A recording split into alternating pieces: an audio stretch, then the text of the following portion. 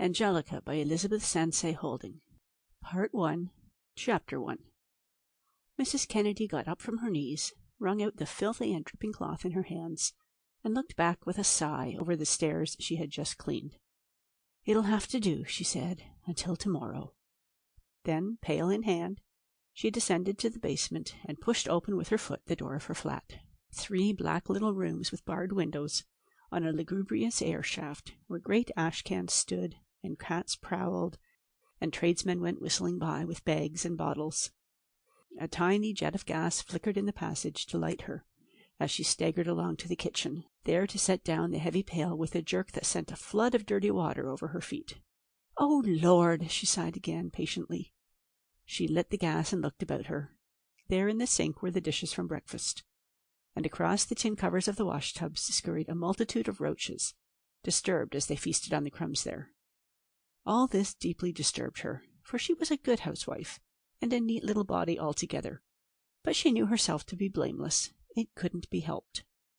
As janitress of this Harlem apartment house, she was permitted to live rent-free in exchange for certain services, and her honor was engaged. She had to keep up the appearance of the place. She had to scrub the stairs, the corridors, the vestibule, to clean the windows on the 5 landings. She had also to sweep the vacant flats and display them to anyone who came to look at them. After this was done, there was still her living to make. She did charing by the day and half-day. She took home washing to be done at night. She did all those dirty and unpleasant tasks which even the shabby tenants of this shabby house couldn't endure to do for themselves. There were many days when she left her dismal little place early in the morning and wasn't able to re-enter it until after dark. It gave her a feeling of terrible discouragement to come home to it like this, all in disorder and sordid confusion. The thought of it would haunt her all day as she worked. It was late, as she saw by the clock, but she felt obliged to rest, just for a minute. She sat down and closed her eyes. She couldn't really rest until fatigue was gone and she was refreshed. The best she might expect was some little respite from her labor. She was a thin little woman of limitless endurance. She could suffer everything, but her drawn, hollow-cheeked face, her faded eyes, gave testimony to the cost of her dreadful and heroic struggle. She was 40, but she looked 60. She had a blurred look, like a partially erased drawing. She seemed literally worn out, rubbed thin, part of her vanished. The clock struck 6, and she jumped up. "Oh, Lord!" she sighed again. "Well, I'll make myself a cup of tea first thing, then I'll run out to the corner and get a bite of something for Angelica's supper." The tea did her good. She felt warmed and comforted, and a little less reluctant to undertake more work. Then, with a shawl over her head, she hurried out into the windy March street to the little grocer's on the corner. It was a sore temptation to linger there, where it was warm and brightly lighted, and there were people to talk with, and the young man was so agreeable to her. She was a favorite of his, in spite of her buying so little, for she was a civil little woman who gave no trouble, and always had her mind made up before coming into the shop. But with her usual little sigh, she tore herself away, bade the young man good night, and hurried home again. To her eyes, even 8th Avenue, with the tawdry little shops crowded with the very poor, or the very careless, buying their dinners at the last instant, looked festive, looked enticing. She didn't get out much. She hadn't even a window through which she could see the street. She thought to herself that it would be nice to take a walk after supper with Angelica, to look in the windows to see what the fruit seller had to offer, to view the absorbing display in the 5 and 10 cent store. But she was quite sure that Angelica couldn't be induced to do any such thing. She required something better than that. It was the spur of Angelica's requirements that drove forward the weary Mrs. Kennedy. If she didn't have things nice, Angelica would rearrange and do over until she was suited. She didn't complain much, but wasn't she exacting? Like a man, her mother used to say. She'd never be satisfied with a cup of tea and some little thing you'd maybe have left from the day before. Plenty of variety there must be, and a clean cloth, too. She was brisk and deft about her preparations when she got home, but she wasn't quite prepared when the bell rang 3 times, by way of announcement only, as the door was always unlatched, and into the kitchen came her daughter Angelica, her only child. Angelica was not regarded by her peers as beautiful, for the quality of her beauty was not obvious. She was looked at, stared at, fiercely desired. She was often enough followed in the street, and yet not one of these admirers would have called her beautiful. There was something about her, that was all.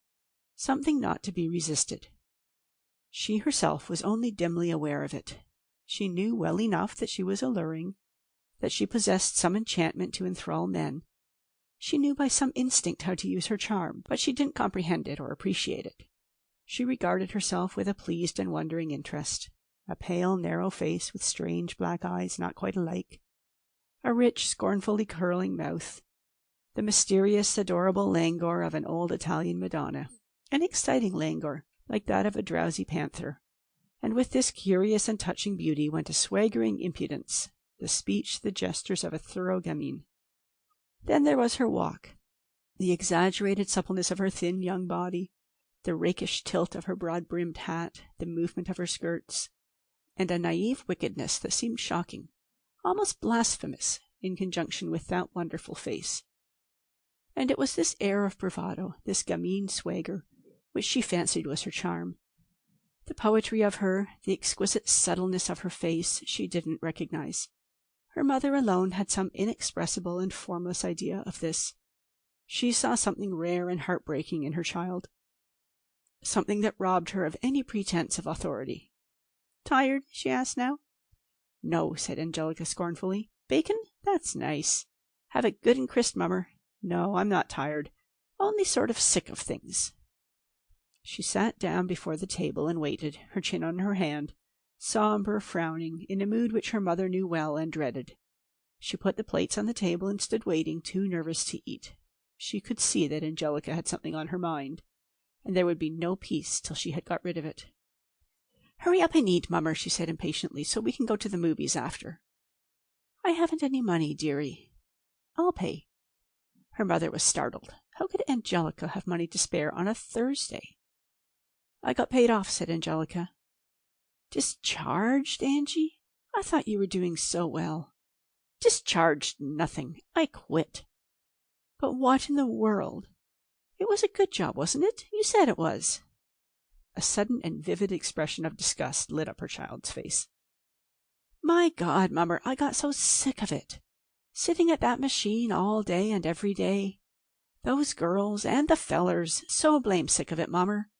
I don't know. I got thinking. It seems to me maybe I could do better somewhere else. They're all about the same, I guess, those factories. I can't see what good it'll do you to be changing so often, Angelica. The girls are all the same, unless maybe you could get into one of the big stores, and they don't pay near as much." "What's the good of that? Just as bad. No, mummer, I want something different." "Oh, mummer, I want to get something out of life." Her mother looked at her in silence. She comprehended her perfectly. Hadn't she been like that herself long, long ago? Restless, hungry for life, forever seeking something new. Not, of course, in this foreign and vehement way. She had never been capable of speaking so crudely, so violently as her child. But though they hadn't a feature, a gesture, an intonation alike, they partook of the same indomitable spirit. "I know," she said, "it's hard, terrible hard. But it's only worse if you're always fighting against it. There's no chance for people like us, and we've got to put up with it. We can't get what we want. Whatever kind of work you choose, it'll be just as hard." Angelica, her head in her hands, was looking straight before her. "I don't see," she began, "why I shouldn't try, anyway, to go up instead of down." "There's no call to go down," said her mother, "but you'll find it hard enough just to keep the same. You've got to be, well, Angelica, as my mother used to say, she'd been taught in the old country, you've got to be contented to stay in the station where it has pleased God to put you. God made a mistake then. He's put me in the wrong station, and I won't stay in it. And anyway, mummer, haven't you ever thought? We're not staying. We're going down, down all the time. You're not where your mother was, and I'm not where you used to be. You've got more brains than me, and I'm not talking about brains. You're better than me. You talk better. You've got nicer ways. She flushed a little. You're more like a lady than me." Mrs. Kennedy flushed too, but couldn't deny it. She had before her mind's eye the descent of her family, how she had sunk below her parents' level, just as Angelica had grown up coarser and more ignorant than herself. Unaccountably there came to her the memory of another afternoon when she had been scrubbing stairs, like today, but in the home of her girlhood, a summer afternoon, long, long ago.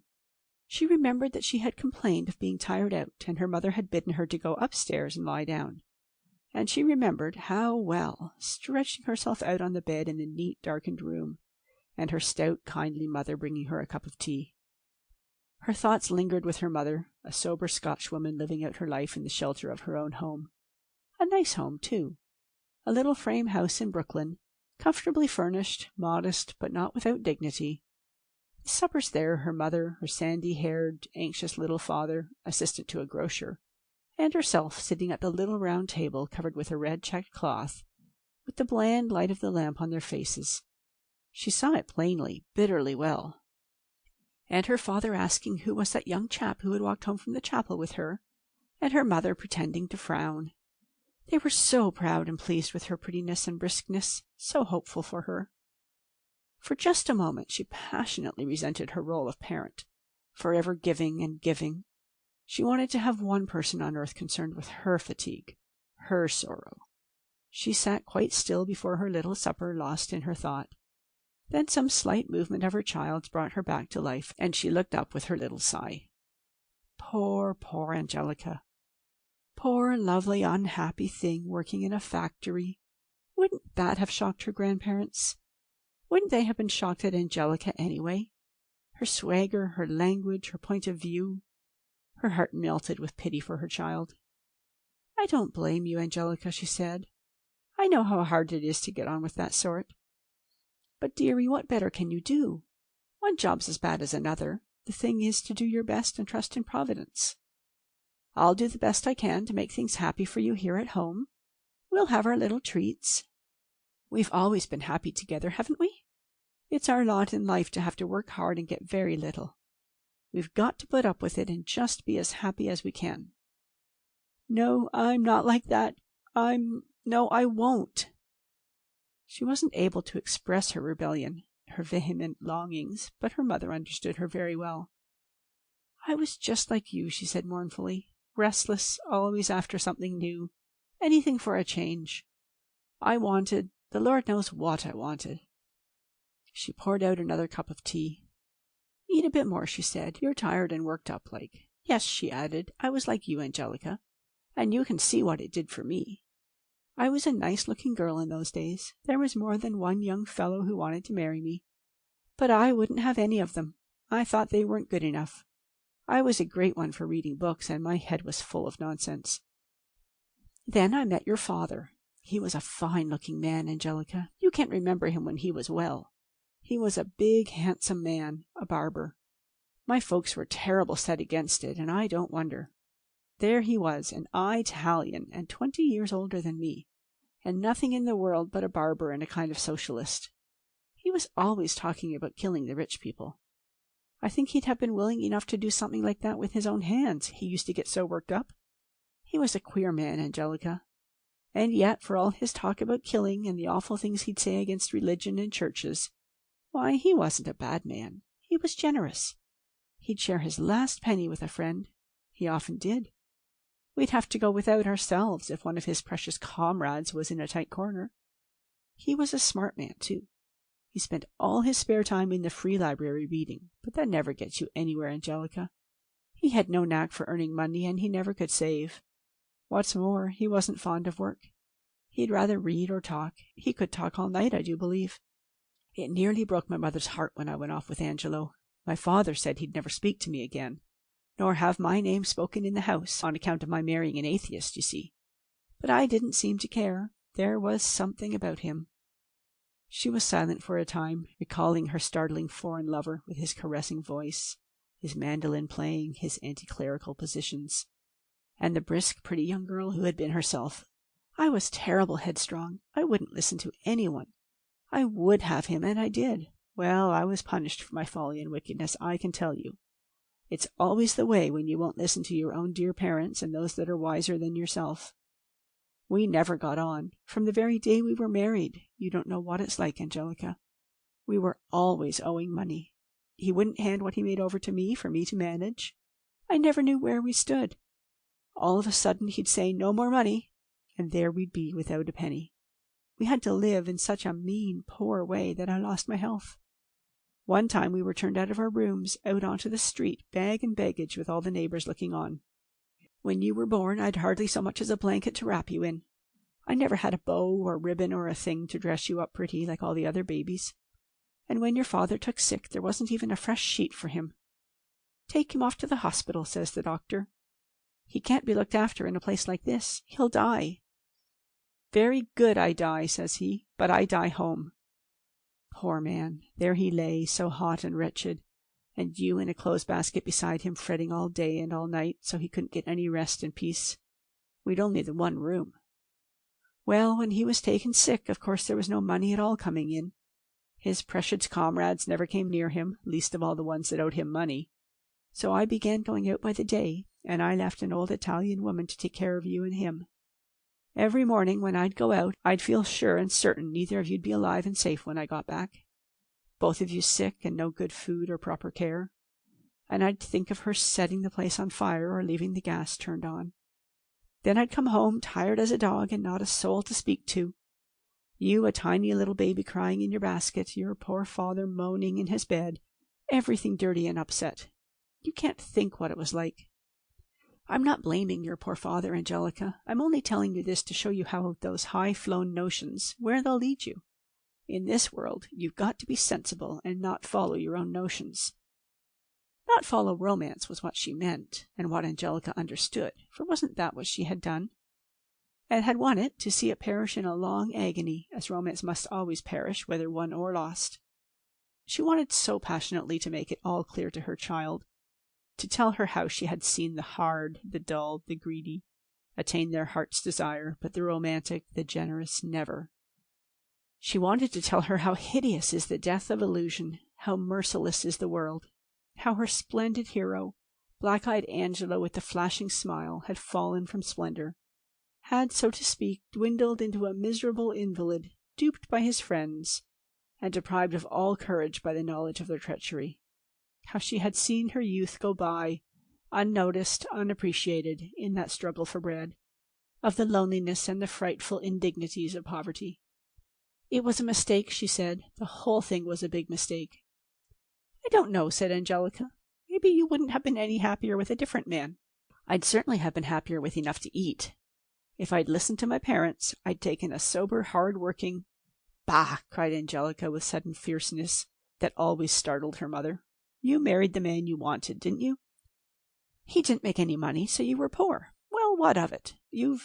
Anyway, you've got a memory of him to look back at, haven't you?" And her mother hadn't the heart to tell her the truth, that even in memory the ardent, enchanting lover was supplanted by the querulous and unshaven sufferer who lay dying for months and months of some disease which they didn't understand, and which the busy doctor didn't trouble to explain to them. "I hope you'll be sensible, Angelica," she said. She saw well enough that her story had made no sort of impression upon her child. Angelica was still so young that what happened to other people and what happened to her had no connection in her mind. She fancied that all her experiences, as well as all her ideas, were unique. Her mother could read in her face that she was thinking now, not of her mother's past, but of her own future. "I hope you'll be sensible," she said again. "Try to learn to be satisfied with your lot in life. That's how all my troubles began, being discontented. Try to be satisfied." "No, I shan't," said her rebellious child. "Listen, mummer." "Well?" "I was thinking. I don't know, but I thought, maybe there's something in this." She handed her mother a scrap torn from a newspaper. "Cheerful young lady wanted as companion for invalid. Experience unnecessary. Apply Thursday morning to Mrs. Russell, Buena Vista, Baycliff, Westchester." "But, dearie, don't you see?" cried her mother, startled. "You don't mean that you'd try for that?" "Why not, mother?" demanded Angelica, flushing. "But, dearie, don't you see? They wouldn't want a girl like you." "Why not?" she asked again, still more fiercely. But her mother wouldn't say it. Anyway, she knew that Angelica understood her meaning perfectly. "A waste of car fare," she said. "All that money, there's no sense at all in your going. There'll be dozens after the place, girls that is, that'll suit better." Her object was to spare her child the humiliation she foresaw for her. A factory girl, a bold-eyed, ignorant young thing in the cheapest sort of clothes, offering herself to a lady as a companion. Herself brought up in quite a different way, accustomed to recognizing, without snobbery and without resentment, that there were in the world groups of people better and groups worse than her own sort. She could not comprehend Angelica's attitude. Angelica envied without admiring. In fact, she despised rich people almost as much as her father had. But her ambition in life was to be one of them. "I'll risk the car fare," she said. "I'm going to try anyway. You know, Mummer, maybe they're sick of those silly little dolls, ladies, especially if it's an invalid. They said cheerful, you know." "All ladies aren't silly dolls," said Mrs. Kennedy, displeased. "And I don't know as you're so cheerful, Angelica." "I could be if I wanted. Anyway, I'm going to try. I'll just take the fare. I'll give you all the rest, Mummer." She took out a shabby little purse, counted her money, put some back, and laid the rest on the tub-tops. Such a pitiful sum. It hurt her mother. "It's all yours," she said. "You've worked for it. Do as you please if you really want to go. I'm sure I hope you'll get the place."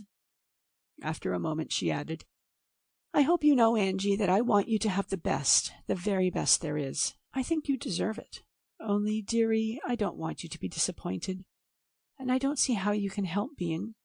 I want you to know, dearie, that I'm—" She couldn't think of a word.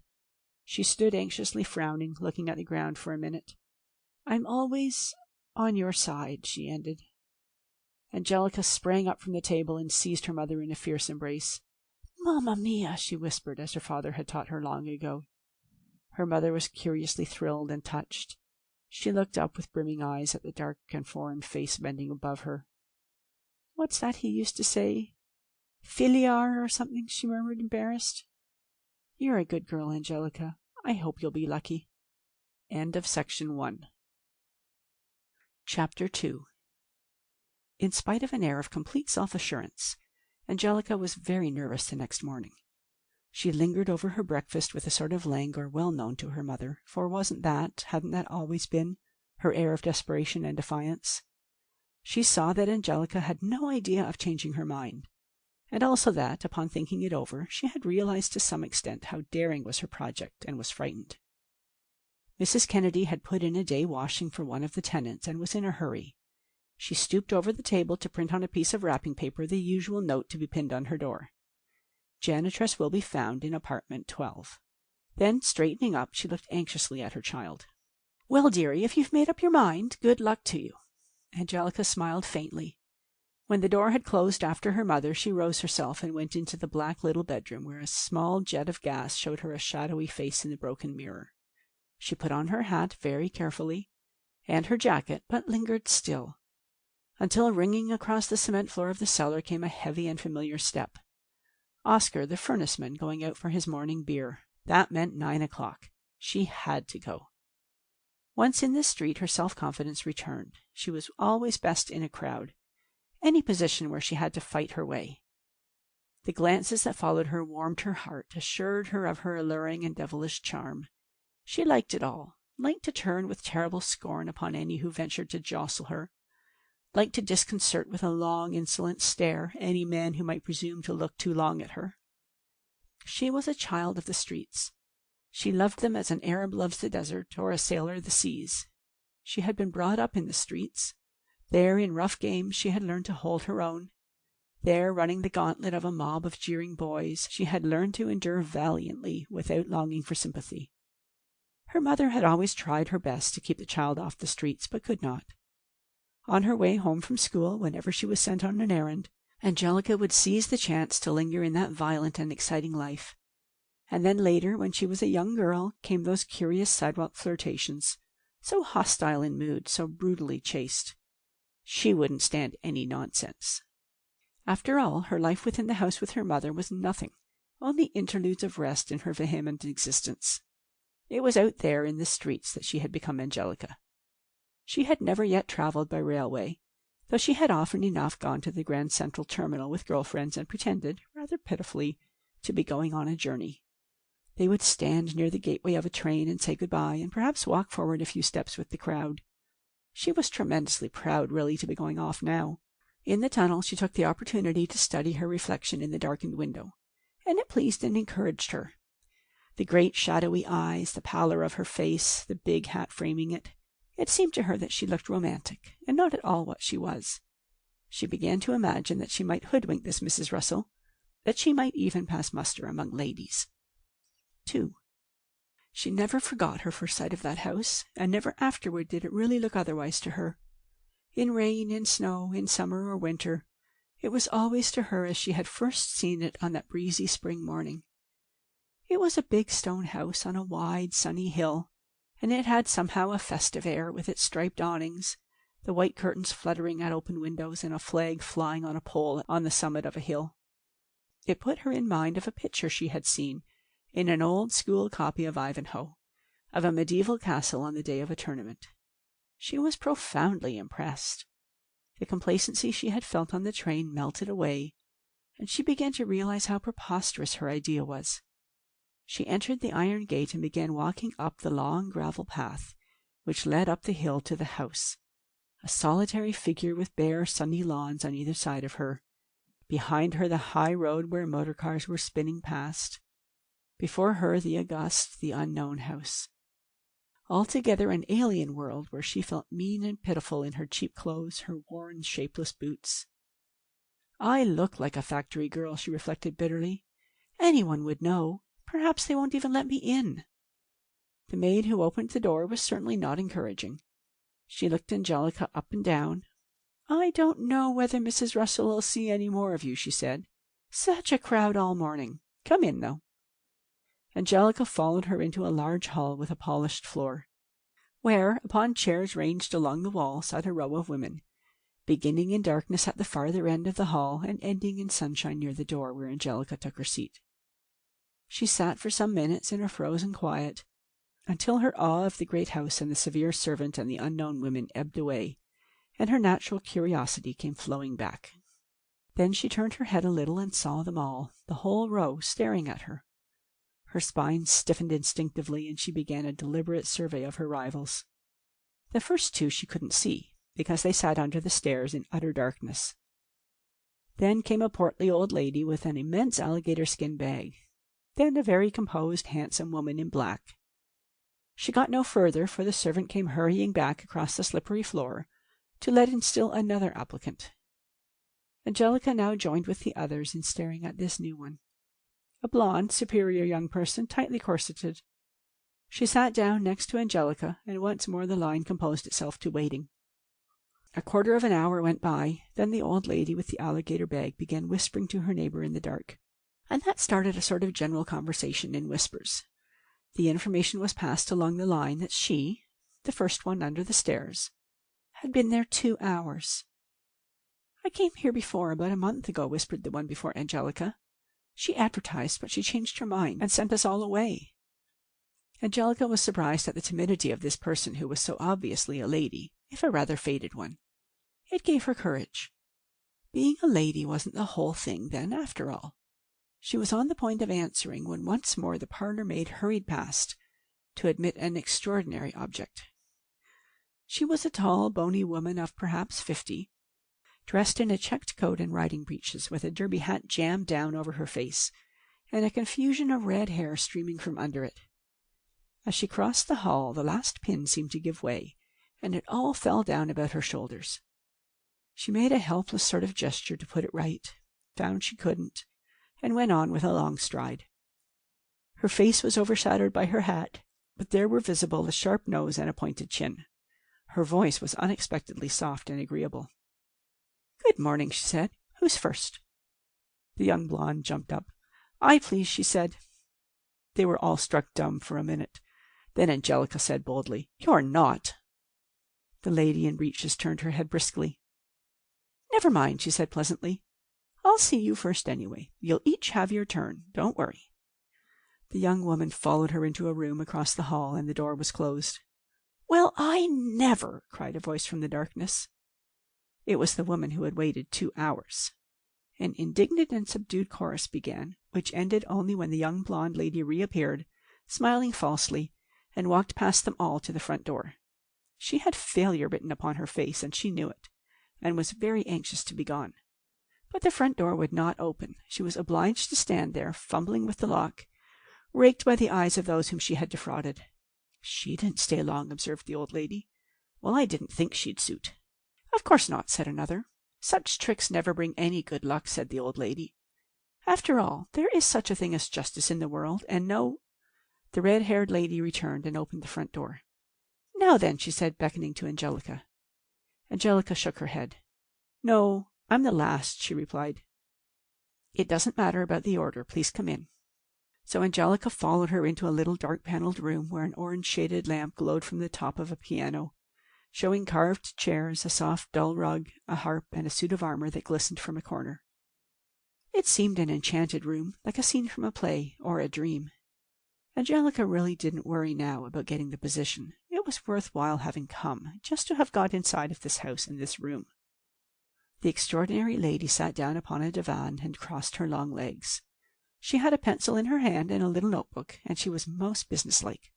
"Your name?" she inquired. "Angelica Kennedy." It wasn't really Angelica's name.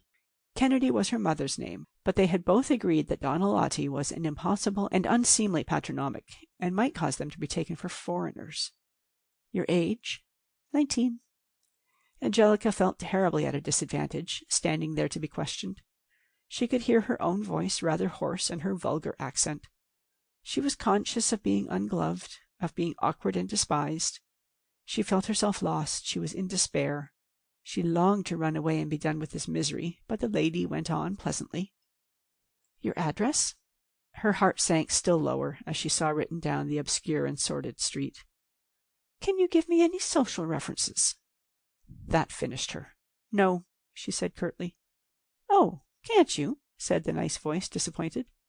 "What about experience, then? What have you done?" "You said experience was unnecessary." "Yes, I know, but can't you give me some sort of idea? You know, something about yourself." Angelica was obstinately silent. "What made you come? What did you think your qualifications were?" the other asked, less pleasantly. "I could be useful," said Angelica sullenly. "I can sew, trim hats. I worked with a milliner once.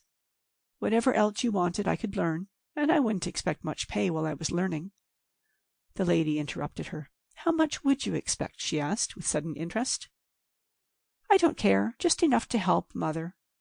And I'm real quick to learn. I could—" "There isn't anything to learn, my dear," said the red-haired one. With an astounding change of manner she suddenly became confidential and garrulous. "You see, it's for my daughter-in-law, Mrs. Geraldine.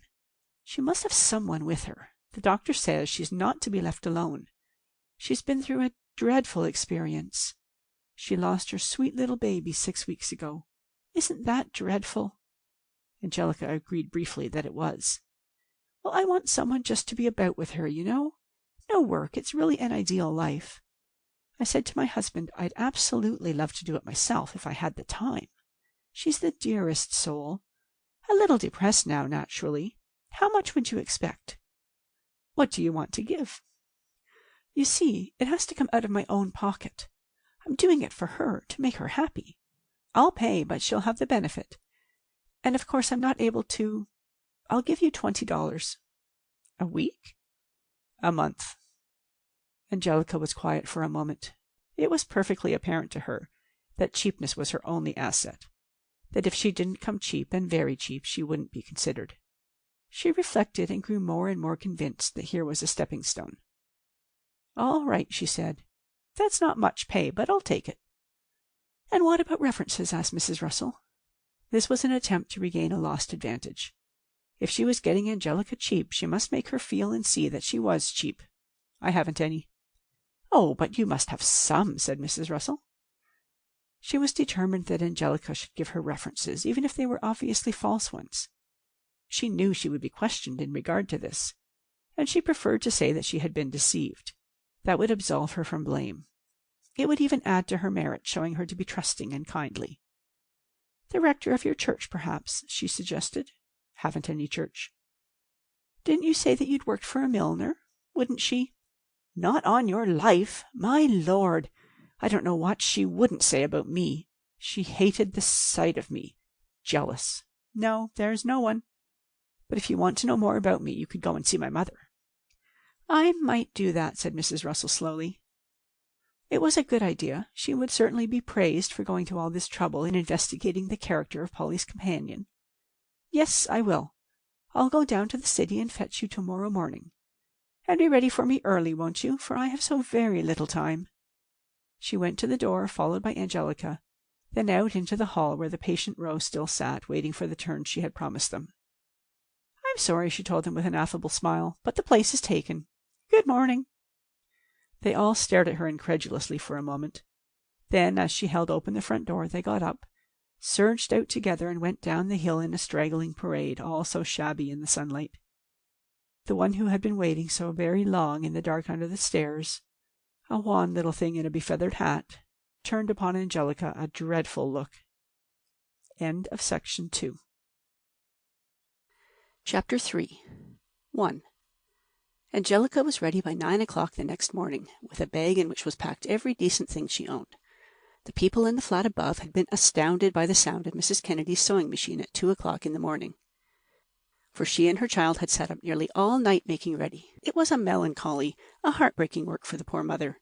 She wasn't going away. She had no adventure to excite her, no ambition, no hope, nothing but the bitter certainty of loneliness and poverty.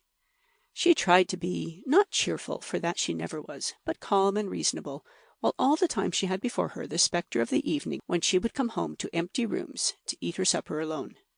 A groan escaped her, which she tried to turn into a sigh. "It's the very, very worst that can happen to anyone in this wide world," she thought, "to be left all alone and getting old." She hadn't been able to keep her eyes from Angelica, sitting bent over a blouse she was finishing, with her hair just washed hanging down her back, wet, straight, and heavy, drying about her face in a sort of mist of feathery tendrils. Angelica was glad. She was delighted to go. She certainly loved her mother, but a separation of a week, a month, a year didn't trouble her, didn't cause her a pang. She knew in theory that life is terribly uncertain, but she didn't really believe it. She felt sure that no matter where she went or how long she stayed, her mother would be there at home, absolutely unchanged. She was the child who has never been burnt, sitting before the glowing fire. Having as yet never lost anything, she didn't value anything. In that enticing future toward which she looked, she expected to live once more with her mother. In the meantime, it didn't matter. "Well," said Mrs. Kennedy, "I'll have no one to go to the movies with now." "You wait," said Angelica.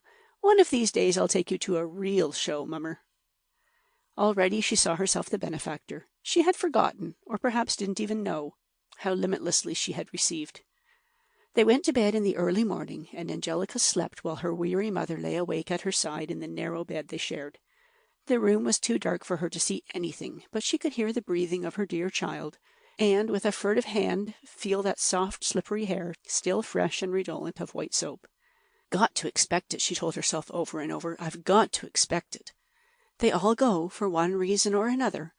We've got to make up our minds to lose everything in this world." She got up again at 6, and set to work cleaning her little flat from end to end, so that it should be ready for Mrs. Russell's inspection. Angelica insisted upon helping her. "Oh, mummer, for God's sake, I won't get tired and I won't get dirty. She won't come before 10 anyway. Probably later. I bet she has her breakfast in bed." "She must be a queer one," said Mrs. Kennedy, "from what you tell me." "A freak. I wish you could have seen her, with pants on and her hair coming down her back. And there's something mean about her, too. I don't like her, telling them all they'd get their turns and then putting them out that way. And look at what she's paying me." "Angie, if you're going to work for her," said Mrs. Kennedy gravely, "you'd better hold your tongue about her. If you can take her money—" "I only wish I had a chance to take a little more of it. I don't see how you'll get along, mummer." "Oh, I'll manage," said her mother. She might have mentioned that she had supported her child for many, many years, and that even after Angelica had become a wage earner, she had taken very little of the girl's money, only what had to be used to conform to Angie's ever more and more exacting standards. 2. At 10 o'clock Mrs. Russell hadn't come yet, and Mrs. Kennedy could wait no longer. She was obliged to go out and scrub the halls. She had her best black silk blouse on, too, and she was dreadfully nervous about splashing. Every half hour or so she ran downstairs to her child, to see if the lady hadn't come yet, and found Angelica scornfully waiting, reading a magazine. At 1 o'clock they sat down in the kitchen to a hurried meal of tea and bread, ready to hide all traces of it at the first sound of the doorbell. "I promised Mrs. Shell I'd do her kitchen floor this afternoon," said Mrs. Kennedy with an anxious frown. "What do you want me to do about it, Angie? Go ahead. If she comes, I'll run up and get you." She spent a miserable afternoon. She scrubbed with conscientious vigor, but with an absent mind. She thought the same thoughts over and over. First, how disappointed Angie would be if the lady never came. Then that perhaps, after all, she wasn't going to lose her. "Maybe we'll have supper together again this very night," she would think hopefully. Upon the heels of her hope came the certainty that if Angelica didn't go away now, she would later. It was sure to come. No chance whatever that such a girl would stop there underground with her. When she came down again for the last time at 6 o'clock, Angelica was in the little parlor, now black as a pit, and she was so very still that her mother felt disturbed. She was afraid that the poor, proud thing was grieving, and she went into her, noiseless in her thin old shoes. But when she had lighted the lamp, she saw that Angelica was sleeping, stretched out limp and childish in the big rocking chair. Mrs. Kennedy hurried away breathlessly to the grocer's to buy a little treat, for weren't they going to have supper together again after all? It was 8 o'clock when Mrs. Russell came. Finding the door unlocked, she walked in without permission, as one is surely privileged to do in so mean a home. They were in the kitchen with the water running in the sink, and they didn't hear her come down the hall, didn't know that she was standing in the door watching them. "Well, are you ready?" she demanded. They both turned and regarded her with just the same look. A fine indignation, a stern surprise. Mrs. Kennedy with both hands plunged in the dishpan, Angelica holding a dish which she was wiping. They resented the intrusion, and they showed it. "Yes, I'm ready," said Angelica slowly. She stood regarding Mrs. Russell with a steady, level gaze, not devoid of insolence, for she knew no other way to meet the careless condescension of that lady.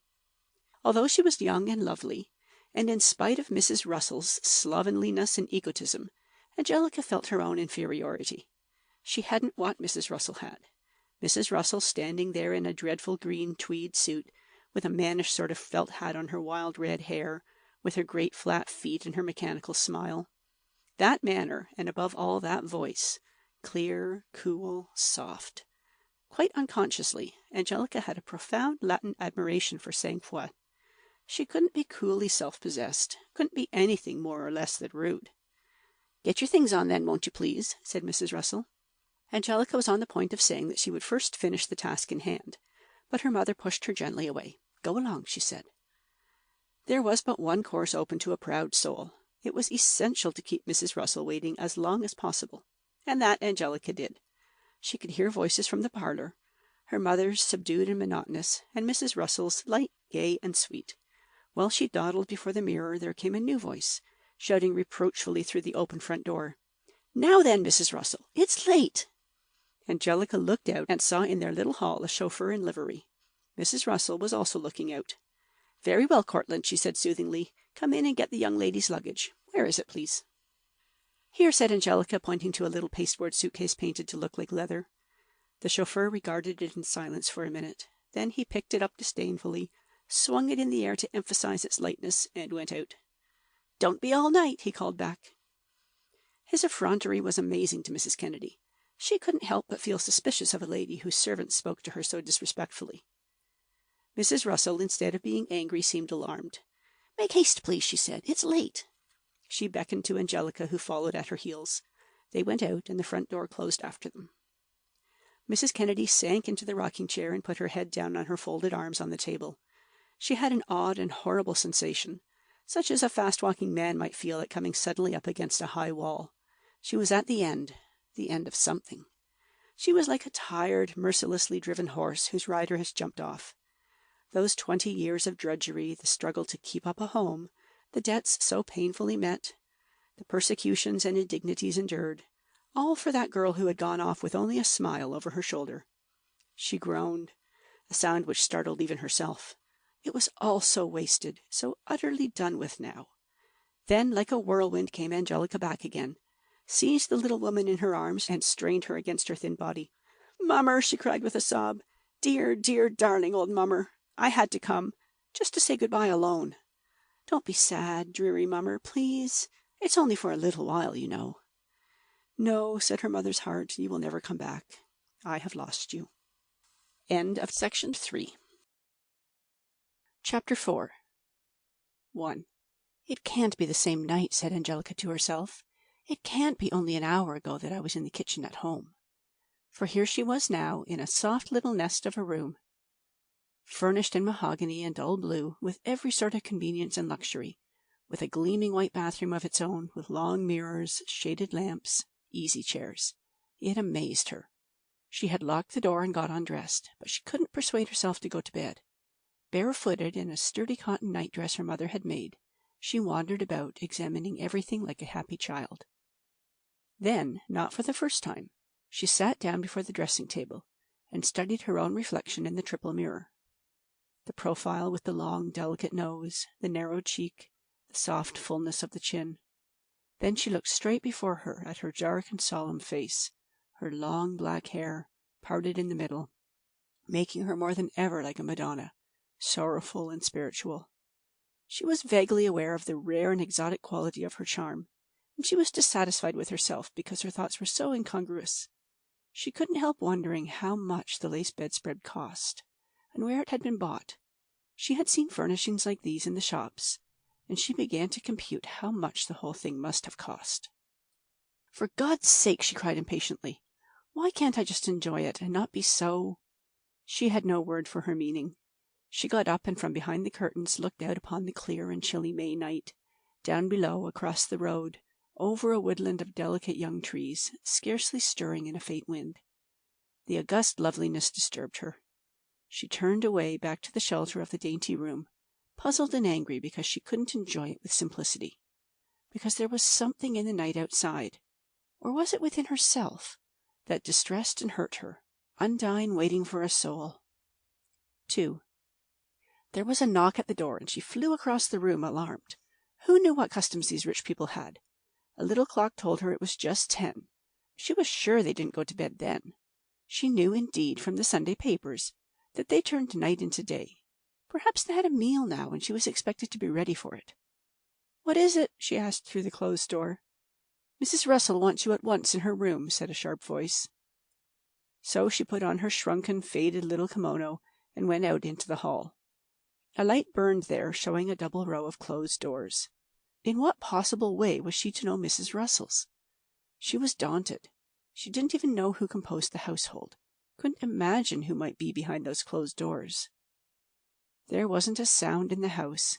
She advanced a little and stopped again, frowning at her own distress, her own fast-beating heart. "I'm only doing what I'm paid to do," she reassured herself.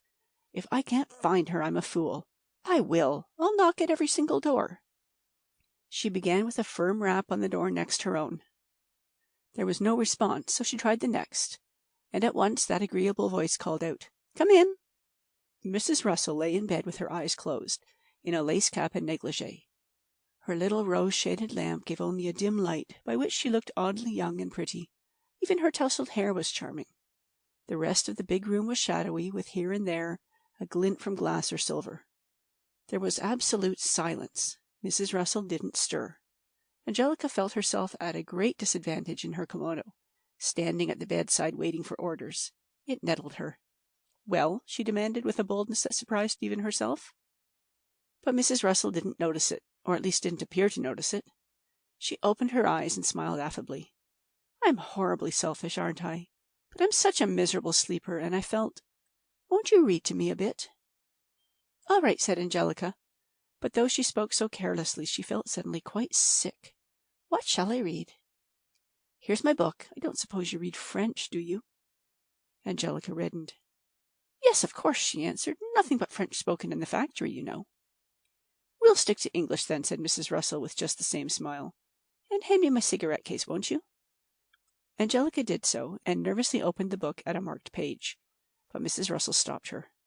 "Just a minute, please. I want to ask you something. I'll have to explain things a little. I told you, didn't I, that I really engaged you for my daughter-in-law? She's in a terrible state, poor soul. She lost her little boy. He died of pneumonia 6 weeks ago. Do you know, I've always thought that the poor little creature caught the disease from a friend of Polly's, whose husband was just getting over it when she came here. My husband insists that it's awfully contagious, or infectious, or whichever it is. And this woman, my dear, was so heartless about that poor man. She said when I asked after him, 'Oh, nothing will ever kill him.' Did you ever? But as far as that goes, she's never made the slightest pretense of caring for him. But I think, don't you, that you can be decent without being hypocritical. She simply tells everyone that she married him for his money, and that now she's got it, she's going to spend it. Of course, I've known her for years, but her husband's more or less a stranger. A Canadian, I think, and really very nice. Too nice, I tell her. I don't make any pretense about it. I simply tell her she's a heartless little beast and extravagant. It's incredible." Angelica was bewildered by this volubility. She saw no point in it, and yet she couldn't believe that any words spoken in so beautiful a voice, and with just such an well-bred an accent, were mere nonsense. She sat staring at the red-haired lady until she came back to her subject. "But about Polly. She's the dearest creature in all the world, but she's rather peculiar in some ways. She's, well, exacting. She can't see. She wants every instant of my time. Of course I'm willing. I'm glad to be with her. But after all, one has one's own life. And there's my husband. But if ever I suggest a companion, my dear, we have the most miserable time. She never says a word, but lets you see. But I simply cannot stop in that room all day long. I'm frightfully dependent upon exercise. If I don't get plenty of it, I go all to pieces. I can't sit there hour after hour. I'm terribly sorry about her child and all that, but really, what is the good in talking and talking about it? It only upsets her. And yet, if you try to talk of anything else, you can see she considers you cruel and unfeeling. She simply broods over the thing. She's so morbidly sensitive that it's painful to be with her. And I'm not particularly good with sick people myself. I'm too nervous. My dear, you'll remember all this, won't you, and be tactful with the poor soul? When will I see her? That's the point. You see, it would never do to bring you in as a companion. She says she couldn't stand a hired companion when she's in such a state.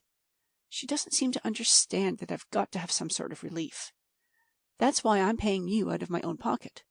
But it won't do to let her know. That's why I've given you that little guest room. I want you to tell her you're the daughter of an old friend, and that you've come to visit me. Until she gets used to you, do you see?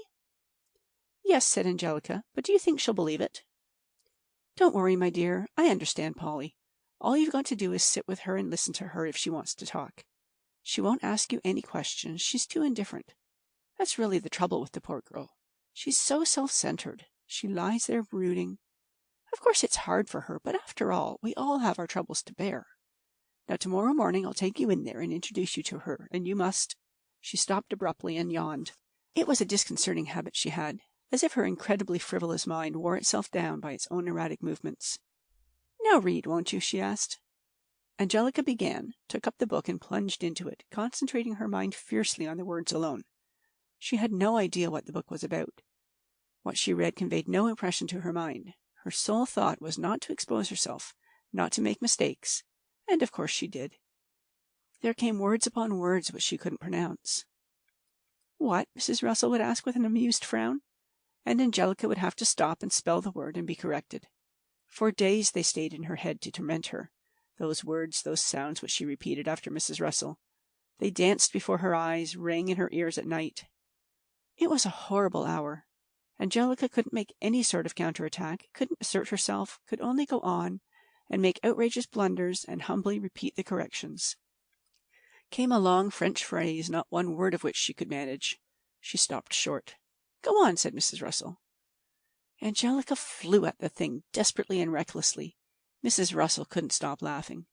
She laid back on her pillows and covered her eyes with her hands. "Oh, my dear, that's really—you mustn't mind my laughing, will you?" "I don't," said Angelica.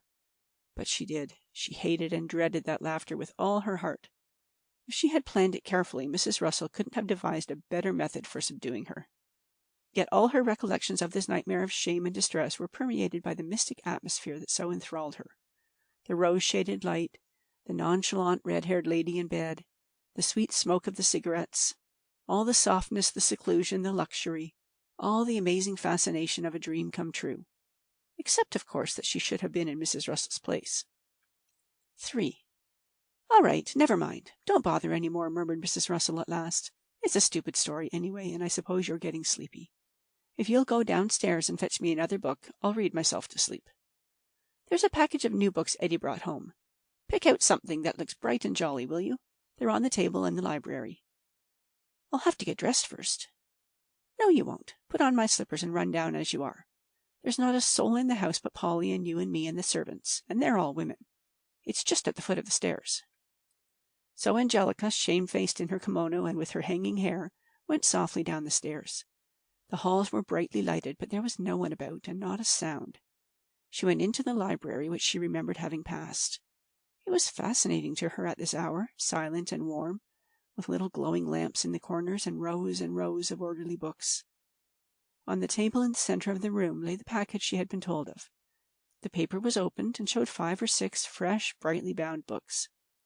Angelica inspected them with profound attention, for with all her heart she desired to make an intelligent choice.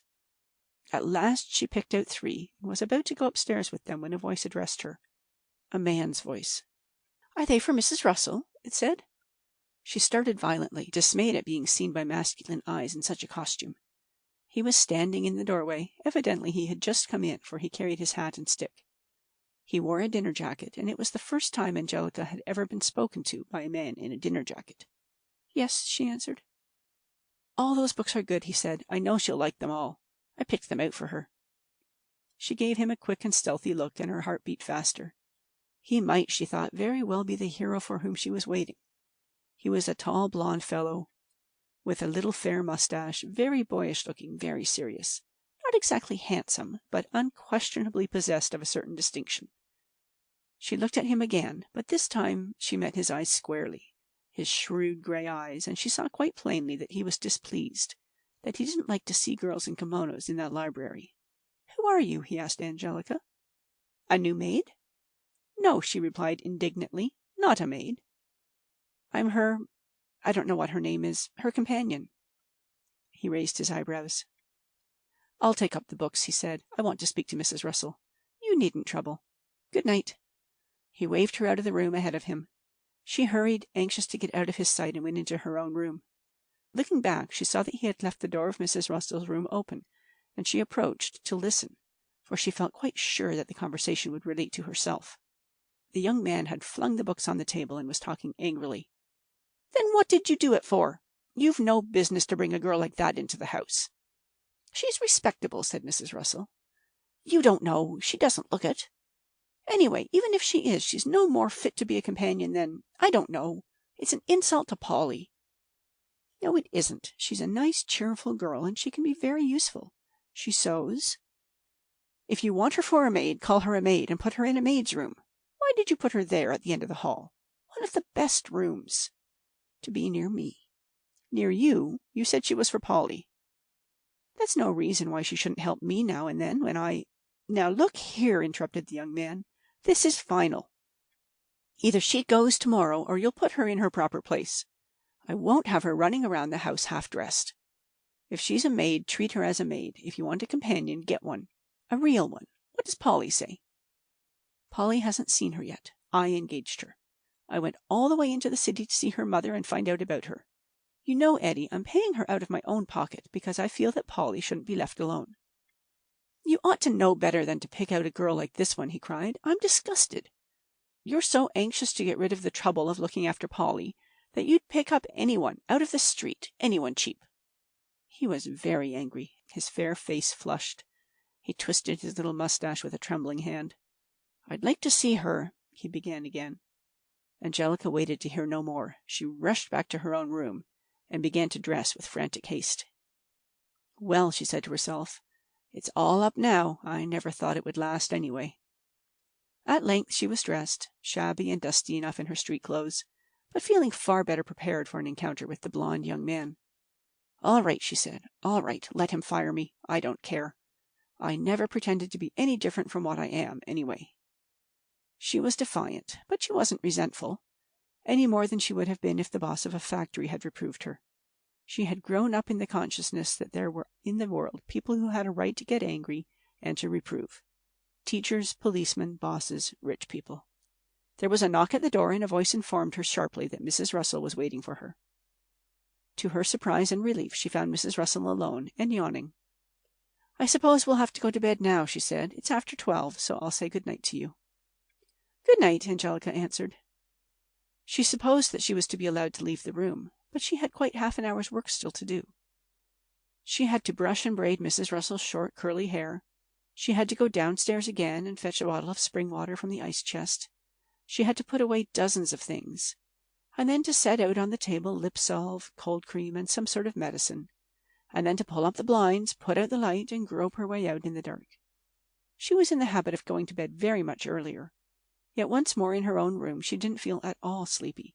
She lay stretched out on the bed with her hands clasped under her head, meditating about Mrs. Russell, who was altogether outside her experience, and the blond young man with the little mustache. She wondered who he was. Her son, I guess, she reflected. Anyway, he's pretty cross to her. I wouldn't put up with him if I was her. One of these rich young fellers he is, and as spoiled as can be. Then she didn't think about him any more. He was no longer the possible hero of her romance. He was so obviously not for her. Her beauty, her impudence, would never impress him. Her mind dwelt for an instant with a sort of shadowy regret upon his nice young face. Then the current of her thought changed and ran back into the channel it had made for itself, that of speculating upon her own future. "My first night in this house," she said. "I wonder what's going to happen to me here." She couldn't invent or imagine anything. Certainly she couldn't even dimly foresee the truth. End of section 4. Chapter 5. 1. Angelica awoke early the next morning and dressed quickly, determined to be ready before Mrs. Russell could possibly send for her. She needn't have hurried. She waited from 6:30 until 8:30 without hearing a sound. Time after time she opened her door and stepped out into the hall, to find it always empty and silent. Finally she could tolerate it no longer. She was so much afraid that something was expected of her, that she was betraying her awful ignorance of rich people's habits. She decided to go downstairs, find a servant, and make diplomatic inquiries about the daily procedure. As she was going along the hall, who should come out of his room directly in her path but the blond young man. Good morning," he said with a slight frown. "Good morning," Angelica answered, and in her desperation added, "Say, would you mind telling me when does she get up?" 10 o'clock, somewhere about then. You'd better come and have your breakfast with me now. I'd like to have a little talk with you." She followed him with a great assumption of carelessness, which unfortunately there was no one to see, down the stairs and into a little screened porch where a willow table was laid. She was impressed by what she saw, but not astonished. She was prepared for the utmost luxury. In fact, she couldn't have been astonished, no matter what she had seen. So greatly did the marvels of which she had read in the Sunday papers exceed any possible reality.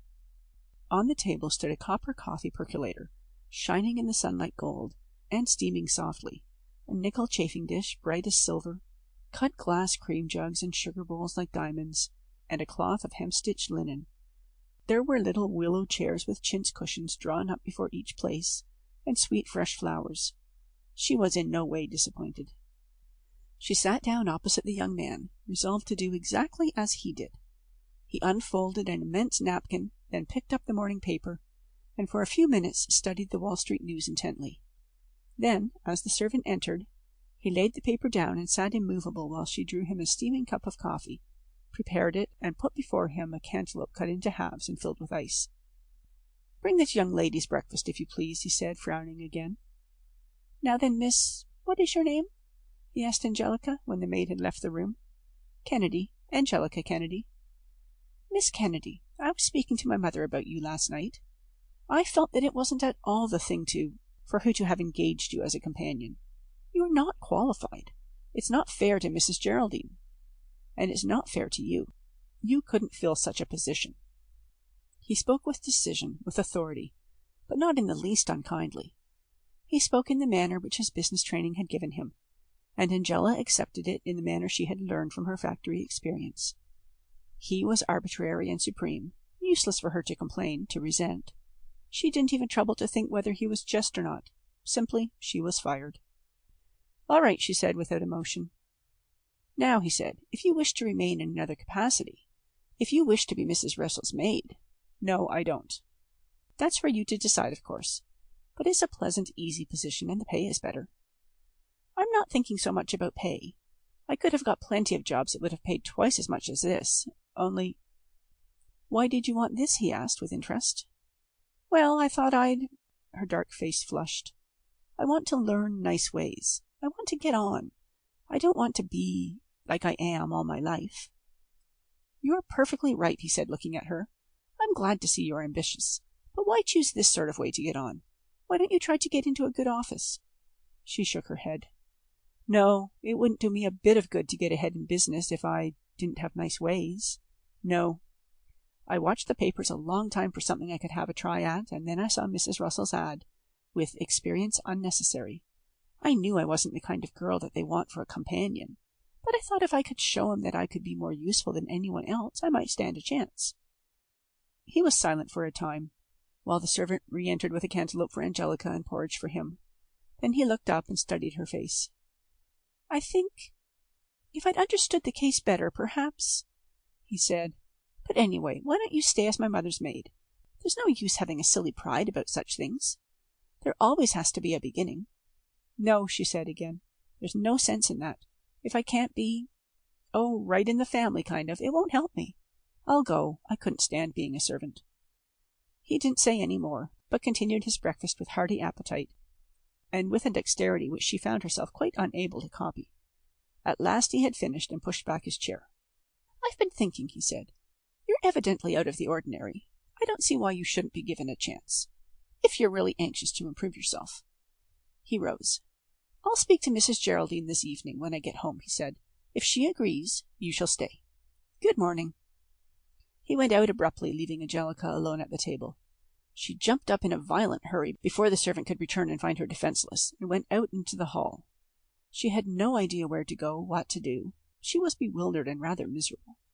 The young man hadn't made any effort to spare her feelings, suggesting that she should be a servant. "He's got a nerve, all right," she said to herself, but half-heartedly. Really, she thought that he was right in all that he had said, and that, in spite of his uncompromising frankness, he had been friendly. She liked him. But she's different, she reflected. I won't let her trample all over me. She recalled the previous evening with burning shame.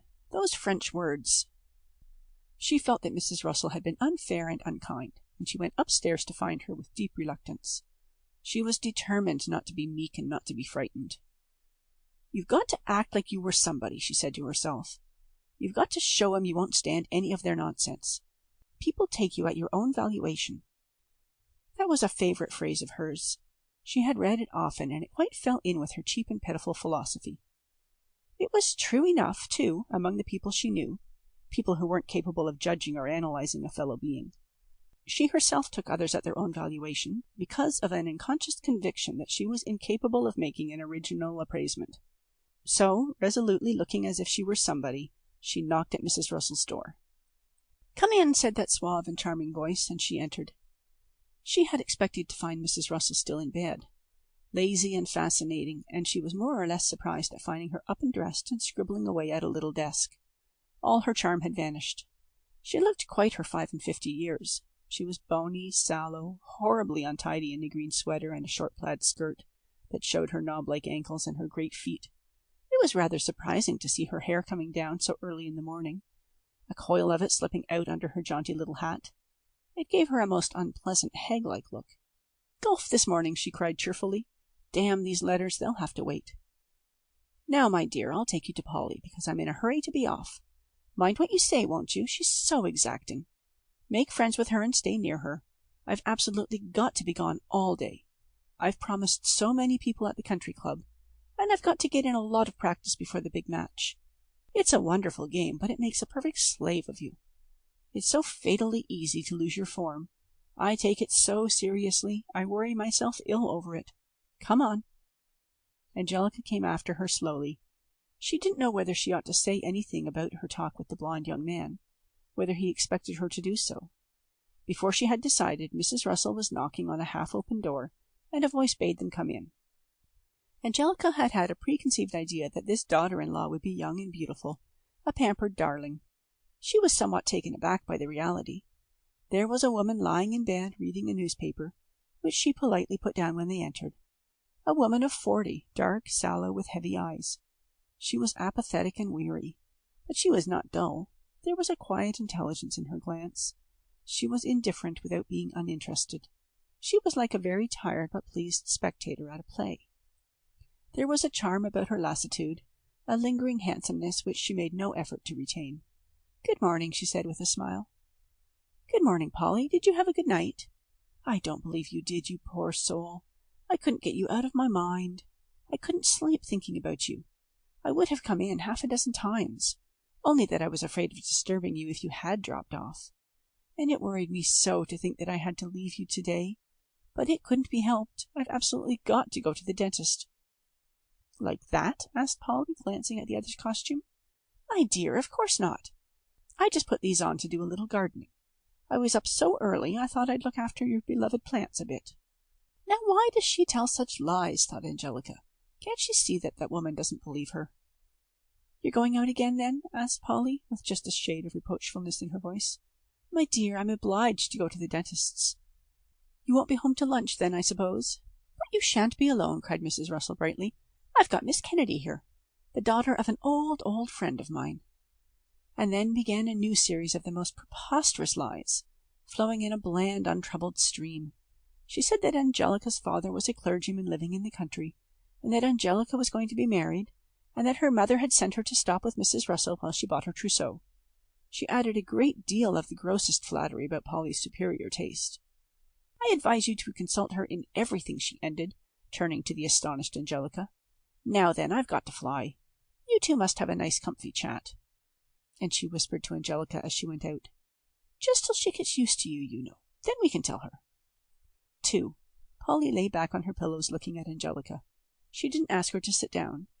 Angelica returned her gaze resentfully and miserably, ashamed of her preposterous position, but quite helpless, having no idea how to extricate herself.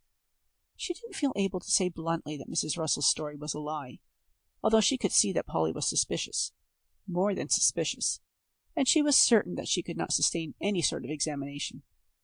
"When did you come?" inquired Polly. "Last night." "Alone?" "No, she brought me." "Mrs. Russell, you mean? And she says she was a school friend of your mother's? I wonder what school." "I don't know." "Does she often visit with your mother?" "No." "Then, as a matter of fact, you don't know her very well?" "Never saw her till the day before yesterday." Polly smiled. "Aren't you afraid you'll feel rather strange here? How long do you expect to stay?" "I don't know." "You don't know? I've forgotten. Where did Mrs. Russell say you lived?" "In New York." "That's odd. Very odd. I certainly understood her to say you lived in the country." Angelica was dumb. "Where in New York? I know the city so well." "At the Ritz," said Angelica boldly. She was quite desperate now. She was sure that Polly saw through her, and it was only a matter of time before she was shamefully exposed. "At the Ritz!" exclaimed Polly. Their eyes met in a long and hostile look. "Yes, at the Ritz," Angelica repeated. "Why do you tell me that?" asked Polly quietly. Angelica's swarthy face grew scarlet. "You needn't think this was my idea," she cried. "I don't try to pass myself off as someone different. She hired me, and I told her all about myself. My mother's a janitress, and I worked in a factory." Polly's face had flushed too. "What was the idea in trying to make you my companion?" she asked. "Did Mrs. Russell imagine I shouldn't know the difference? Or perhaps she thought anyone was good enough for me?" Angelica was a hardy young devil, but this was too much even for her. "I'm not just anyone," she muttered with a quivering lip. "I'm not dirt. I'm—" "My dear child," cried Polly in sudden compunction, "of course not. I didn't mean to offend you in any way. I've nothing against you personally. It's simply that I don't want a companion at all. I can't endure the idea of a person who is paid to amuse me, a stranger who doesn't know anything about me or the child I lost." She waited a moment, then she went on.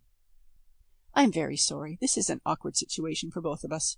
Mrs. Russell has done it before. You see, the doctor said I was not to be left alone. All nonsense, but Mr. Eddy took it very much to heart, and he wants Mrs. Russell to stay with me. Naturally, she finds it irksome, shut up in the house. If I can't have a familiar face, then I'd rather be alone. I'm sorry, but it's no use wasting your time, my dear. You might be looking for something else." She held out her hand with a kindly smile. "Goodbye," she said.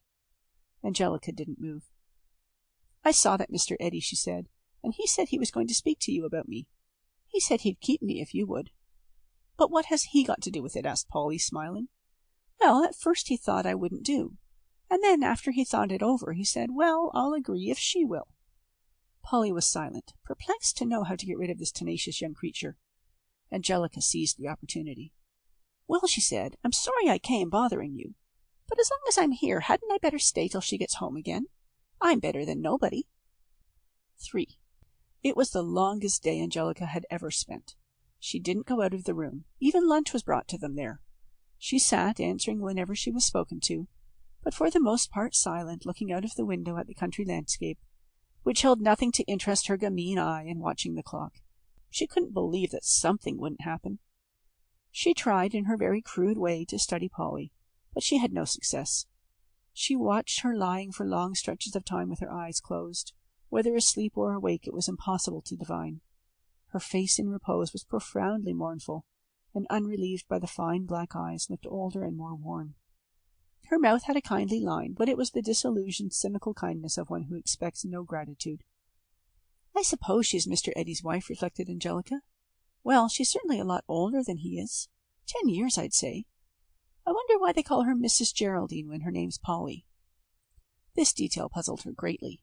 She fancied it must be some custom of rich people. Perhaps Polly was a nickname for Geraldine among them. It didn't occur to her that it was a surname. She took it for granted that Polly was young Mrs. Russell. Little by little, as always, her thoughts drifted off to her own future. "I wonder how it'll be when I'm married. Anyway, I bet you'd never catch me moping around like she does.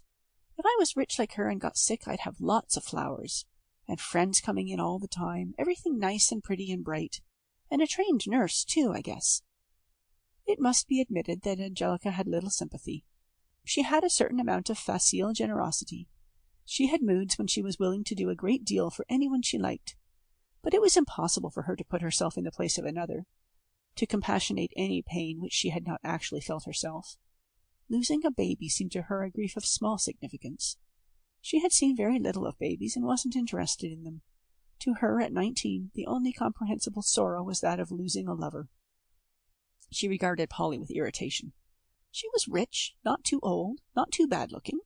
Why didn't she try to throw off this lethargy of grief and take some advantage of her opportunities? The life of a rich person, as seen by Angelica, was a very fantasy of gaiety. It might be gaiety covering a broken heart if you wished, but always gaiety. The proper course for such as Polly would be to plunge into a whirlpool of excitement, and just reveal from time to time, by a shadow stealing over her face, that her heart was broken. No, decidedly she could not comprehend this woman lying there with eyes closed, brooding over her immeasurable loss. Polly, however, through her greater sophistication and experience, and through her native shrewdness, found Angelica no puzzle. Now and then she asked her a well-calculated question, and she soon learned that Angelica had apparently spent all her 19 years in learning, quite unconsciously, whatever would be useful in a lady's service. She had spent innumerable Saturday afternoons sauntering through the big shops with girl friends, until her mind was richly stored with information. She knew just which place was best for any given article. She had compared styles and prices, and with the amazing discernment of her sort, she had even distinguished among the various grades of customers. She knew who the really best people were, where they went for things, what they wanted, and what they paid. She knew things one wouldn't have imagined her knowing. Smart, out-of-the-way little shops for perfumes, for sweets, for lingerie. Of equal or perhaps superior value was her deftness. She could manicure, she could dress hair. She had picked up, God knows how or where, an almost professional knowledge of make-up. She could sew, she could embroider, she could quite marvelously trim hats. She told all this to Polly because she wanted to convince her of her usefulness, and she did. Long before the afternoon was over, Polly had made up her mind that this girl would be valuable and likewise agreeable. She liked her lovely face and her husky, oddly touching voice, liked the character which she so ingenuously displayed. Here was a girl, passionately anxious to please, yet without servility, who was at once ignorant and intelligent, whom she could command, yet on whom she could lean. However, she didn't show any such approval. Who would, indeed, toward a person being employed? 4. The light had all faded out of the sky, and the big room was nearly dusk. To Angelica, who never sat still, who was not formed for meditation, it was depressing to remain there in the deepening twilight, with no idea how much longer this wretchedness would endure. Polly didn't stir. All the house was still. Her imprisonment was terminated by the sudden entrance of Mr. Eddy. "Light the lamp!" he cried sharply. You're an idiot, Polly, to sit here in the dark like this. You, Miss What's-your-name, you mustn't let her. It's very bad for her. Try to keep her cheerful." He had turned a switch as he spoke, and 5 electric lights had flashed on, making the room as brilliant as a stage. He looked anxiously at Polly. "Eating better?" he asked. "I've brought you some oysters, something rather special. Are you coming down?" "Not tonight, Eddie, thank you. But I'll enjoy the oysters. Is your mother home yet?" "No, I shan't wait for her. I've told Annie an early dinner. 6:30 sharp, miss. I've brought home a lot of work to do." He went out again with a curt nod at Angelica. "You'd better get ready," said Polly. "He's not very patient. He doesn't like to be kept waiting." "I am ready," said Angelica. "I haven't any better clothes to put on." She had risen and was standing near the door. She knew that Polly wished her to go, but still she lingered, miserable but resolute. "Did I do all right today?" she blurted out. Polly opened her eyes. "Why, certainly, my dear," she said. "Would you mind putting out all the lights but one?" "But doesn't he want it to be cheerful?" "I think it'll be more cheerful that way," Polly answered with a faint smile. "Now then, thank you. I think I'll rest until dinner time." "But were you satisfied with me?" insisted Angelica. "Of course I was." "Well, do you want me to stay? Because he's coming to talk it over with you. Will you tell him that you want me?" "Yes," said Polly, "I do want you. Very much." End of section 5. Chapter 6. 1. Angelica was very nervous about having dinner with Mr. Eddy. He was obviously fastidious and hard to please, and she hadn't the vaguest idea what his standards might be. She did what she could with her appearance. She washed her hands and face and brushed her hair, and then, having no watch or clock to advise her, went downstairs. She hadn't been in the dining room before, and she stopped, profoundly impressed, in the doorway. It was so exactly the dining room she had expected, the grand, stately dining room of the cinema drama, with panelled walls and sideboard loaded with plate, the opulently set table, the high-backed chairs, the flowers all about, the very air of dignity and richness. There was the essential butler, too. She felt sure that the man bending over the sideboard was a butler, busy, no doubt, with work about which she was quite ignorant. She drew near to ask him the time, and was surprised to see him stuffing cigars into his pocket from 3 or 4 boxes that lay in a drawer. She didn't know whether this was proper, whether it was part of a butler's proper functions. But when she saw the man's face, and observed his stealthy and hurried manner, she grew certain that he was stealing. One of those society thieves of whom she had read. He was in evening dress, and he had some sort of perfume about him. He was a slender little man with neat snow-white hair and a dapper white moustache. His face was bland, with a long upper lip that gave it a humorous look, and intelligent blue eyes. He turned suddenly and saw her. "Well," he cried, "upon my word! And who are you?" "That's my business," said Angelica. This was her idea of a non-committal answer. She could not decide whether he was a servant, a member of the family, or merely an outside thief who had dropped in, and she was anxious to make no avoidable mistakes. "Of course it is," he replied cheerfully. "No doubt I'll learn it in the course of time. But perhaps you'll enlighten me as to your status." She didn't understand him, and she scowled. "Perhaps you'll tell me what you're doing here?" he inquired. "Well, what are you doing here?" she returned. "Waiting," he answered imperturbably. "Waiting for dinner and Mr. Eddy." "Oh, him. Well, he's in. I saw him upstairs." "But do, for pity's sake, tell me who you are. We don't take pretty girls wandering about this house as a matter of course. You're quite a startling vision, you know." She didn't like his airy gallantry, but she was sure now that he wasn't an outside thief or a servant, and that he must therefore be a member of the family, entitled to answers for questions. "I'm her companion," she said. "Ah, and what is your name, if you please?" "It's Kennedy." "Oh, Scotch, are you? You don't look Scotch. You look like a French girl, I should say. One of those dark, passionate creatures." "All right," she interrupted, scowling more heavily. "That'll do about me. What's the time?" He pulled out his watch. 6:30. "Do you dine with us, Miss Kennedy?" "I hope so. I feel—" Just then Eddy came in, also in a dinner jacket and incredibly neat, the very model of a correct young man. He bowed ceremoniously, if somewhat severely, to Angelica. "Good evening, doctor," he said to the white-haired man. He touched an electric bell with his foot. The parlour-maid came hastening in. "I said 6:30, said Mr. Eddy. "Yes, sir, I know, but cook—" No excuses. You can certainly get some sort of dinner ready for me when I ask for it. Now hurry up. Never mind about what's ready and what isn't. Just bring me something at once." He pulled out a chair for Angelica, and they all sat down in silence. "Good Lord," said Eddie suddenly. "What a life! I'm tired as a dog, and I've got to work all evening." "Too bad," said the doctor. "Anything I could do, my boy?" "No, thanks."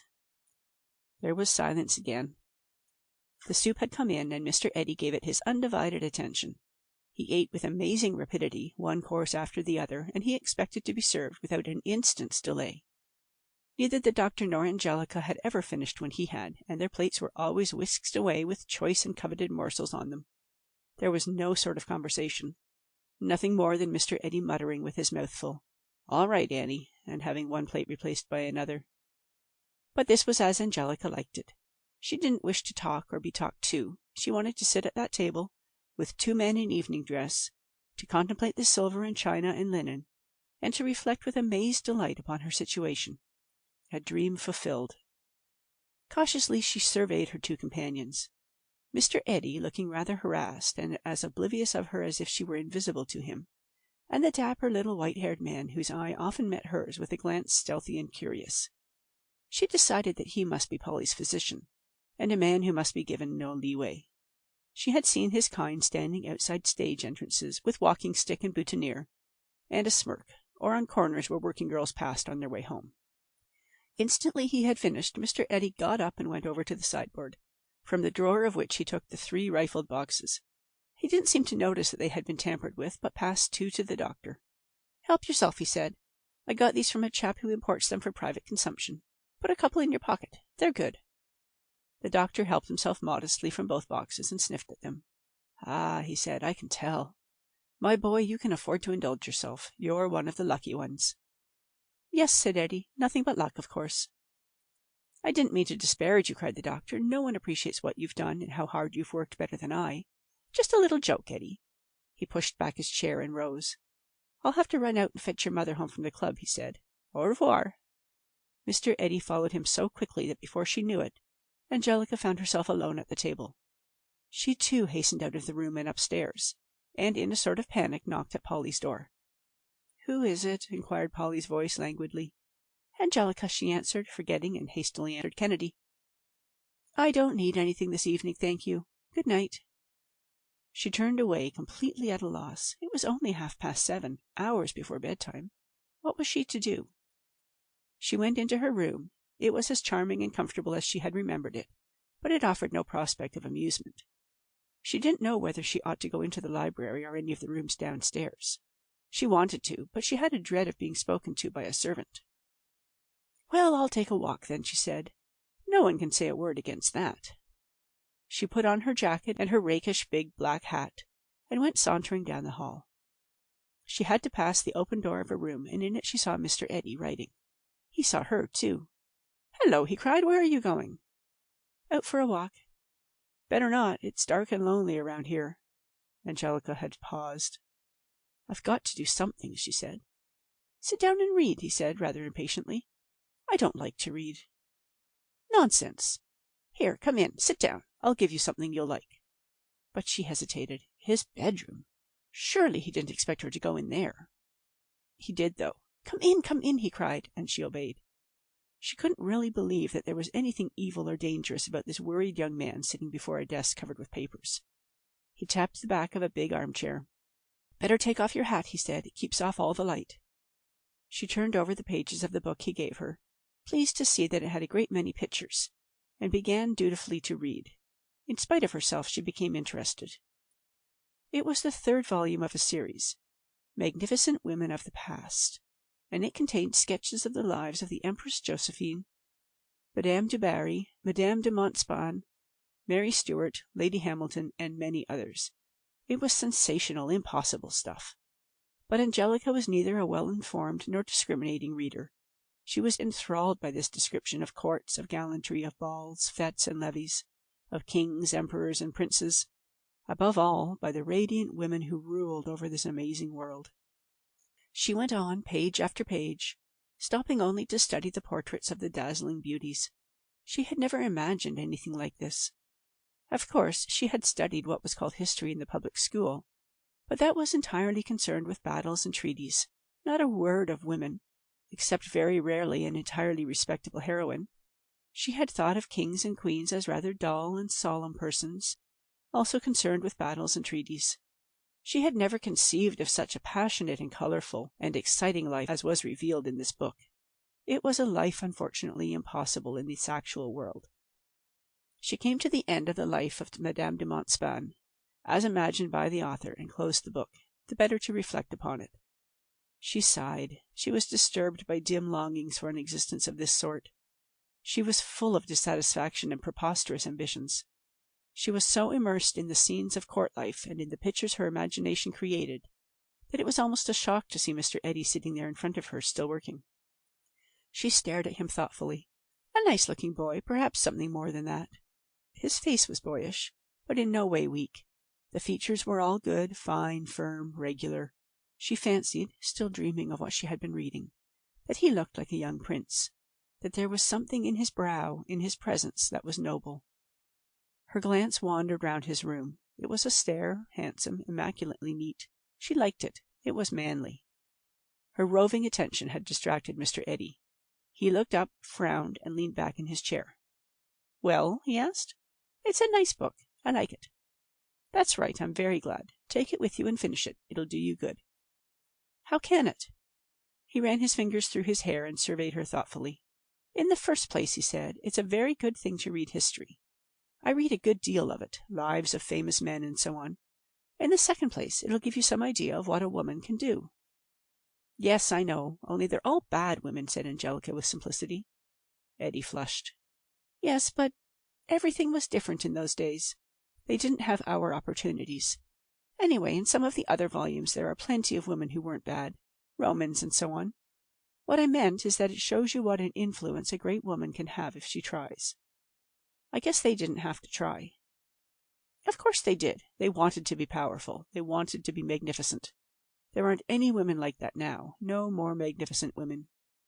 He fell silent to think for a time of his mother, of Polly, of the clerks in his office, of the girls he had danced with, of girls on the stage, of all his limited feminine acquaintance.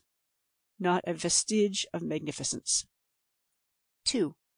He was a queer chap, was Eddy, born of a selfish and frivolous mother, and a morosely indifferent father, neglected, left in the care of servants of the sort that always collect about an extravagant and careless mistress. He had never acquired, as a matter of course, those ideals which the average boy of his class takes for granted. He had a perfectly natural inclination towards truth, honor, and justice, and toward clean living. But he had had to discover these virtues laboriously, all alone. In consequence, he gave them a sort of perverted importance. He became somewhat of a prig. And having with such difficulty discovered his truths, he was inclined to be a bit domineering and intolerant about them. He was angry and disappointed at finding anyone imperfect. What is more, he was, for the first time in his life, finding himself a person of some importance. Always before he had been under a disadvantage, always conscious of his queerness, of having a mother who was a laughing-stock and a father who was a scandal. He was priggish and unsociable, but he wasn't a scholar. He had done very badly in all the various schools to which he had been sent, by fits and starts, and when at last he had been somehow got into college, he had done still worse. He had hated his failure there. He had so longed to be popular and friendly, and had been so markedly neither. So he had gone into business at 19, and he had found himself at once. He did amazingly well. He had a clever, sympathetic, imaginative brain.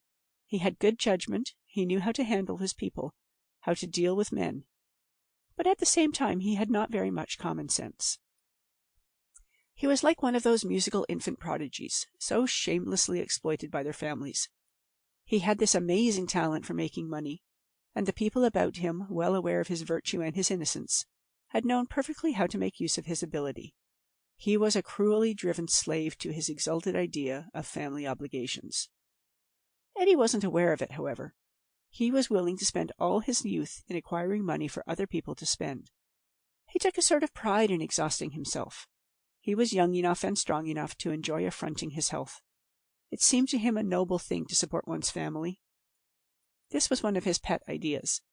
ideas which he had got from books or other people's talk, none of which had developed quietly and wholesomely from childhood, or from experience. His instincts were sound and admirable. He practically never had a base impulse, but his ideas were grotesque. He was, in some respects, a fool, and he was treated as fools must always be treated by the self-seeking. There was truth in Angelica's fancy. There was something in this boy that was what men chose to call kingly, a generosity, a fine form, a self-forgetfulness, a profound sense of his obligation even toward this waif, so recently brought to his attention. He believed it his duty to help her. "Why don't you go into business?" he asked her abruptly. "Why? I think you'd do well. You seem level-headed, and there'd be some sort of future in it, instead of pottering about here like an old woman." "But I don't like business. I like to be here with nice people where I can learn something." "That's quite right, of course, but what will you do later?" "Well, I don't know exactly. I just think that if I can sort of improve myself, some sort of chance will come some day." She reflected a moment. "All these magnificent women," she said, "they just kind of waited round for something to turn up, didn't they? I mean, they didn't plan what they were going to be. I haven't thought it all out, but I mean to, go up all the time and get to be somebody." Eddie, unconscious of his own infantile innocence, smiled at her naiveness but admired her. "I'll see that you get a chance," he said, "and I'll help you learn if you like. If you'll study, I'll give you what spare time I can." "All right," said Angelica, "that'll be fine. Only," she added, "what I want isn't exactly things you study out of books. It's good manners and the right way of talking." "You'll pick all that up from Mrs. Geraldine," returned Eddie. "You couldn't find a better model. By the way, how did you get on with her today?" "I guess she liked me. She said she wanted me to stay." "That's good," he cried, very much pleased. "If Polly'll take an interest in you, you'll be absolutely all right. She's a splendid woman." "But she's so much older than you," thought Angelica. "It's so queer." "Yes," he went on, "Polly's one of the best. Of course she's not herself now, losing the little chap. He was nearly 2 years old and a fine little fellow. Poor girl, she was wrapped up in him. We all were, for that matter." Angelica was puzzled. "But," she said, "don't I what?" "I mean, it must be nearly as bad for you as for her." "What? Why, there's no comparison between a son and a nephew." "For God's sake, wasn't he your son?" "Of course not. My dear girl, you didn't think I was Polly's husband, did you?" "Yes, I did," she faltered. "I'm her brother-in-law. She's my brother's wife." "Oh, she's a widow, then?" No, he's alive. He's here in this house. But he's a poet, you know, and when he's working he shuts himself up for days at a time. He's a queer chap, a regular genius." "That's pretty hard on his wife, I should say." "That's what the wife of a fellow like Vincent must expect. He is a bit trying, but you have to make allowances. He's very remarkable, writes beautiful stuff." "I don't like poetry," said Angelica, who had already taken a dislike to this brother. "I'm not very fond of it either, but I admire it." "I don't," she persisted. "You shouldn't say that. It's childish. Everyone admires poetry." She maintained an obstinate silence. Eddie was rather at a loss. He believed that everyone ought to admire poets. He faithfully endeavored to do so, and made himself believe that he had succeeded. He felt that his brother was a genius accountable to no one, and not to be blamed for faults which seemed to Eddie perfectly disgusting and unmanly. But he didn't know how to make Angelica admire his brother. Even the fact of Vincent's genius was by no means established, and could not be demonstrated to an outsider, for he had never published anything, nor attempted to do so. "He's a very interesting chap," Eddie said. "Very." "Well, I'm glad he's not my husband," said Angelica. "Shutting himself up like that wouldn't suit me." Eddie frowned. "I should think it was a privilege to be the wife of a genius." Again Angelica was silent. "Of course," said Eddie, "I don't pretend to understand him. We've never seen much of each other. He lived with my father, and I lived with my mother. He was brought up differently, a Roman Catholic for one thing. Then he went to an English university for a year or two, and he's travelled. Very well-educated chap, altogether different from me. A scholar and very artistic." "What does he do for a living?" Angelica asked. "He's just beginning his career," said Eddie. "It's very hard to get started with that sort of thing." Angelica's silence was eloquent. "Then who's this fellow you call Doctor?" she asked abruptly. "Does he live here?" "That's Dr. Russell, my mother's second husband." "Oh, I see. I had you all mixed up. But whose house is this? His?" "No, it's mine." "Yours? Do they all live here with you?" "Certainly," he said, reddening and frowning. "I want them to. I don't want to live alone. No social life." Poor devil! He was conscious of something ridiculous in his position, and yet he was proud of it. There weren't many fellows of his age who could have done this. It had meant taking fearful risks, of course, and working without rest, but the worst of it was now over. He was really prominent in his world. He was a sort of financial prodigy, admired and watched. He called himself, on his office door, a stockbroker. He was on the road to becoming a millionaire. He had made up his mind to do it, and there was nothing to stop him. "Well," said Angelica, "you're awful good to them."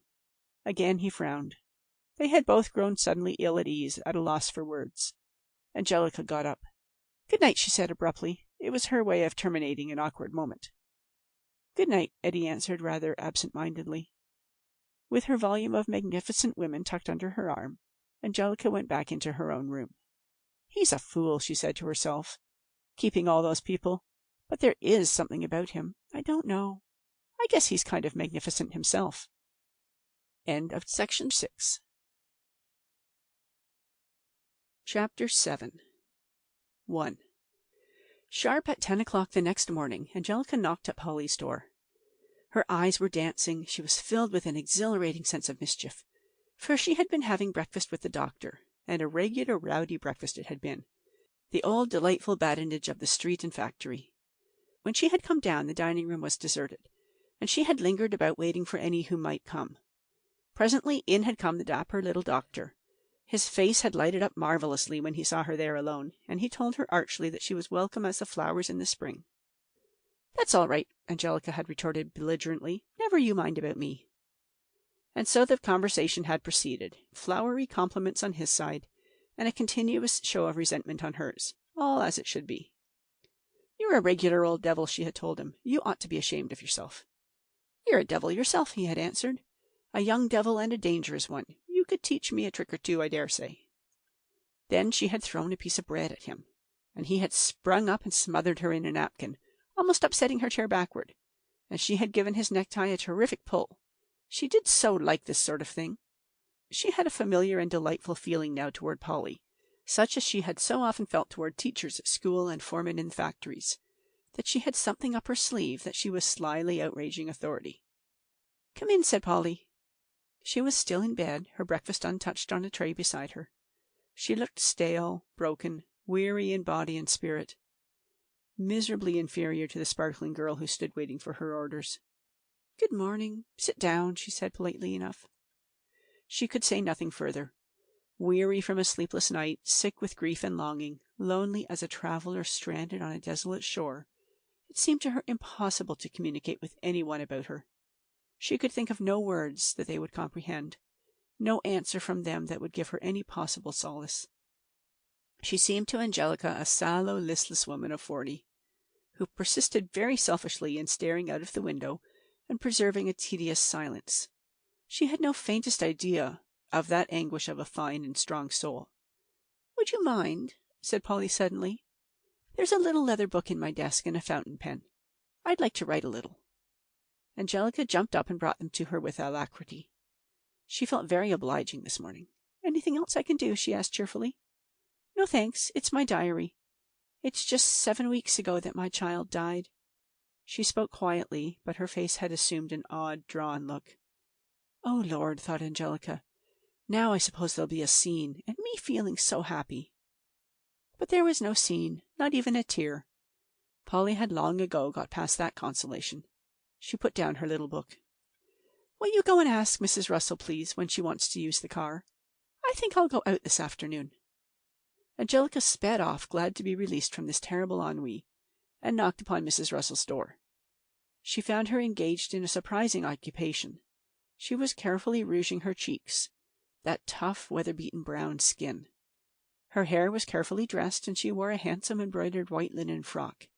She was tall and straight, with good shoulders and a fine, free play of limb. From the back she wasn't bad. She looked like a muscular and athletic young woman, until she turned and one saw her face. With the rouge and the blackened eyebrows, it had an indescribably repulsive look of dissipation. It was as if a man had rouged and bedecked himself. "Well," she said, "how do I look?" "All right," said Angelica dubiously. "Tell me frankly if there's the least thing. I must be very nice today. We're giving a lunch to a young Englishwoman, a tennis champion, and I'm on the reception committee. Do I really look nice?" "Yes," said Angelica, in a still more doubtful tone. "You don't think so," cried Mrs. Russell. "I can see that. But, my dear, I don't suppose a woman of my age can ever look very nice." However, the glance she gave to her reflection in the mirror was quite a complacent one. She began covering her face with pink powder while she talked, and grimacing as she carefully avoided the blackened eyebrows. "How did you get on with Mrs. Geraldine?" she asked. "All right. She's not so bad," said Angelica. "Only sort of dopey." "Dopey? What's that?" Angelica flushed. "Oh, like people that take dope, morphine and opium and all that." "But, my dear girl, Polly doesn't." "I know. I only said she acted like people that do. It's just a word people use about anyone that's quiet and Mrs. Geraldine's very reserved, quite different from me. I'm obliged to say everything that comes into my head, but I dare say her life has made her like that." "Why has it? What kind of life has she had?" asked Angelica, with naked curiosity. "My dear, you see, she was married before to a perfectly dreadful sort of man. He drank, and I don't know what else, absolutely no good at all. You see, she used to be a concert singer when she was young. It's very interesting to hear her tell about her days in Germany, when she studied there. And then she came back to New York and got an engagement to sing in one of the first-class restaurants. She really comes from a nice family, Ohio people. Not in society at all, but nice. They weren't all that well off, so I suppose they were glad to have her earning her own living. Anyway, they were away off in Ohio, so they couldn't have stopped her very well, could they?" "No," said Angelica, astounded at the very idea of melancholy Mrs. Geraldine singing in a restaurant. "She must have been quite a pretty girl," Mrs. Russell went on. "I've seen pictures of her. She says she had the most distressing experiences with men, following her and so on. She says she was really just about to give up the restaurant singing when one night this tremendously handsome man was waiting for her when she came out. She says he was so different from the usual sort, so gentlemanly and so on, and he'd been so impressed with her. My dear, have I too much powder on?" "Yes, on your forehead. Who was this feller, the handsome one?" Mrs. Russell stared at her in perplexity. Then she suddenly recollected the subject of their talk. "Oh, yes, of course. He told her afterward that he was so much impressed with her refinement and distinction. I suppose she did look well, standing up on the platform in a white dress. And her voice is charming. He walked home with her that night, and they were married 3 weeks later. Of course, as she says, she didn't really know him at all, and he turned out to be perfectly dreadful. She went through the greatest misery with him. He was killed in an accident. He was in a taxi with some chorus girl. I don't really know much about him. She doesn't like to talk about him. But I've seen a picture of him. He was handsome, but coarse, I think. He was quite successful in his business, whatever it was, but he spent all he made, and only left her a tiny little income. She made it do, though, she lived so quietly." Angelica was delighted to get all this information. She leaned against the doorway in one of her careless, beautiful gamine attitudes, her dark eyes on Mrs. Russell's face with an attention that pleased the veteran gossip. "She's a charming woman. Still, I was amazed at Vincent, of all people. She's so much older than he, years, and she shows it. Of course, when they were first married 3 years ago, she was quite different, much nicer looking. Poor soul, she really had a wretched time with Vincent. He's frightfully trying. I really think she's been wonderfully patient with him. I'll never forget the day he came into my room and told me he was married. I couldn't believe it. He's so fickle and erratic. I never expected him to settle down. I don't suppose he really has. And when I saw her, simply a plainly dressed woman of 35, of course she has a certain charm about her. She's restful. I like being with her. But not all the time. I can't understand why she clings to me so. She's so self-reliant." How indeed was Mrs. Russell to understand all this? She with her thistledown heart, her life of infantile amusement-seeking, to understand the solitude of this woman from a small town, accustomed to the friendly faces of neighbors, of people who had known her all her life and were interested in all that concerned her. This woman who had twice given her life with simplicity and generosity, to have it twice despised. A wife without a husband, a mother bereft of her child. Polly hadn't a soul near her who took the least interest in her. No one to talk to. That was what made her so silent. She couldn't utter flippancies. She longed for one of her own good, earnest, kindly, small-town women who would wish to listen and know how to console. And in default of this, then she must have Mrs. Russell, who could at least talk about her lost child. She could say to her, "Do you remember this day and that day? This that he said and how he looked?" She had loved her child with a passion tiresome to all those about her. She had been absorbed in him. She had seen in this little boy not alone her only child, but her only friend, a fellow countryman in a hostile land. And now he was gone. "She's charming," Mrs. Russell repeated, "but I should never have picked her out for Vincent. She's not the sort of woman to hold him. He's so odd, you know. He always used to say that he'd never marry, and that he was looking for the perfect woman, whatever he fancied a perfect woman was. I don't know what it was he saw in Polly. She's not beautiful or fascinating as far as I can see. Of course there's her voice. It's lovely, but still. He met her at some sort of tea, he told me, and he said that he was enchanted by the sight of her, sitting there in her plain dark blue shirt with her hands folded. So quiet and clever, you know, in comparison with all the other women. I must admit I was disappointed." She paused for a few minutes to rub her big square nails with pink paste. When she began to talk again, she had unaccountably changed her point of view. Instead of her bland contempt for Polly, she had somehow, within her queer soul, developed a great indignation against her son. "He has behaved abominably," she said with a frown. "I can't understand him. For days at a time he doesn't speak to her, doesn't even see her. And all for nothing. He took her up in a caprice, and he's dropped her in another caprice. Do you know, my dear, all the time their child was so ill he wouldn't see it.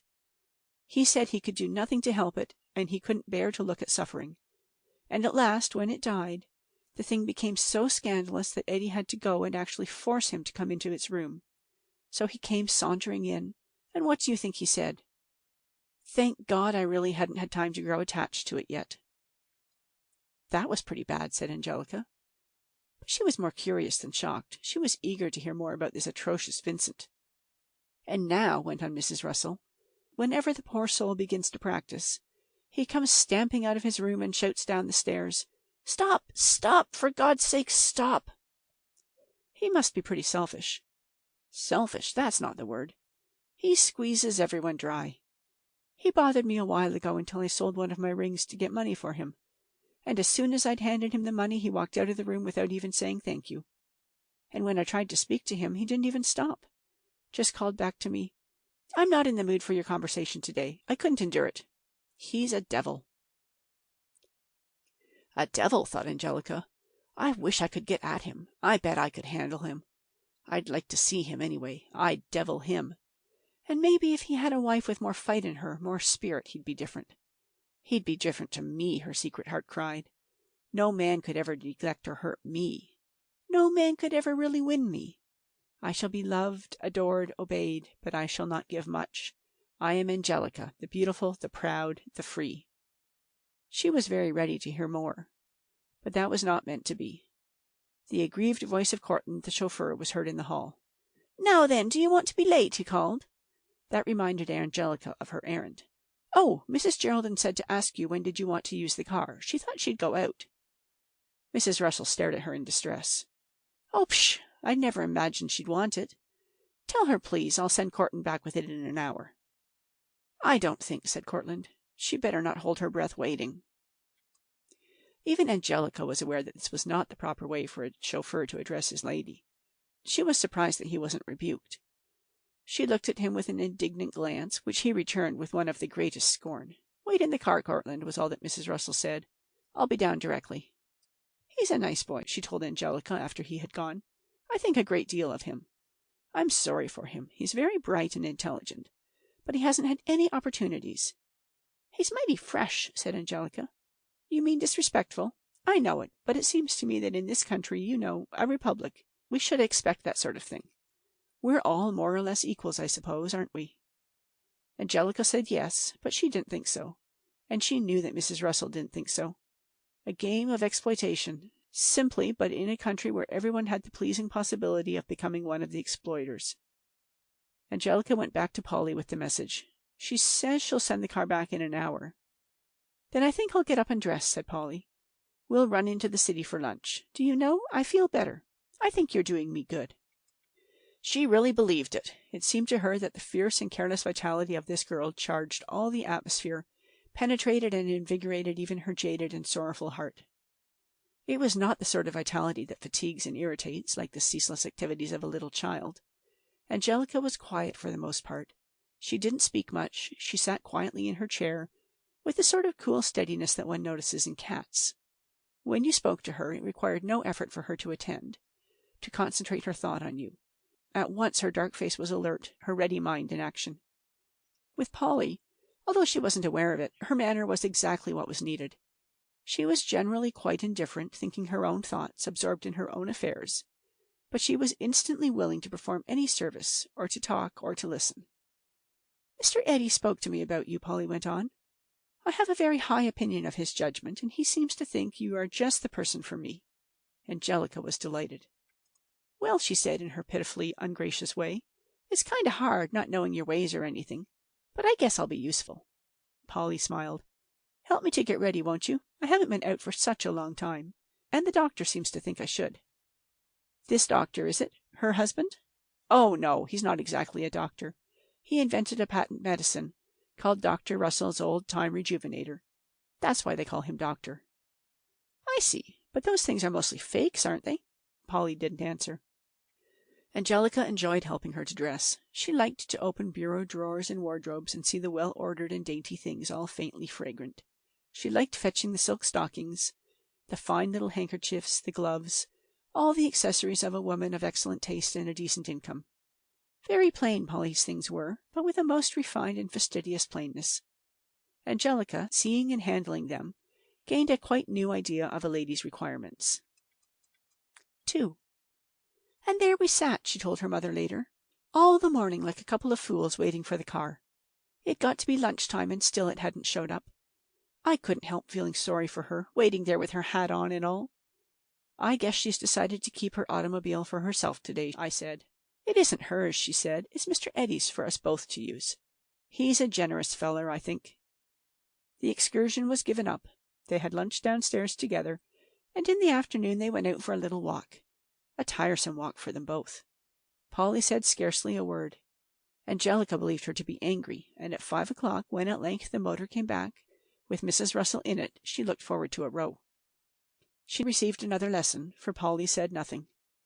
She had tea in the library with her mother-in-law, and she was as agreeable and polite as if nothing at all had occurred to vex her. At first this conduct appeared to Angelica cowardly and shockingly hypocritical. But as she watched Polly, she changed her opinion. No, it wasn't hypocrisy. She didn't pretend to be pleased and friendly. Her attitude to Mrs. Russell said, in effect, "Do as you please. You can't annoy me. I remain absolutely undisturbed." And as Angelica observed them, first to see how tea was to be drunk and later to ponder, a new idea struggled to life in her mind. It began to dawn upon her that there were grades among ladies and varieties. Mrs. Russell was a lady, and Mrs. Geraldine was a lady, but they were of quite different sorts, and Polly's sort was the better. So there wasn't simply a set of rules to follow, or a definite standard to attain. There wasn't even one absolutely correct manner. How was one to learn? How was one to imitate? My God, she reflected, there's more to this than I thought. End of section 7. Chapter 8. Perhaps if Polly had imagined she was serving as a model, or even that she was being shrewdly observed by Angelica, she would not have done what she did. She would have maintained the aristocratic imperturbability that had so impressed her companion, and she would have concealed her malice. For Polly had malice, that agreeable feminine malice, so much more attractive than a forgiving heart. She had a quiet relish for vengeance, and a long, long memory for affronts. For 3 years there had been a war between herself and her mother-in-law, in which Polly had had to struggle desperately to avoid extermination. The ruthless selfishness of Mrs. Russell would have destroyed her, would have made her an instrument to serve her in her pleasure hunt. She was not to be reasoned with. She was too heedless and indifferent to weigh consequences, too insolent to be hurt by defeat, too slippery for any sort of compromise. Polly had adopted a policy of implacability toward her. She let nothing slip, forgave nothing, forgot nothing. They were all at the dinner table that evening, Eddie in evening dress, and the doctor also, in order to please his punctilious and severe son-in-law.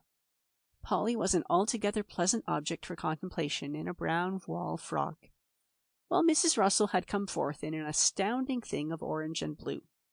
It was shockingly expensive, very unbecoming, and badly put on.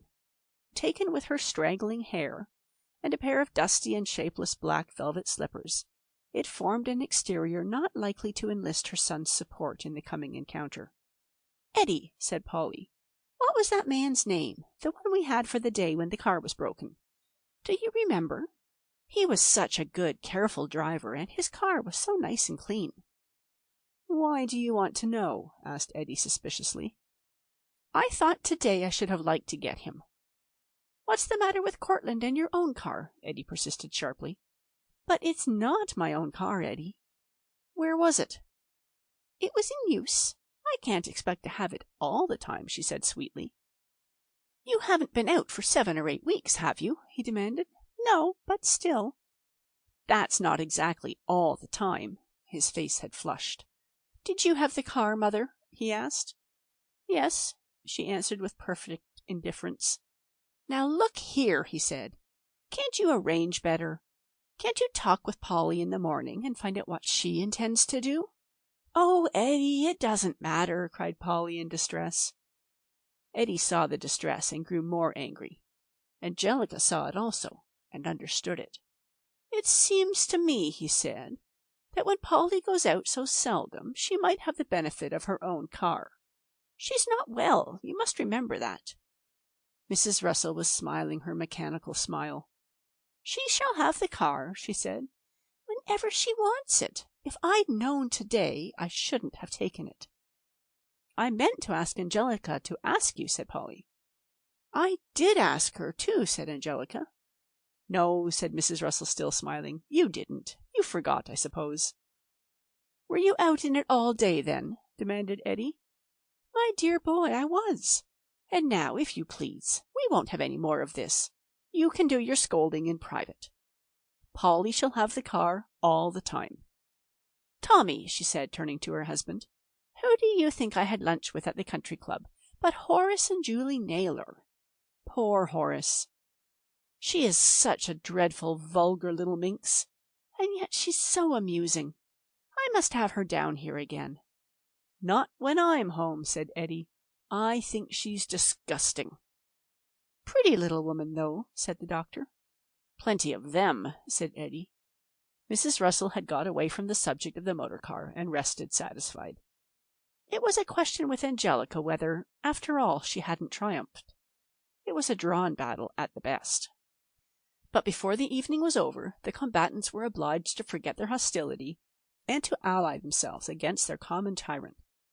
All very well for them to quarrel together, but they didn't forget that Eddie was the source of all good, and that, to placate him, all private feuds must be ignored. They were still sitting at the table when a telegram arrived, which Eddie opened and read with a frown. "Confound it," he said. "Here's a nice row. Vincent's getting a bit too bad. This really puts me in a very awkward position. I gave him a letter to give to a man, and apparently he never did. I'll have to get hold of him now and find out what he did do with it." He rose from the table, and so did Polly and Mrs. Russell. "What's the matter?" cried Polly, with an anxiety that seemed to Angelica extreme. "What has Vincent done?" "I gave him a letter to deliver to a man who was leaving for San Francisco. An important letter. And now the fellow telegraphs that he's reached there, and that the letter hasn't reached him yet. He should have got it a week ago, before he left." "But don't bother Vincent tonight," implored his mother. "You can't do anything now. Wait till morning." "Why shouldn't I bother him? He's bothered me enough. I'm not going to humor him in this damn fool idea of shutting himself up like a... He'll have to behave like a human being." Polly laid a soothing hand on his arm. "Do wait till morning, Eddie," she said. "You know it's at night that he does his best work, and it seems a pity to disturb him." "What about its being a pity to disturb me while I'm eating my dinner, to try and rectify one of his beastly, inexcusable blunders? No, by Jove, I'm entitled to some consideration. He's got to come out and tell me what he did." "Do wait," cried Polly. He looked at her in anger and distress. "Don't you understand?" he demanded. "It's important. I've got to find out what he's done with my letter. I've got to know at once. Even," he added with irony, "at the risk of disturbing Vincent. I haven't seen him for 3 days." "Oh, do wait," cried Mrs. Russell. "I won't," he answered. Striding out of the room, he began to run upstairs. To Angelica's great amusement, the 2 women followed him. She followed too, of course. "Oh, Eddie," implored Mrs. Russell, "don't be so headstrong. Wait. I'm sure he's asleep." "He can wake up then. It's only 8 o'clock. Or maybe he's working, and if you interrupt him, he'll be so vexed." "He vexed!" cried Eddie, outraged. "It seems to me that I'm the one to be vexed." Proceeding at once to his brother's room, he knocked at the door, waited, and then knocked again. "Vincent!" he called. "Open the door. I want to speak to you." He knocked again, and louder. Polly again touched his arm. "Eddie," she said in a low voice, "you're making a dreadful noise." "Why don't you wait? To please me." "It can't really matter," said Mrs. Russell. "You couldn't really do much at this time of night." "No," said Eddie, "I could have waited, but now I won't. There's something damn queer about it. He can't help hearing this row." "But you know how peculiar he is," said Mrs. Russell. "He wouldn't answer if he didn't feel like it." "I'll make him. I won't put up with this." He had turned away and was starting downstairs. "Where are you going?" called his mother. "I'm going to get Cortland to help me break in the door." Mrs. Russell drew near Polly. "What do you think we'd better do?" she whispered. "I don't know," Polly answered in distress. "Even if he would wait till the morning, I don't see just what we could do. Perhaps we'd better—" Mrs. Russell nodded. Eddie returned promptly, bringing with him the blond young chauffeur, pleased and alert. "Which door?" he asked. "This? All right. Now then, all together. 1—" "No!" cried Mrs. Russell. "No, Eddie, wait a minute." He did wait, but impatiently, while she hesitated. Finally she said to him in a half-whisper, "Eddie, he's not there." "Not there!" he shouted. "Do hush. He's been away for 3 days. Why the devil didn't you tell me?" "Because I didn't want to upset you." "Did Polly know?" "Yes, she—" "And you both stood there and let me make a fool of myself." "I couldn't bear to upset you, Eddie, and neither could Polly." "Oh, and you let me knock and call and bring up Cortland. Oh, by Jove, it's too much." "I'm very sorry," said Polly gently. Eddie didn't even look at her. "I'm sick of this," he cried. "Sick of being made a fool like this. It's always this way in this house. Every hand's against me. Nothing but deceit and trickery." "Eddie," said Polly firmly, "you forget yourself." The poor chap, recalled by her tone to his standard of propriety, the very fount of his exploitation, became a little quieter. "No," he said, "I don't." "Where did he go?" "To New York," said Mrs. Russell. "He had a bag with him. Cortland drove him in." Eddie suddenly turned upon Cortland. "Why didn't you tell me he wasn't there?" he demanded. "How did I know he hadn't come back?" retorted Cortland smartly. "Where did you leave him?" "Corner of Broadway and 42nd Street," said Cortland. And with his unquenchable impudence he added, "But you won't find him there now." "That'll do," said Eddie. "You can go, and don't gossip about this." Cortland wheeled about briskly and began, quite leisurely, to descend the stairs, whistling cheerfully and loudly before he was well out of sight. Eddie did not even appear irritated. He had turned toward the 2 ladies of his household with an ominous look in his blue eyes. Eddie was incredibly generous. He was kind-hearted and more or less sympathetic. But he had in him, all the same, the making of a first-class domestic tyrant. He desired, almost morbidly, to be respected, and he was ready to force respect by bullying if necessary. He knew what everyone else knows. Moral precepts to the contrary notwithstanding, that the bully is almost universally respected. Like all domestic tyrants, he was shamelessly deceived and managed by the women of his establishment. They managed him clumsily.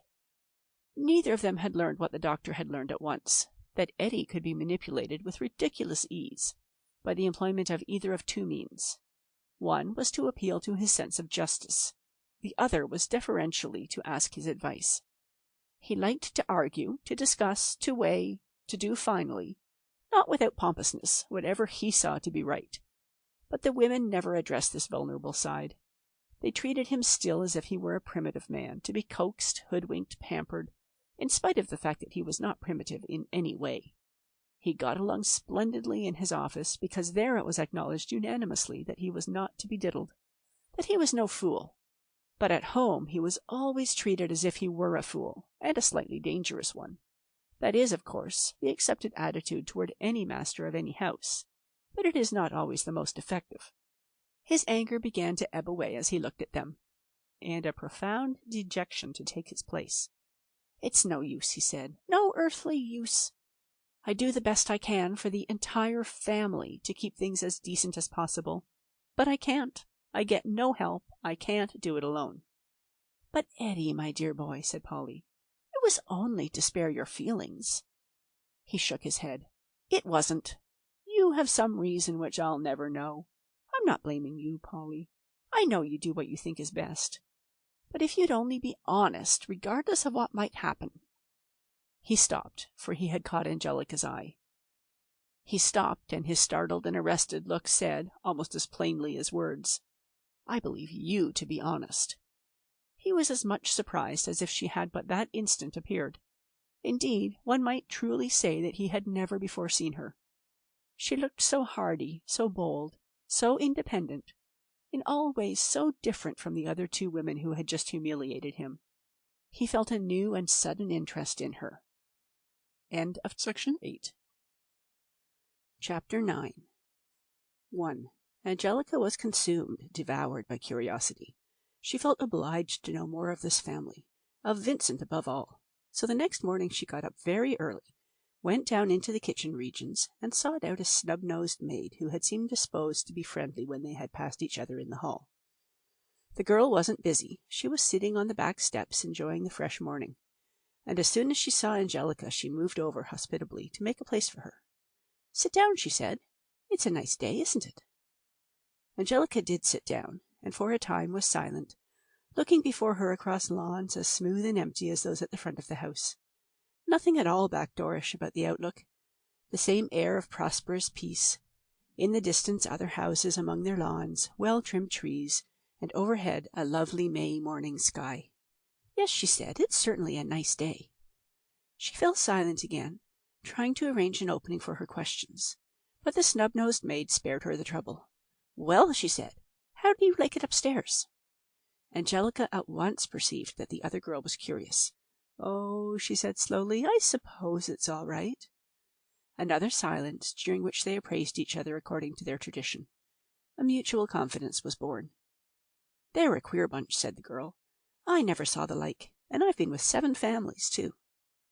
Here she courteously gave Angelica a brief history of her life and condition. Her name was Annie McCall, born in Scotland but brought up in America, a member of the Plymouth Brethren, 27, and engaged to be married. She was extremely severe in her views, which were often similar to Angelica's, especially in regard to the immoralities of the rich.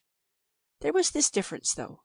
Annie was confident that she knew everything, and was infallibly right, while Angelica was anxious to learn. "If it wasn't that I was going to be married," said Annie, "and saving every penny, I'd leave. The way they carry on, I never saw the like." "Do they carry on?" inquired Angelica, delighted. Hadn't she always known that rich people carried on? Wasn't she just in a paradise of the romantic, where the rich were bad and the poor, represented by herself and the terribly respectable Annie McCall, were good? "That Mrs. Russell's the worst of them all," said Annie. "The bold, brazen thing she is, with her breeches and her smoking and her cursing. You ought to hear her curse." "She's queer," said Angelica reflectively. "Queer!" cried Annie. "Why, I'd call it more than queer. She's—" She stopped a moment. "She's bad," she said. "Oh, bad? How?" I don't like to be spreading scandal, said Annie, who always believed the worst. It's not my nature. Only that you'll be working upstairs right with her, and you being so young, it's only right you should be told. As soon as ever I set eyes on you, I said to myself, you ought to be warned. I could see you weren't used to such people. You never worked out before, did you? No, Angelica answered. It was of no use to resent the working out, or to tell Annie that she was a companion, because Annie knew very well what her place was. Angelica's eating with the family couldn't deceive her. They were both servants, and Anne was the better paid and more respected of the two. Angelica could not honestly consider herself in any way superior, except in appearance. Annie spoke rather better than she did, and had had more schooling. She admitted to money in 2 savings banks, and she was engaged to be married. So Angelica submitted to a temporary equality, feeling morally sure, however, that the future would see her elevated immeasurably above Annie. How is she bad? She inquired eagerly. She's a divorced woman, said Annie. She divorced her first husband, Mr. Geraldine, and I've heard he was a very nice man. Much better than Dr. Russell, I dare say. Too good for her, very likely. Anyway, I never heard any good of a divorced woman. But what does she do? Angelica demanded rather impatiently. You wouldn't believe it, but she's carrying on with that chauffeur. My God, said Angelica, is she really? It's the worst I've ever heard of. Would you believe it? She's teaching him to play golf. They go out in the country somewhere where they're not known. She's bought him a bag of clubs, and he goes around showing it to all the chauffeurs and telling them I don't know what. He's a liar, and I wouldn't believe a word he said. But still, well, when you hear a thing right and left, and there's those clubs and all, and they cost a terrible lot, you can't help but think she's a regular bad woman. But Angelica did help thinking so. She didn't believe that Mrs. Russell was that sort of a bad woman, and the longer she knew her, the more convinced she became of her perfect goodness in this one respect. Capable of the most outrageous of follies, selfish, hard as flint, quite without scruples in the pursuit of her own liberty and pleasure. She was, however, not interested in men. Angelica said nothing, though, for she had no proofs or surmises to bring forward, nothing but her own instinct. Annie continued, No, I can't help thinking so. I'm no fool. I've seen a lot. You do working out. It's a pity, too, on account of Mr. Eddy. He's a nice young man, and he works himself sick for the lot of them. No one doing a stroke of work but him. Don't that doctor work? Dr. Russell? He's a regular old grafter, that's what he is. I saw him putting cigars in his pocket, said Angelica. I've seen worse than that. I've seen him going through her bureau drawers and taking anything he has a fancy for. He'll come down with a flask, fill it with anything that's left in the decanters, and take it upstairs and drink until he falls asleep on the floor. They say it's terrible bad to drink things all mixed together like that. Does he know about her carrying on? He don't care, so long as he's got a good home and a little money to spend. I never saw such people in all my life, and they never have any decent company. Mrs. Geraldine. Why do they call her Mrs. Geraldine? Because that's her name, said Annie, surprised. That used to be Mrs. Russell's name. It's Mr. Eddy's and Mr. Vincent's name. Didn't you know? It's a queer name, Angelica remarked thoughtfully. I thought it was her first name. Nothing in the universe seemed specially queer to Annie. Well, as I was saying, Mrs. Geraldine, she hasn't any friends except out west. And Mr. Eddy, he hasn't got any time to make any. And there's no one ever comes here but her lot from that country club. A lot of swearing, drinking, smoking men and women. She fills the house with them. And then Mr. Eddy'll make a great row and say he won't put up with them, and then she'll smile that superior way and say, Very well, Eddy, it's your house. Then, when she thinks he's kind of forgotten, she'll have them in again. But what's the other feller like? Asked Angelica. Him, cried Annie. Why, she was at a loss for words to express what she felt. She hesitated. He's crazy, and downright wicked. They call him religious. Sacrilegious, I call it. Every once in a while he'll get a fit of feeling sorry for his wickedness, and he'll be moaning and groaning about his soul and working himself up to write his religious poems. Why, she cried, it's as different from the real repentance of a sinner, such as I've seen many, many a time in our meetings, as can be. He's never seen the light, and he never will. He's lost. What does he do that's wicked? Asked Angelica, avid for details of rich people's sins. everything. Drink and women and blasphemy. Why, right now he's gone off with a girl. Cortland saw him meet her." But no further questions on the part of Angelica could elicit any more details. Annie didn't want to talk about him.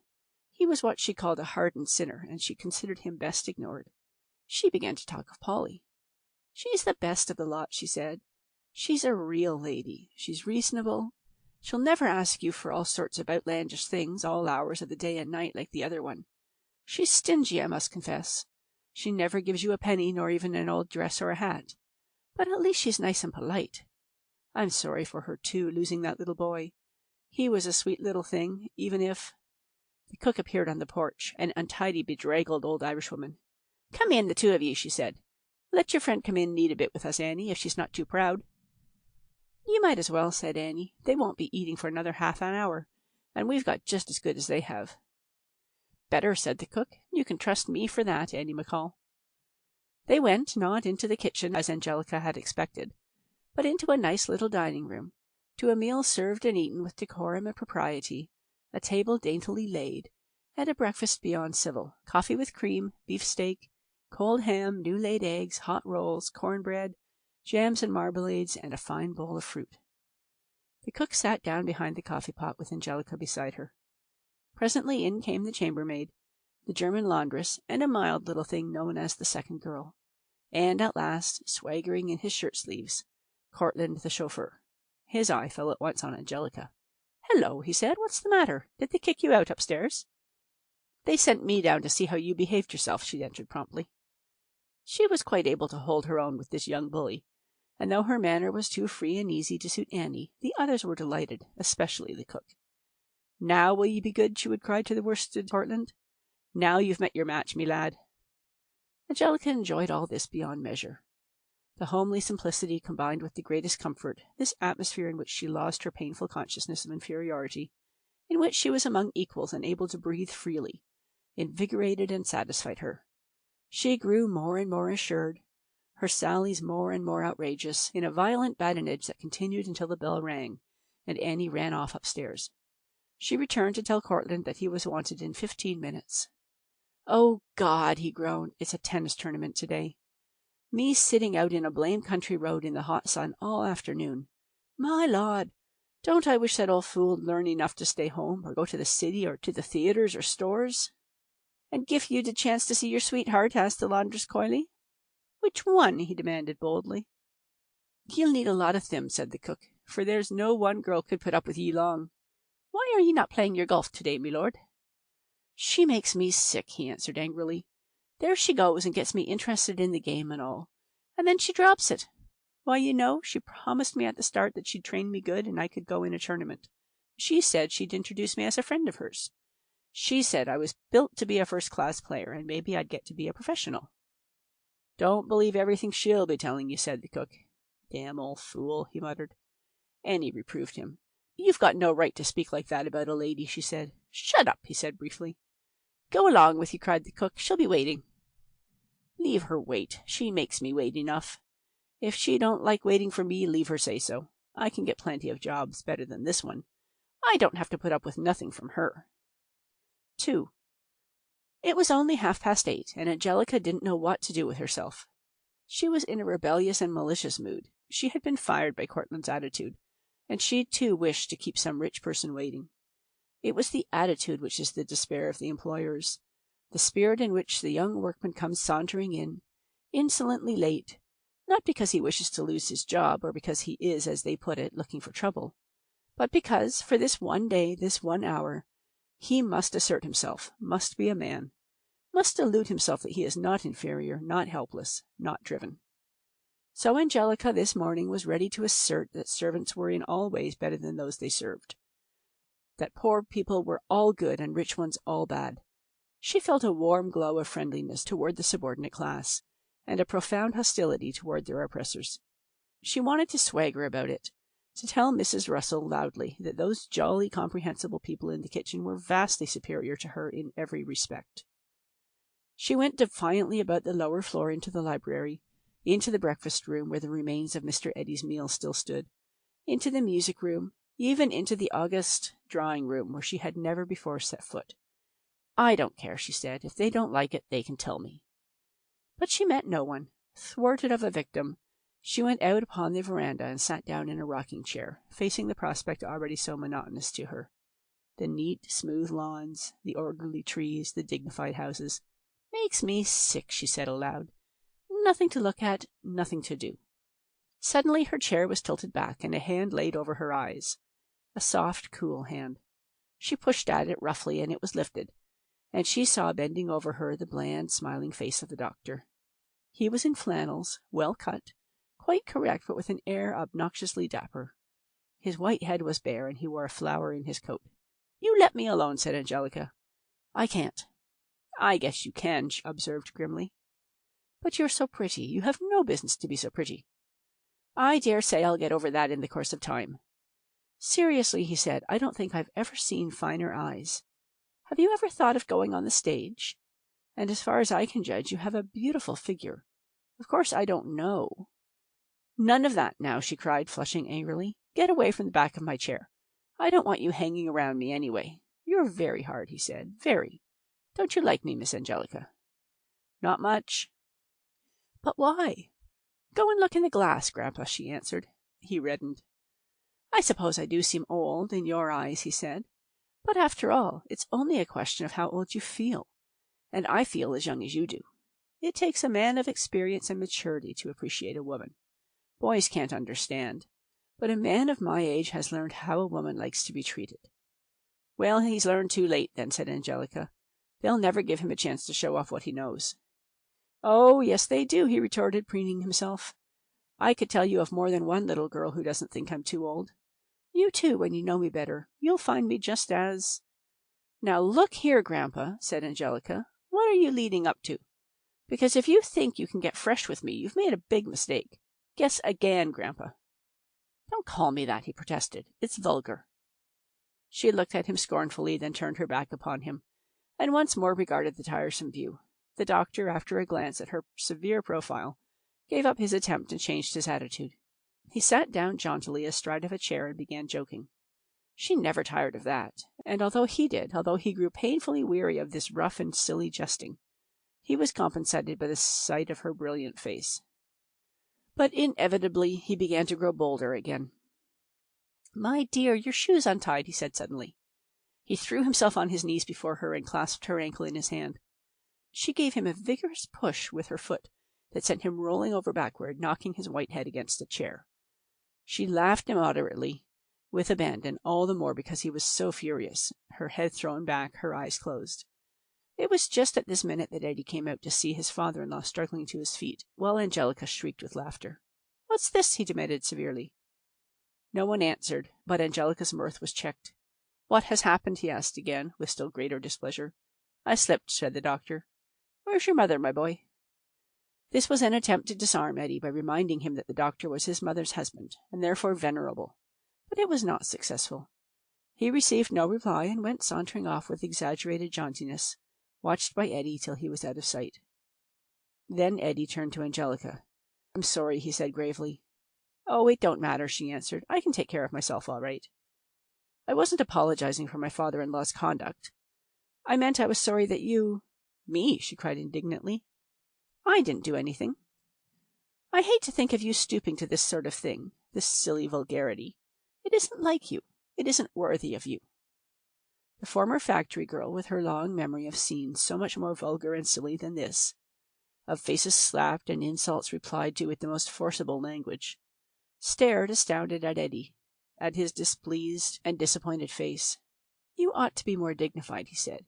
"You say you want to improve yourself. Then in that case, this sort of thing—" She really had seen nothing reprehensible in her conduct, nothing to be censured. She knew, of course, that a girl in her situation mustn't spend her time in fooling with the men of the household, but to disapprove it on high moral grounds— However, the word dignified gave her a clue. It was those magnificent women he had in mind. She was falling short of their standard, and therefore disappointing Eddie. She wasn't being magnificent. She looked up at him. "I see," she said thoughtfully. "All right. I'll try." "That's right," he said. "I knew, if it were pointed out to you, that that sort of thing is so out of keeping with your character." With your face, he meant. He meant, without being aware of it, that any sort of coarseness in a girl so lovely and desirable was a shocking offence to him. Angelica left him, inspired by the loftiest thoughts. She was resolved to redeem this day, begun so inauspiciously, breakfasting with the servants, knocking over the white-haired doctor. She pictured a new Angelica, stately and aloof. "He does me good, that feller," she reflected. End of Chapter 9. Chapter 10. It now became the aim of Angelica's life to satisfy Eddie. She felt that his standard was the right one, however painfully high it might be, and that he was genuinely concerned with helping her to attain it. And she felt that, in spite of his youthfulness and his somewhat grandiloquent air, he was a remarkable and an admirable man. The more she saw of him, the more she admired him. She was a shrewd enough observer, yet she never detected in him a single lapse from his own rigid principles. What he set out to do, he did. What he determined to be, he was. She had not knowledge nor experience enough to see that he was ignorant, crude, and childlike. She could only see his force, his strength of will, the earnestness of his ambition, and his complete ingenuousness. He went directly to Polly. He told her that Angelica was ambitious and that he wished to help her. "So any evenings that you don't need her," he said, "she can come to me and study. I'll look out for some books for her." Polly smiled and agreed. "It's another of poor Eddie's utopian schemes," she said to her mother-in-law. "I don't know what he expects to accomplish with the girl." "I only hope she won't accomplish anything," said Mrs. Russell. "She's very pretty, and Eddie's so susceptible. Of course, he thinks it's a sin to think of a girl as a girl, but still." They didn't at all like this educational project, but Mrs. Russell was too careless and Polly too sensible to interfere. Besides which, it didn't look really alarming. Eddie was not the sort. It would have been impossible to Eddie to contemplate illicit relations with Angelica, and with his extreme propriety he was certainly not likely to consider marrying her. It was simply an annoyance to have her thus exalted. They were irritated and somewhat contemptuous, but they said nothing. They took care never to discuss Eddie in her presence. It was a recognized fact that she and Eddie were allies. They were oddly alike in many ways. They had the same sort of careless austerity. Neither of them cared whether a chair were comfortable or not, the soup hot or cold, the weather propitious. They disdained fatigue, were ready to work all day and night to achieve an object, and had a fierce and driving ambition for power and distinction. But Angelica was coarser and stronger, while Eddie was more sensitive and very much more scrupulous. He was ruled by ideas. She was ruled by her vigorous impulses. Polly very rarely wanted Angelica in the evening, and Mrs. Russell dared not summon her, so that it became quite a usual thing for her to go upstairs with Eddie directly after dinner, and settle down with some valuable book of his selection. He didn't make any attempt to really teach her. She could as well have sat in her own room to read, but that would have entirely destroyed the character of the thing for Eddie. She must be sitting there, under his eye, docile, earnest, his pupil. Sometimes he worked, sometimes he was himself engaged with one of his instructive books, which he bought in sets, but whatever it was, he very rarely spoke to her. He maintained his pose of imperturbability, which she knew well enough to be only a pose. It didn't take her long to see how it was with him. She understood that sort of thing so well. She saw how drawn he was to her, how she stirred his ardent blood, and she rejoiced and brought out all her tricks to torment him. When she wanted something explained, she would bring her book to him and stand beside him, leaning against him, bending over so that her hair brushed his cheek. She had attitudes that were poems of allurement. There were certain tones in her voice, certain little gestures which she saw enthralled and disturbed and shocked him. "She doesn't know what she's doing," he would think. Well, she didn't exactly. She was well enough aware of the effect of her naughty wiles upon him, and upon other men, but she had never experienced the thing herself, never yet been transfixed by a dart such as she delighted to shoot. At first she was proud and gleeful, but after she had seen his painful effort to retain his dignity, his majesty, one might say, undisturbed, she felt a sort of respectful pity for him, and desisted. She had no illusions. She didn't fancy that his inclinations toward her was love. She never dreamed of marrying him, and she understood him and herself too well even to contemplate any other sort of alliance. She ceased her tricks, became honest and sober with him, and sat at his feet to learn what she could. The knowledge that she was desirable in his eyes did good to Angelica, for it gave her more confidence, more hope of attaining ultimate magnificence. She showed him her natural self, inquisitive, eager, strong, ready for any sacrifice, any denial that might help her in her progress. A nature at once ardent and calculating, a cool, shrewd, subtle Italian mind. As for herself, she wasn't in the slightest degree attracted by Eddie. She admired him and respected him. She felt a warm friendliness toward him, but no smallest trace of love or desire. It wasn't possible. He wasn't the man for her. He wasn't her sort. In contrast, and running parallel with this life of effort and progress under Eddie's direction, ran the other existence, the lazy, soft life of the harem. One half of her time she was studying, reflecting earnestly, considering her manners and deportment, and the other half she spent with Mrs. Russell and Polly, in a thoroughly demoralizing uselessness. Laziness was Polly's darling vice. She had long passed the stage of struggling against it. Now she hugged it, enjoyed it without shame. She lay in bed, in a chaise lounge, or on a sofa, hour after hour, smoking cigarettes, lost in her sorrowful reveries. Where on earth was she to find an incentive to activity? There was no one whom she might love and serve. No effort was necessary to obtain all the luxuries possible. Her old love of her art lay buried beneath her grief. She felt that she had all that she could ever expect in life. She had got quite used to Angelica now, and more or less fond of her. She liked to have the girl near, sitting with one of Eddie's books, absorbed in it, yet instantly ready for any service required. "Do you know, Angelica," Polly said to her one day, "that the very nicest thing about you is that you never forget?" Angelica considered that.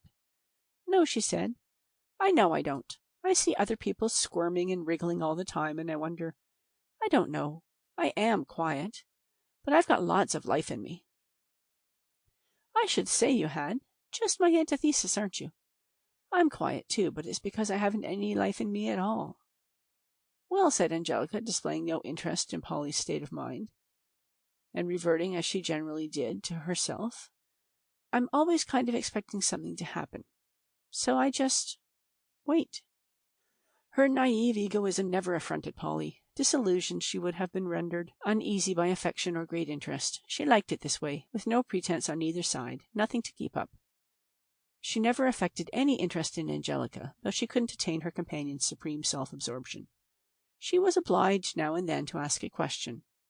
In fact, she couldn't help being curious about Angelica, who was not at all curious about her. She was sometimes a little piqued by the young creature's cool assumption that she was of no interest. She knew, as all other people know, what lay within herself, how different she was from every one else who had ever lived, how interesting she was, both in her qualities and her experiences, a thing true of everyone, and yet how impossible it is to make others see it. Polly was a woman of curious temperament, intense, sensitive, flexible, and yet protected and perhaps isolated by a certain cool good sense. She was an artist, a musician, a woman who had twice loved and twice been most cruelly deceived and rebuffed, who had suffered and thought very much and very bitterly, if not profoundly. But she was also the simple daughter of a small town, a woman who liked a long and leisurely gossip, who had the same and healthy blood flowing beneath her idle hypochondria.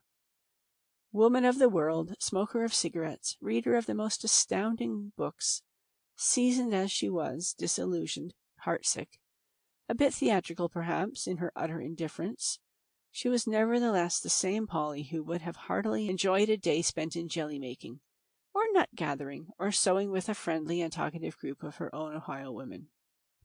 She had very little in common with Mrs. Russell. They didn't really like each other, but being unoccupied and in somewhat similar circumstances, they got on well enough together. The whole household got on together. In fact, there were intrigues, incredibly petty and subtle strategies and plots, but nothing overt. The other two women accepted this new favorite of Eddie's with a resigned tolerance. They made use of her, but they were quite kind. They too had an influence on Angelica. They taught her something. A little compromise that must be made with life. You didn't have to love people or hate them. You only had to get on with them. She could not but admire their charming good humor. This complete lack of aggressiveness which people she had known before had been obliged to cultivate. They were all so comfortable together. 2. It was one of those summer afternoons which had such an indescribable charm for Angelica. She wasn't used to idleness, and it delighted her, this sitting about with a long stretch of empty hours ahead, to fill as one pleased.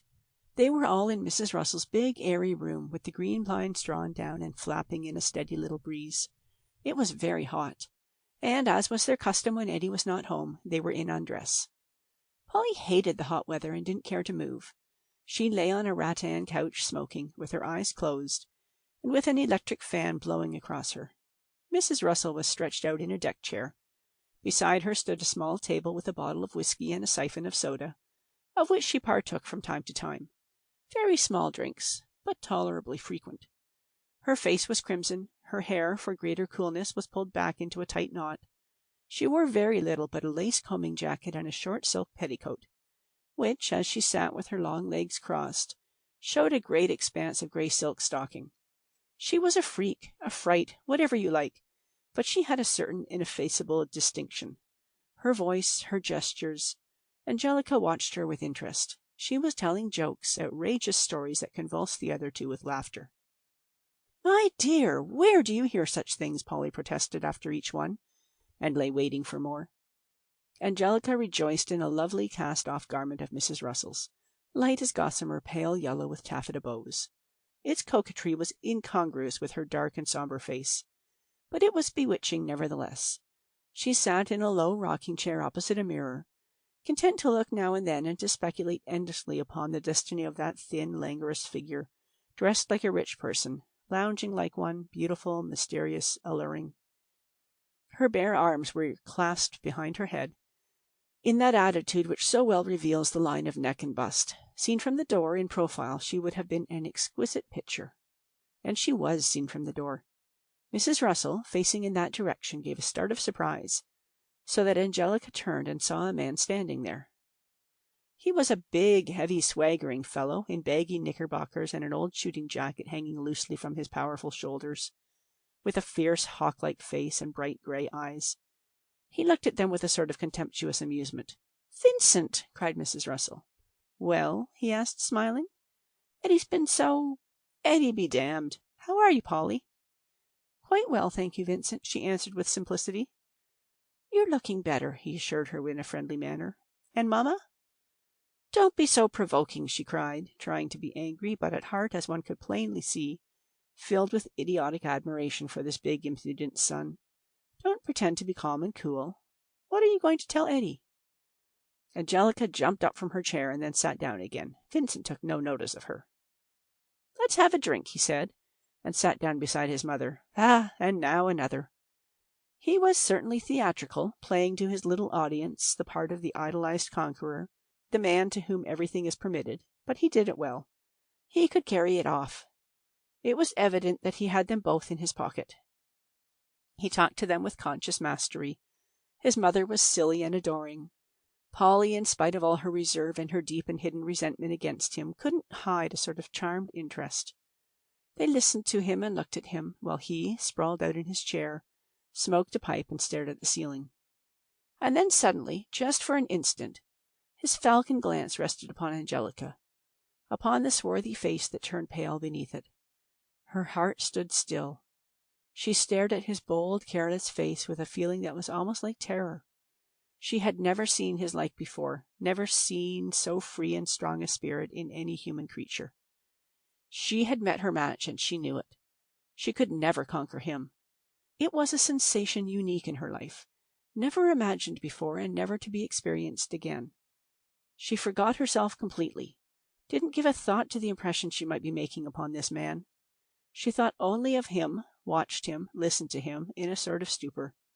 He didn't look at her again, but she knew that he was conscious of her, and that he included her among his audience.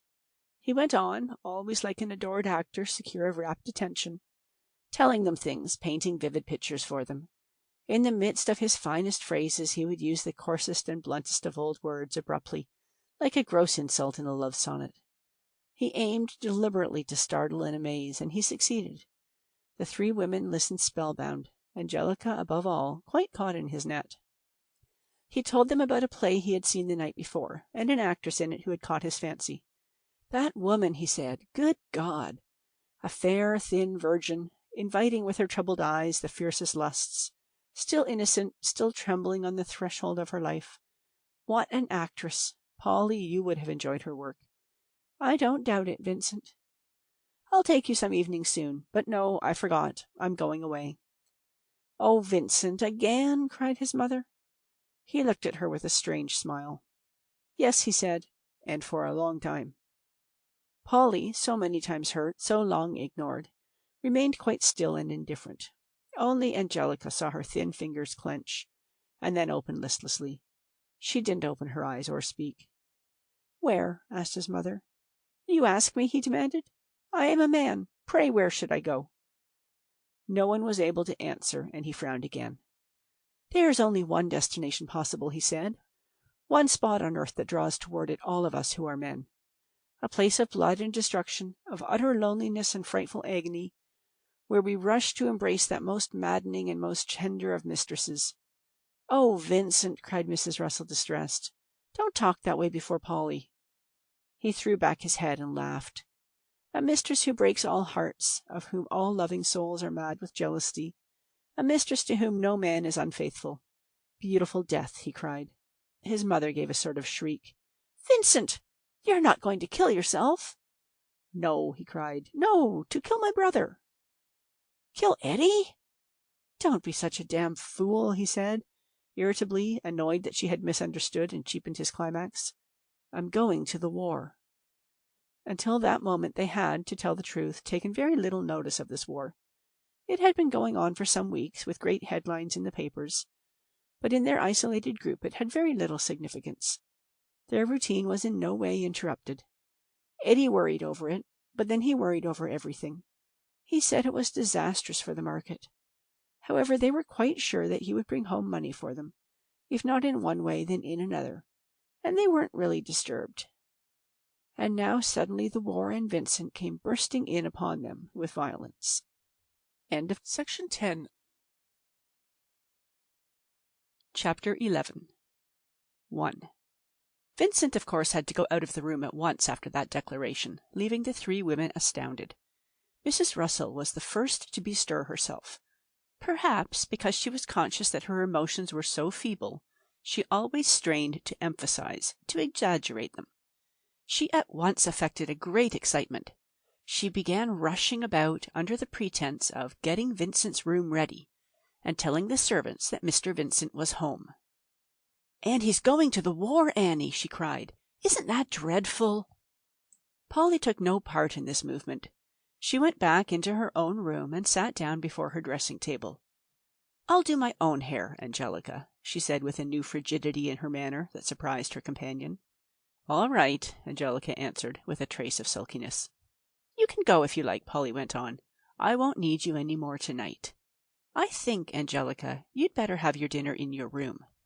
Mr. Geraldine might not like a stranger at the table the first evening he's home." "All right," said Angelica again, turning obediently to the door. But she did not attempt to conceal a most provoking smile, to show Polly that she knew the cause of all this. She went trailing back to her own room in the yellow negligee, and shut herself in, happy enough to be alone and unobserved. After all, what did it matter if she couldn't come down to dinner, couldn't see him at all that evening? She could think about him, she could recall his face and his voice, rejoice again in that unaccountable thrill. She leaned back in her chair, her arms clasped behind her head, a strange and divinely stupid smile on her lips.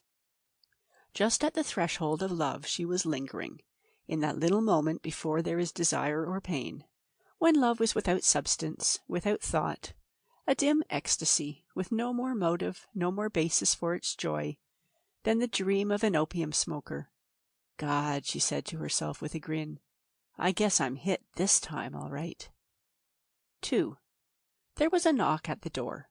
She went leisurely to open it, with the expectation of seeing her dinner served on a tray. But it was Eddie, the loyal Eddie, come to fetch her. He was rather pale, and quite unsmiling. "If you'll get dressed," he said. "We're waiting for you to come to dinner." "Mrs. Geraldine said—" "It doesn't matter. You must come. I wouldn't sit down without you." He looked at her and his face twitched. She looked so strange, so terribly aloof. He was unstrung anyhow. He had had a beastly interview with his brother, and a somewhat unpleasant 5 minutes with Polly, whom he so much admired. He had really annoyed her for the sake of this devilish girl. He was filled with dread and distress, with a wretched sense of impending calamity, what people call a presentiment. Perhaps it was because his mind unconsciously recognized all the elements here for a hellish conflagration. "Hurry, won't you?" he said. "We're waiting." She did hurry, and her dressing only took 10 minutes. But she was very much surprised to find Eddie still waiting for her, and still more surprised when he took her by the arm, and for the first time used her name. "Angelica," he said in a low voice. "What?" she asked, startled. "Don't." "Don't what, Mr. Eddy?" He didn't answer, but squeezed her arm, and when she looked up into his face it was desperately anxious. "All right," she said, half understanding what he wished her to understand. For she too was vaguely aware of danger. She too could dimly perceive whither her eager feet were leading her, but she ran to it, flew to it. She too had an odd and terrible feeling of approaching ill fortune. She felt disaster drawing near, yet was not able even to wish to avoid it. She sat down at the table next to Vincent, and she hadn't been there for 15 minutes before she was lost. His bold eyes rested on her face, and all her own boldness turned to surrender, her own fierceness melted. She couldn't turn away from him. She sat very still, enthralled, listening to his voice, watching his mobile face, the fine, straight brows moving so expressively, his supple hands. He was still in his rough sports clothes, and his bright brown hair ruffled. He had an air about him of fine, arrogant carelessness that she could worship. He had none of Eddie's punctilio, no sort of nice manners. He had only an indifferent ease, a most complete disregard for any other living soul. He interrupted without compunction. He made no pretense of listening. He wanted to do all the talking, and he wanted to be listened to with respect. Well, why not? Angelica wished nothing better than to look at him and listen to him forever. She couldn't bear the idea of having to leave his presence.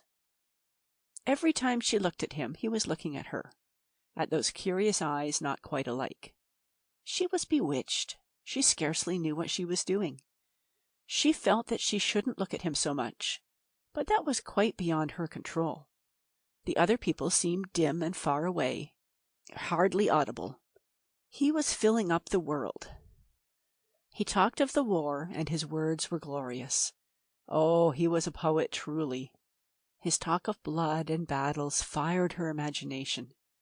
Eddie's studious dissertations upon the rights and wrongs of the conflict seemed to her contemptible.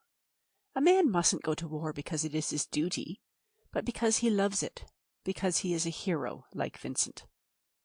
"I'm going," he said. "I long for it. It's the completion of a man's life. Until he has fought and killed, a man has not lived. That is his manhood, his glory. Think of all Europe rushing blood-mad to the Flanders battlefields, all the young and the fine and the strong herded there to kill or to die. My God, the very pinnacle of life." "Or the lowest depth," said Eddie. Vincent laughed. "You're no warrior, my dear boy," he said. "Well, we don't expect it of you." Eddie grew red. "I dare say I'm as much a warrior as the next man," he said. "I dare say I'd like it, this fighting and killing. But I don't see anything fine about it. I don't glorify it. I think it's beastly. There are plenty of things that I'd enjoy that I don't by any means admire. This fighting is a filthy relic of our old barbarous days." "Then so are all our splendid passions, my boy. God keep us barbarous and men. You chilly, cowering little pen-drivers." "That's enough," said Eddie. "You're talking rot, pure rot." He was making a desperate effort to control a furious anger. For the sake of his own dignity, he didn't care to quarrel with Vincent. He knew his brother and his unholy resources too well. "All those chaps in offices and so on," he continued, "you don't know anything about them. If it comes to the test—" "Oh, you'll all do your duty, all you little money grubbers," said Vincent. "I don't doubt that. But what we need, what the world is sick for, dying for, is men who are inspired." "They might be inspired by something better than drunken enthusiasm," said Eddie. Vincent laughed again and looked around the table at his worshipping women, but his glance rested upon Angelica. She caught her breath, stared up at him, and then, for the first time, smiled at him, a smile quite strange to her, trembling and uncertain. 3. Eddie pushed back his chair and got up. "Miss Kennedy," he said, "I've some more books for you, if you'll come and get them." "All right," she answered carelessly. He hesitated a moment as if he were about to speak. Then he went on upstairs to his room, leaving the door open so that he could watch the lighted hall. He saw his mother go by into her own room. Then he heard the sound of the piano downstairs, Polly's familiar touch. "I suppose she'll stay down there jabbering," he said to himself, jealous, hurt beyond measure. "When he comes, with his damned swagger, of course she has no further use for study and improvement. She'll forget all about coming." He couldn't read himself. He sat facing the door, restless, miserable. There came to his mind so many stories he had read, operas he had heard, with the tragic rivalry of brothers for their theme. And wasn't he the very prototype of the good brother, the one who is always wronged by the reckless handsome one, by Vincent? He thrust the thought away. Damned nonsense. No one was in love with anyone else in this house. He recognized an old and most unworthy adversary in this jealousy, something which he had tried for years to combat. It was the most convincing proof of Eddie's greatness of soul that he did so struggle with this envy, and that he did not hate his brother. He had every possible reason for doing so. He had the memory of years and years of injuries and injustices. He had seen this brother always exalted above him, always held up to him as an example of all the social virtues. "If you'd only try to be more like Vincent," his mother used to sigh. Eddie couldn't dance, couldn't sing, couldn't in any sort of way ingratiate himself. He wasn't liked. His goodness itself was perhaps the chief thing against him. "I never worry about Eddie," Mrs. Russell had often said in his hearing. "He's perfectly safe." And he knew that this was a most unattractive thing to be. He had never got on with Vincent. There was only 2 years' difference between them, and Eddie had never been able to make even this apparent. He was smaller. He developed much more slowly. He never could obtain any of the prestige due to him as the elder. Eddie, at 19, had been nothing but a somewhat priggish and very shy schoolboy, while Vincent, at 17, was a young man. It must not be imagined, however, that Eddie was in any way subservient to his brother. For the most part, they were quite indifferent to each other. They very rarely met. They went to different schools, and Eddie spent his holidays with his mother and Vincent with his father. When their father died and they were once more under one roof, with their mother, they had separate friends, separate interests. When anything did bring them together, they fought. Eddie had more than once been sent rolling in the dirt by his bigger brother, and in spite of the transition that the normal boy loves the fellow who pummels him most heartily, this didn't breed affection in Eddie's heart. He resented it. He was fiendishly proud and sensitive, and he couldn't forget such outrages. He had fleeting visions of certain miserable moments, visions of the triumphant and exuberant Vincent, of being taken to see Vincent graduated with honors, to hear him read a valedictory poem he had written, to see him surrounded, overwhelmed with admiration of watching him win races, play in tennis tournaments and amateur theatricals, of hearing him sing. It seemed to him that he had spent a great part of his youth sitting beside his mother and watching Vincent show off.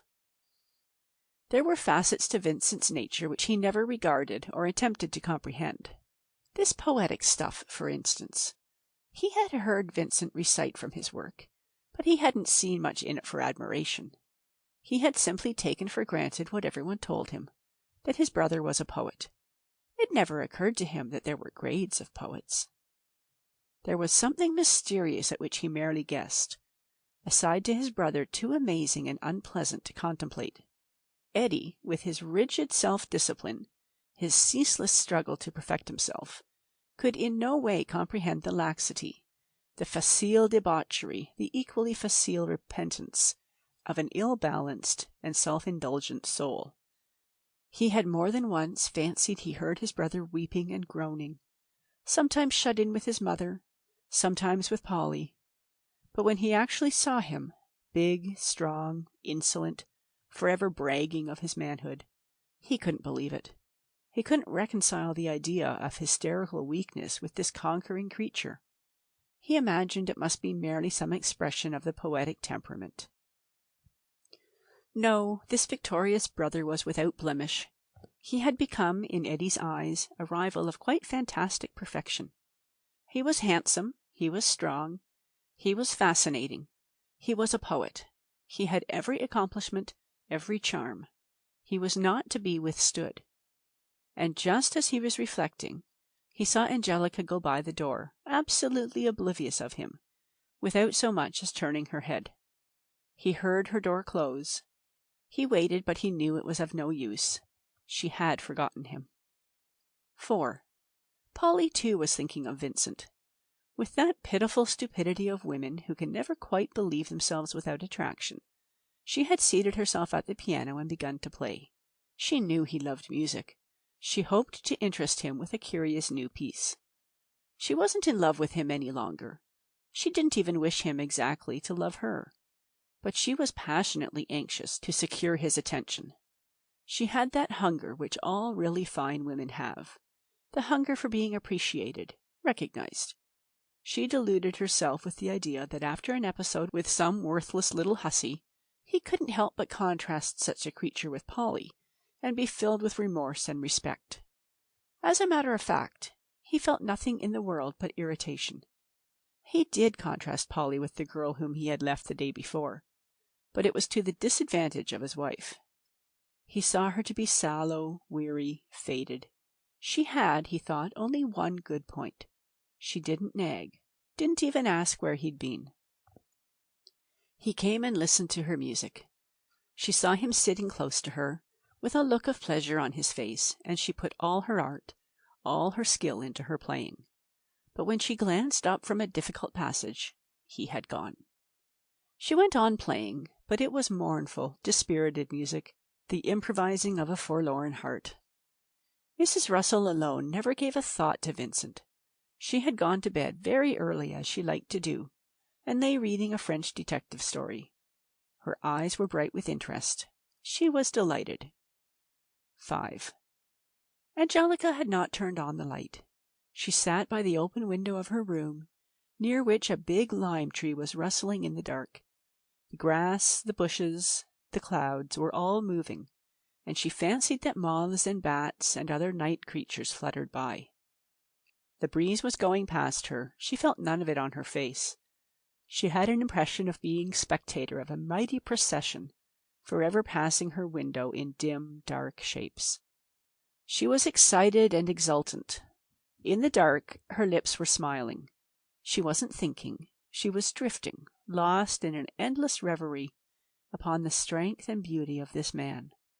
She was like poor Polly, playing uncounted variations on one sole theme. I never felt this way before, she reflected with wonder. I never thought I could. But then she had never expected to meet a man like this, so entirely the hero of her dreams. With her sad worldly wisdom, she had expected so little of love or of men. She had expected to be satisfied with someone who would love her. She had never, in her pride, imagined a man whom she could love. This noble and poetic soul was a shock to her, an amazement. Her fancy dwelt upon his splendid figure, his bold face. She smiled again, and then grew suddenly uneasy. "No," she said, "I don't like it. I wish I didn't. Him being married and all." For a moment she had an inchoate perception of life going by like that wind outside, only not passing her, but bearing her with it. She knew that this thing could not be stopped. "Maybe I'd better go home," she thought. "I don't want to get mixed up with anything queer. Maybe I'll go." But that wasn't genuine. Retreat wasn't in her soul. Her vague uneasiness increased. She began thinking of Eddie and his books, and those magnificent women. But all of them, she thought, just went for the man they wanted, I guess, and didn't give a darn for anything else. Maybe that's the best way. She dallied with the idea of reckless, overwhelming passion, but she could not wholly accept it. There was something humiliating in caring so much for a man. There was a quiet little knock at the door. Angelica's hand flew to her heart. She didn't stir. There was another knock, and still she didn't answer. Then, fancying she heard a footstep departing, she was seized with an unreasonable panic, and flew across the dark room and stood close beside the door. "Who is it?" she asked. "It's I," said the voice she had longed for and dreaded. "Well, what do you want?" she asked flippantly. "I thought you'd like to take a walk in the garden," he said. "Why? It's too late," she cried. "Can't we have a little talk?" he asked plaintively. "Can't I come in?" She hesitated. "I guess you'd better not. I'll see you in the morning. It's so late now." "I didn't think you'd care about such things," he said.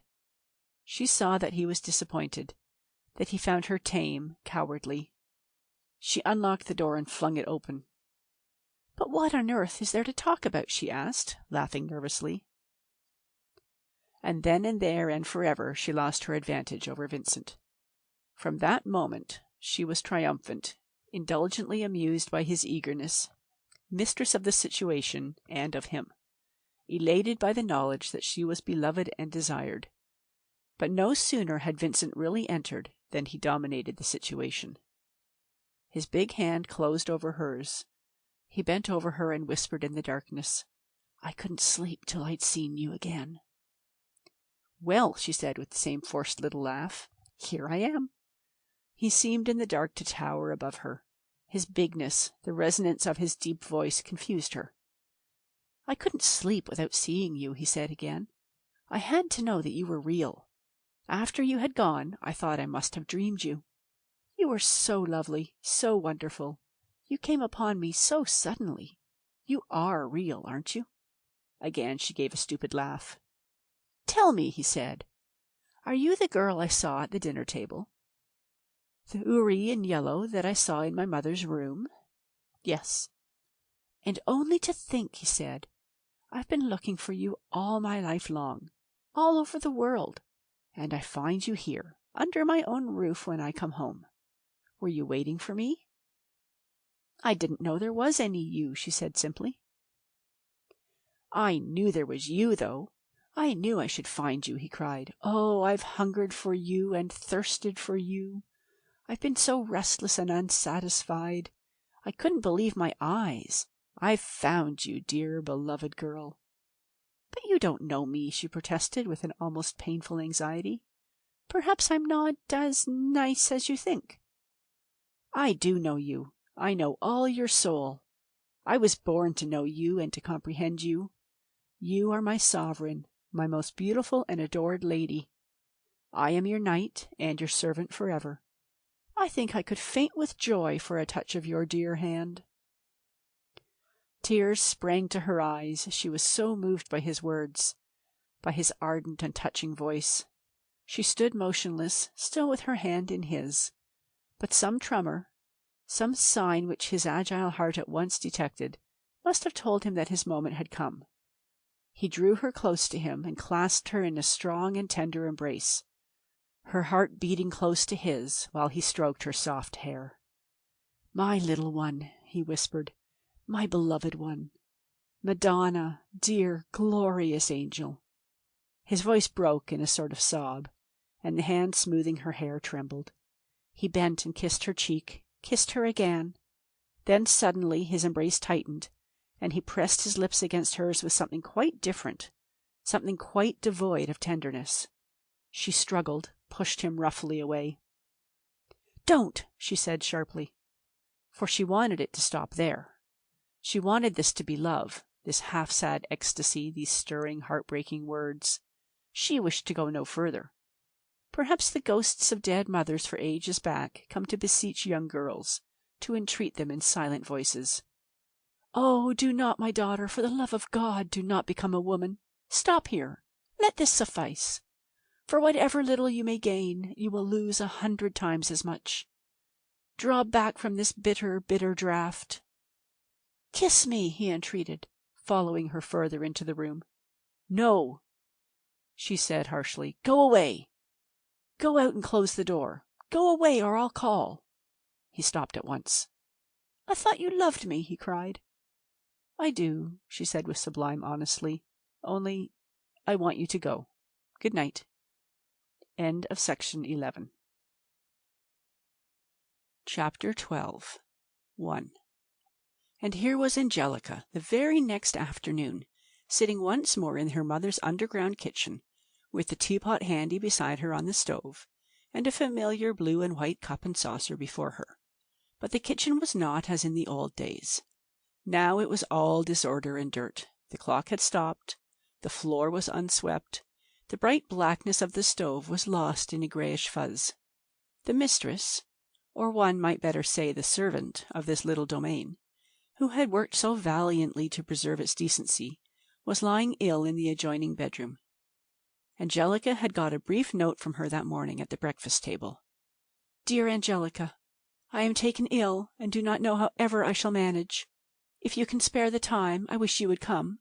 Your mother." Angelica had shown this to Eddie, and he had at once ordered the motor for her and given her $25 for any urgent expenses. "Get everything that's necessary," he told her. "If she's very ill, be sure to get a nurse. Don't overtax yourself. And here's my office telephone number. I'll expect to hear from you this afternoon." Angelica had got a doctor from the neighborhood. He had declared her mother's illness to be a sort of indigestion, and had ordered a cessation of boiled tea, a strengthening diet, a number of medicines, and a week's complete rest. And now Mrs. Kennedy was enjoying the rest. Angelica had set to work with terrific energy, had gone flying in and out of the flat, using Eddie's money to great advantage. She bought her mother 2 new night dresses, a bag of oranges, a drinking glass — they had had nothing but cups for a long time — and 2 new saucepans for cooking the food she was to enjoy.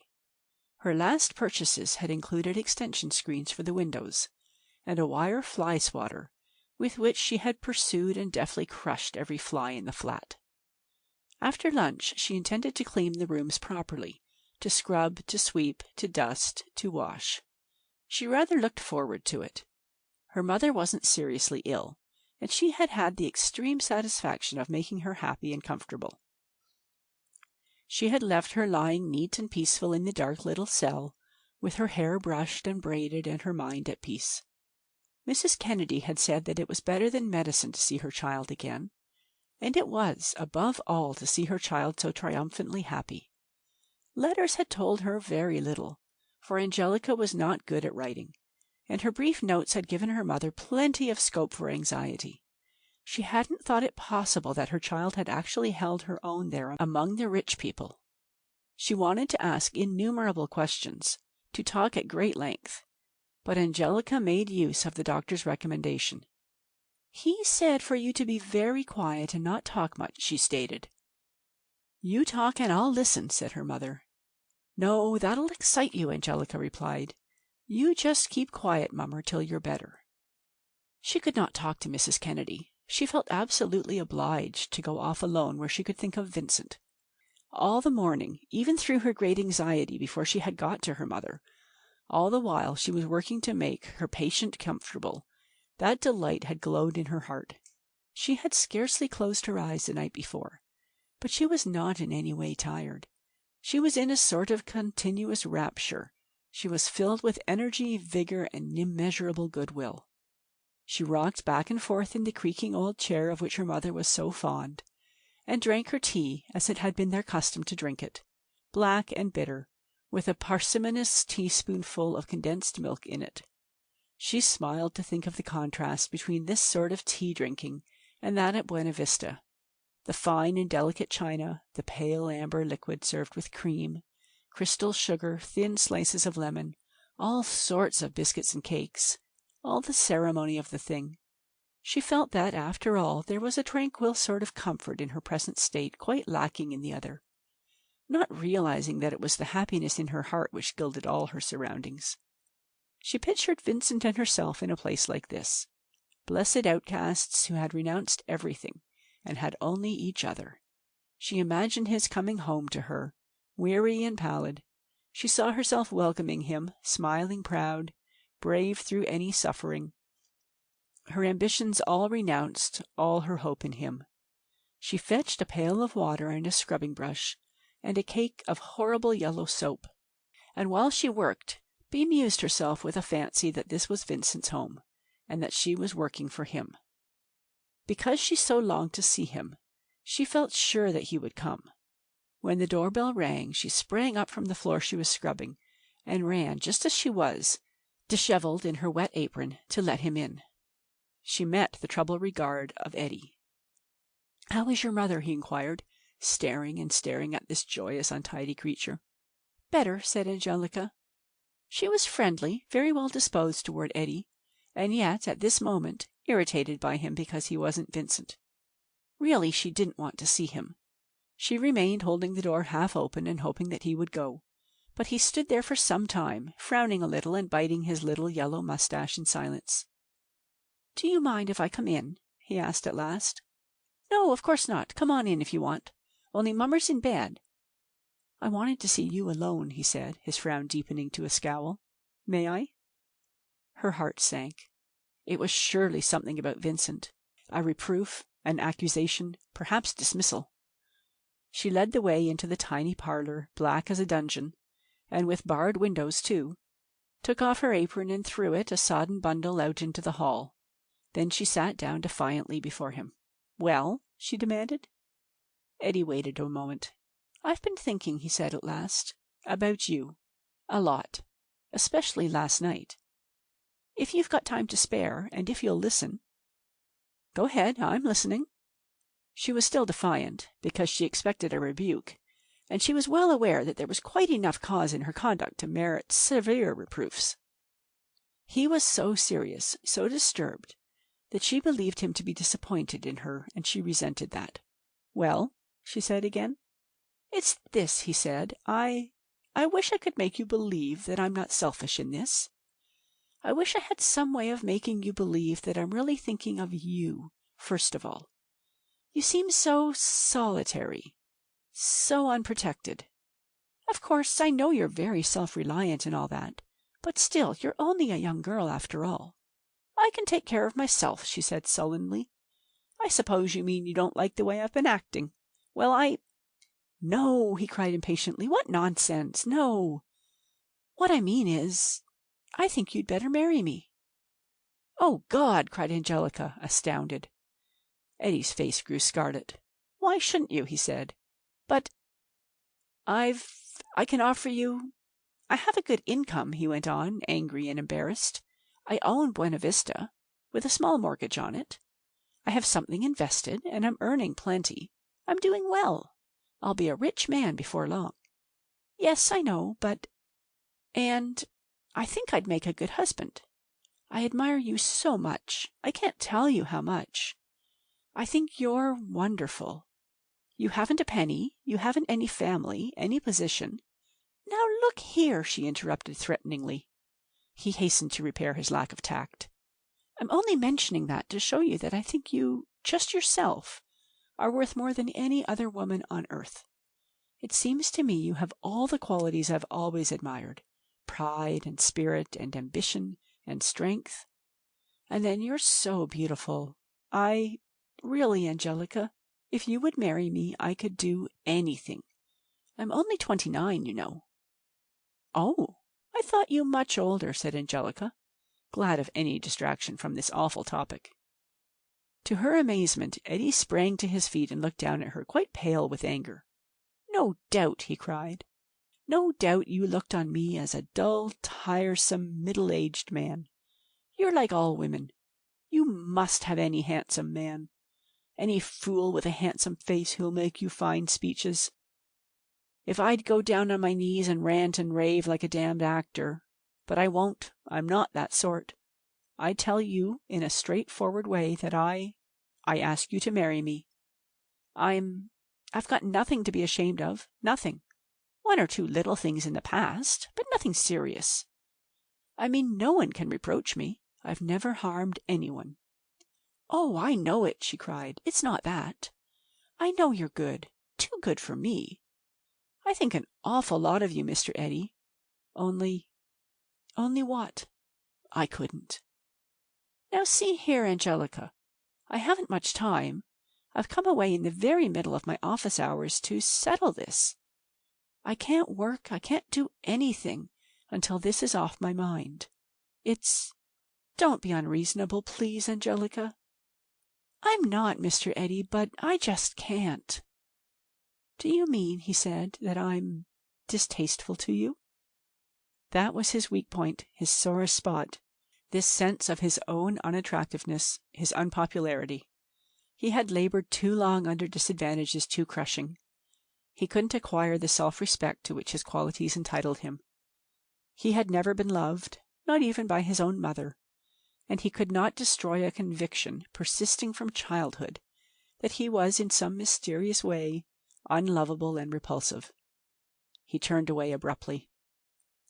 Very well, he said, I understand. I'll go. Goodbye. No, don't. It's not that. You're not distasteful, she cried. Honestly, you're not a bit. I think an awful lot of you. I think you're grand. I do, really. But I'm just not in love with you. I can't help it. It isn't that you're not handsome or anything like that. She was moved by his wretched, pallid face. She wanted very much to reassure him as to his desirability and attractiveness. She wanted him to know of her admiration and her great good wall. But she knew no way of saying all this. She caught his hand and squeezed it, and when he turned she looked up at him with those wonderful black eyes, troubled, filled with tears. "But can't we keep on being good friends?" she asked. He forced himself to smile down at her in his odd, kindly way, or as nearly that as his drawn face would allow. "I'll try," he said. "Good day." 2. Mrs. Kennedy wished to have all this explained to her. "Who was it, Angie?" she asked. "It was Mr. Eddy, him that owns the house," said Angelica. "What did he want?" "Oh, nothing. Angie, tell your mother, dearie, what made you cry?" "I don't know. I was nervous, I guess." Her mother sighed. "If you've made up your mind not to tell me, you know your own business best, I dare say. Only, Angelica, I hope there's nothing wrong about it. Nothing that's what it shouldn't be." "No, if you really want to know, he wants to marry me." She couldn't conceal a sort of pride. After all, it was something. Her mother was not garrulous, but this she couldn't stop talking of. She couldn't have enough of Eddy. No detail was too trivial. She wanted to have a complete description of this person and of his life. But Angelica's reception of his proposal she didn't mention.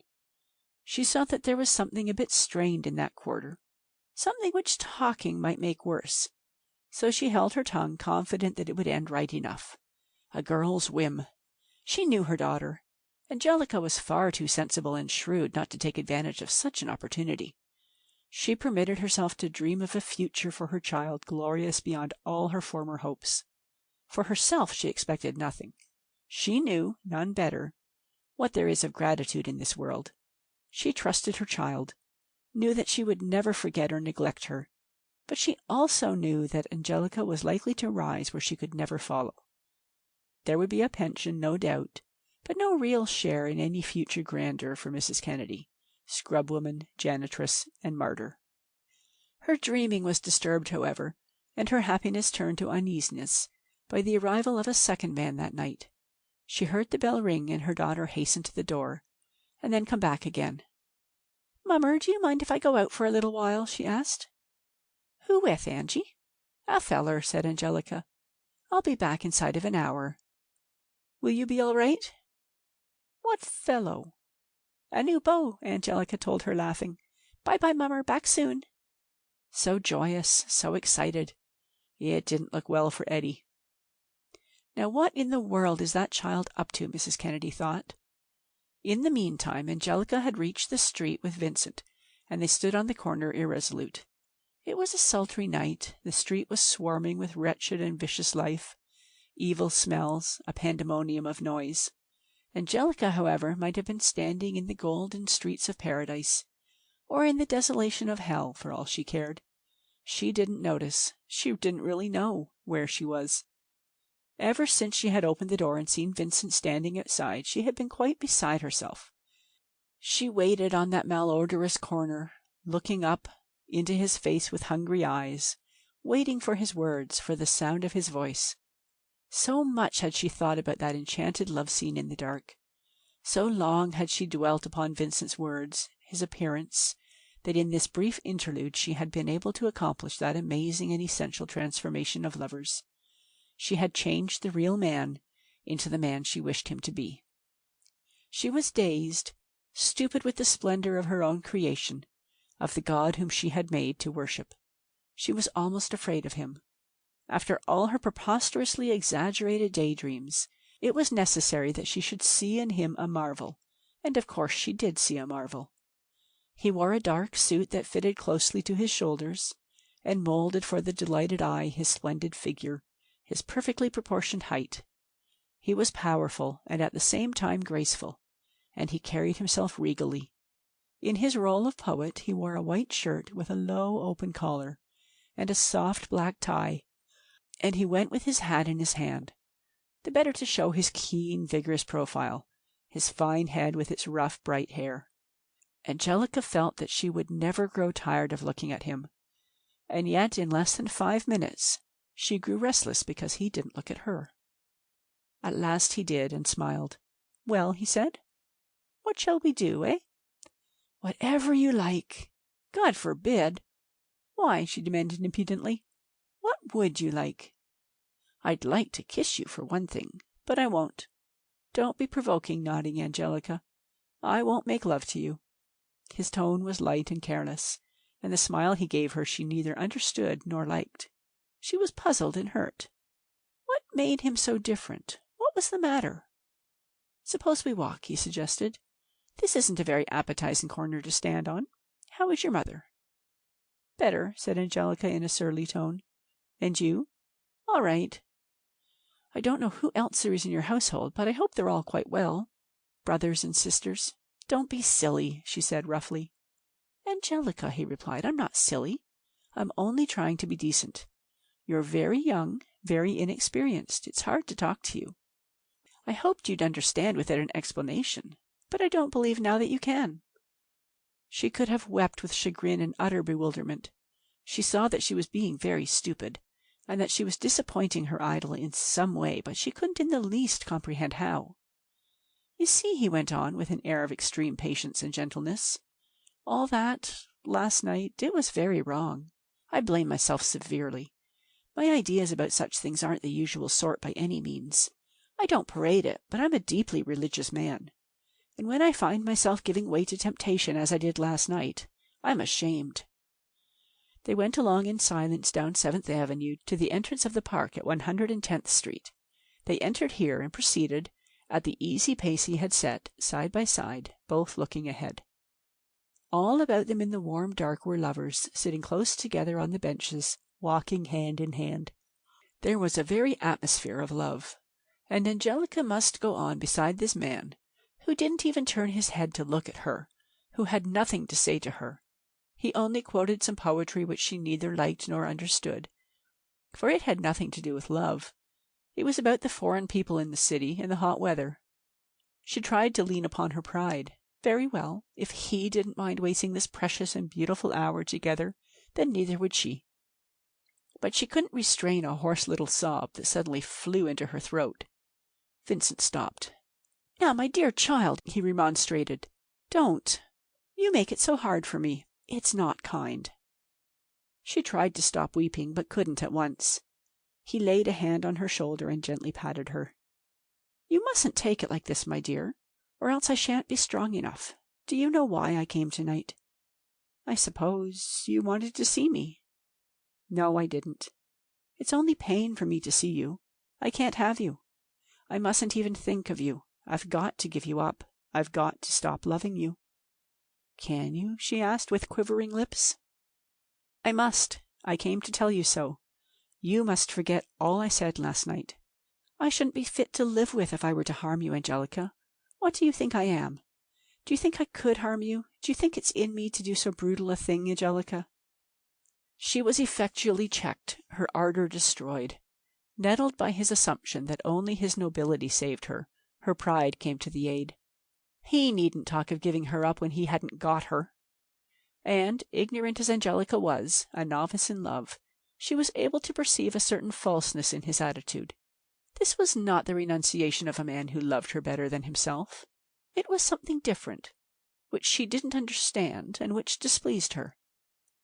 She had a feminine longing to be captured and compromised, that she couldn't even imagine the motive which just then ruled Vincent, that powerful instinct of the male to escape entanglements.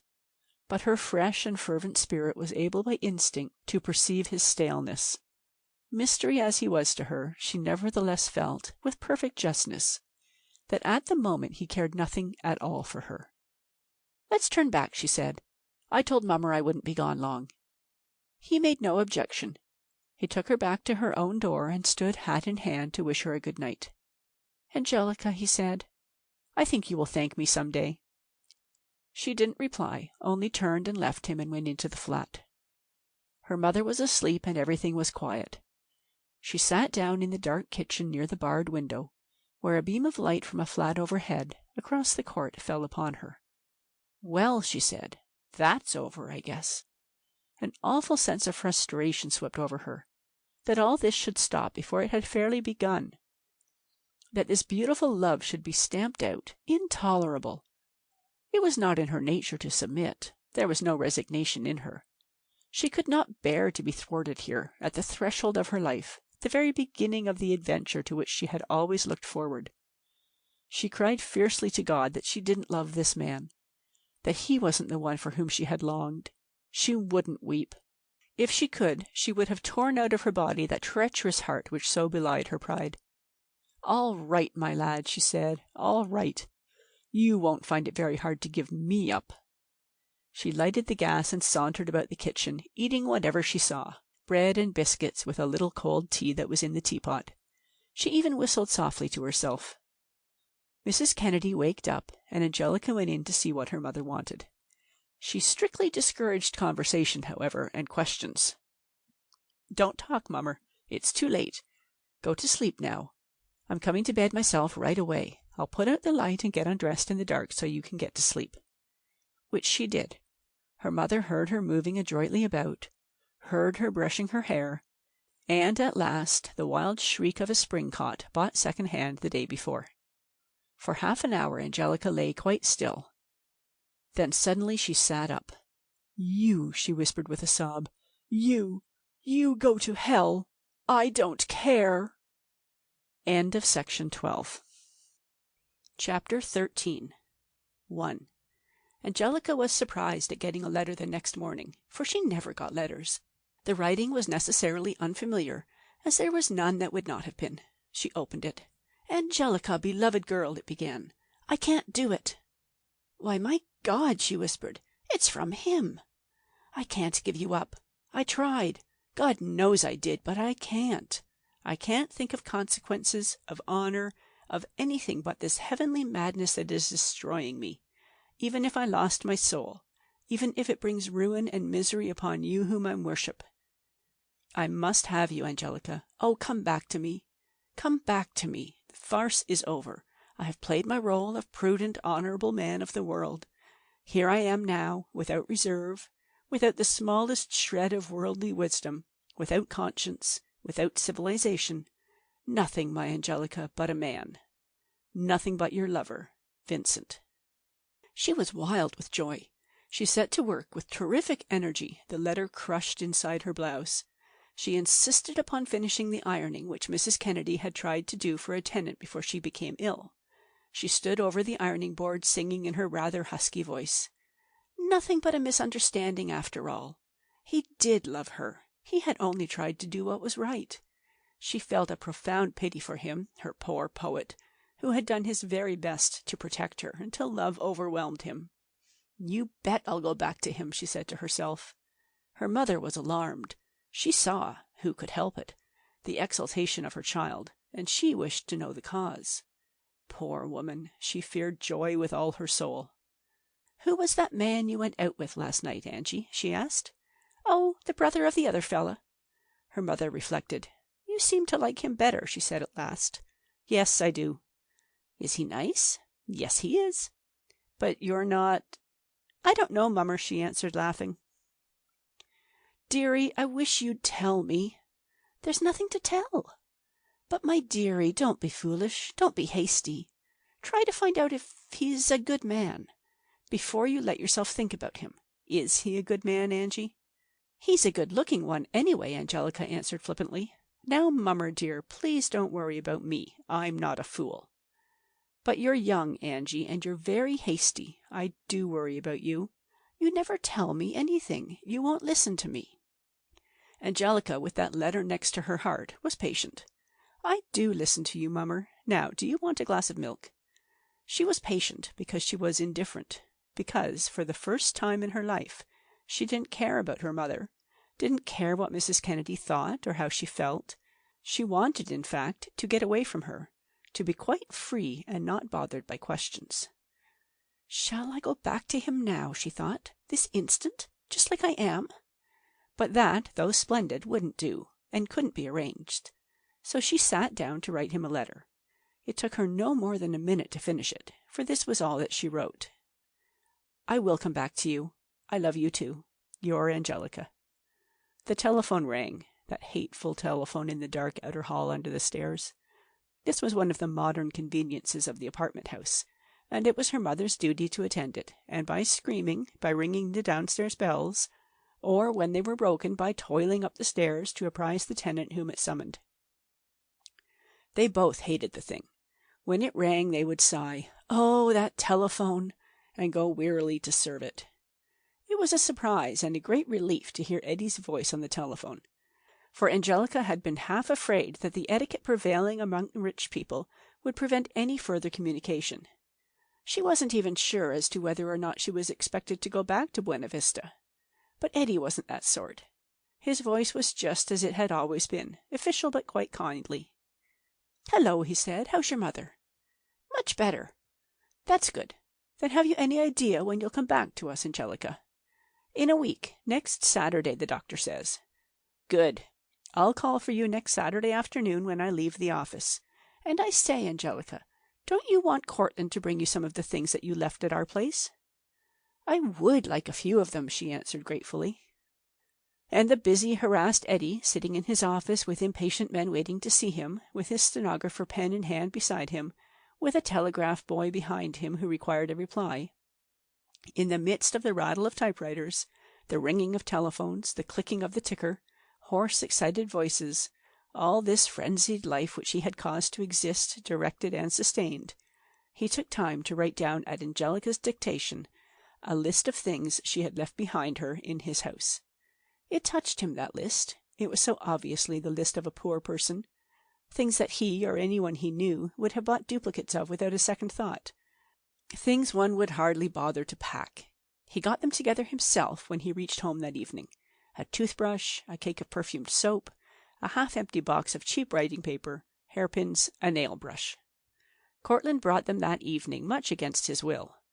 Who was she to have her wretched little belongings sent down to her in a motor car? He was obliged to assert himself, to proclaim his independence and his superiority. He stood outside the door with his finger on the bell so that it rang in one long, maddening clamor, and he kicked at the door. He made an outrageous noise. Angelica came flying down the hall in a fury and flung open the door. "What do you mean?" she cried. "Where do you think you are, anyway?" Cortland stared at her for a minute. Then, making an imaginary lorgnette of his thumb and forefinger, he peered through it, bending forward from the waist in a preposterous and unseemly attitude. "Eh!" he exclaimed in a simpering voice. "I beg your pardon, I'm sure. I forgot myself, really, don't you know? If you will kindly permit me to enter this mansion, I will deliver to you this package of jewels sent by the Duke." "Give it to me and shut your mouth," said Angelica. "What's all this?" called Mrs. Kennedy from her bed. "Who is it, Angie?" "Only the chauffeur. He brought me some of my things," her daughter answered in a contemptuous tone. There was something about her child's words and tone that jarred upon Mrs. Kennedy. She came out of the bedroom in her new flannel wrapper, and addressed Courtland with ceremonious politeness. "I'm sure we're very much obliged to you," she said. "Won't you step in? Maybe you'd take a cup of tea and rest for a few minutes." "Rest?" said Angelica. "He never does anything else." Courtland ignored her. "I don't care if I do," he said to Mrs. Kennedy, and followed her into the kitchen, where he sat down heavily on the step-ladder chair. "I'm as tired as a dog," he said, with his invariable air of grievance. "It's enough to make you sick, driving that woman all over the country. No more consideration she's got than a dog."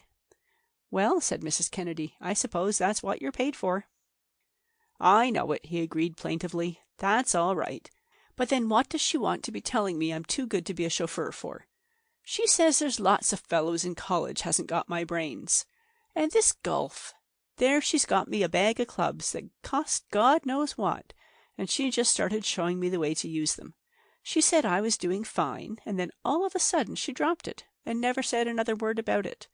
I waited, and after a while I began putting the bag of clubs in the car to remind her. No, not a word. So I says to her today, 'What about this here golf?' And she says, with that grin of hers, 'Oh, I hardly think it's worth while going on. I'm afraid it was a mistake,' and tells me I can sell the clubs." "What of it?" inquired Mrs. Kennedy. "They're no good to you. I can't see any sense in your learning to play golf." "I can't see what you have to complain of." "Oh, it's the way them rich people pick you up and then drop you that makes me sick. Who is she, anyway? An old—" "You shouldn't say that," said Mrs. Kennedy severely. She was well enough used to bad language not to be shocked, but she was displeased. "You ought to be ashamed of yourself," said Angelica. "After all she's done for you." "I don't want her to do nothing for me. I want her to let me alone. Listen here. You wouldn't stand up for her if you knew the way she talks about you. I had the two of them out the other day, and they were fighting about you all the time. She said you was no good, and she guessed you'd stole things off her. But Mrs. G, she says no, you're all right. Then she says you'd make trouble in the house. And Mrs. G says, well, ain't there enough trouble there anyway? What do we care if we get a little more? I want her back, she says. All right, says the old lady, have her, if you want her, but don't kick if you find your Angelica had grown scarlet. My God, what a lot you talk, she said. You better be starting home. He eyed her with resentment. I'll go, he said. Don't you worry. After Courtland had gone, Mrs. Kennedy attempted to reprove her daughter for her bad manners, but Angelica insisted autocratically that she must go to bed at once. You shouldn't get up at all, she told her mother. The doctor said it wouldn't hurt me, just around the flat. Not at night. You'd ought to know better. You ought to be asleep by this time. Now listen here, Mummer, she added firmly, as she saw signs of rebellion. If you don't do what I say, I'm not going to stay and take care of you. The doctor said rest. Well, this isn't rest. You got to go back to bed this instant. So did she rid herself of the necessity for talking, for listening, for recognizing the external world. She was irritable at the very least disturbance. Her joy had gone and left a bitter impatience. 5 days before she could go back to that enchanted house where Vincent lived, to be again under the same roof, sitting at the same table. 5 days lost out of life, out of her best years. She was a little surprised and rather pleased at her own lack of morality. She really didn't care a bit, didn't feel in the least shocked or distressed at loving a married man. Nor did she hesitate for an instant at the prospect of going off with him. She believed that was what he meant. Very well, she was ready. She would leave her poor little mother desolate. She would humiliate and affront the kind Polly. She would leave Eddie overwhelmed by disgrace and grief, and still she didn't care. She was deceiving her mother, deceiving Polly, shamefully deceiving Eddie, and she didn't care. On the contrary, she was rather proud of it. She felt that such insolent wickedness had in it more than a little magnificence of the sort possessed by the magnificent women of the past. Oh, the world was well lost for Vincent, her poet lover.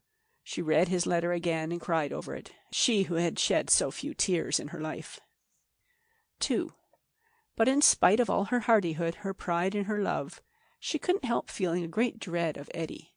She didn't like to face him. She had a silly idea that by merely looking at her he might know all that her heart contained, and although he so much admired magnificence, she had no delusion as to his admiring this. She got ready on Saturday afternoon in a state of great nervousness that subdued even her eagerness to be with Vincent again. She hadn't seen either of the brothers for the past 5 days. Eddie had telephoned every day, but there had been no word at all from Vincent. That didn't trouble her, however. She felt that she and Vincent understood each other absolutely, no matter how long or how far apart they were. Just as she thought of him, he thought of her, longed for her. Her only trouble was this dread. If only it were not Eddie who were taking her to him. It seemed to cast a shadow upon the boldness and beauty of their love, to dupe a creature so blameless and so generous as Eddie. He was late. It had grown dark, and the lamp in the parlor was lighted, and she and her mother sat in there talking, a word now and then, in long, long silences. They had nothing to say to each other. Angelica's heart had flown forward to meet her lover, while her mother's brain struggled wearily with the problems of the minute, of the next week, of someone's ironing, of someone else's scrubbing, of whether she were going to earn enough to keep herself from getting ill again. They were effectually separated now. Came a brisk ring at the bell, and Mrs. Kennedy went to open the door. "Come in, sir," Angelica heard her say. "Mrs. Kennedy," replied Eddie's voice. "I hope you're better." "Thank you, sir. I'm quite well again. Won't you step in?" Angelica greeted him with an uncertain smile. She didn't know what his attitude would be, but he was certainly not vexed or cold or suspicious. He was simply excited, not himself. "Well," he said, "I've done it." "Done what?" she asked. "I've enlisted." "You're going to the war?" "Yes." "But I thought you didn't approve of it. You said it was beastly and everything." "Yes, I do think so, but—" He hesitated, frowning. He didn't know how to explain. Didn't, as a matter of fact, honestly wish to explain.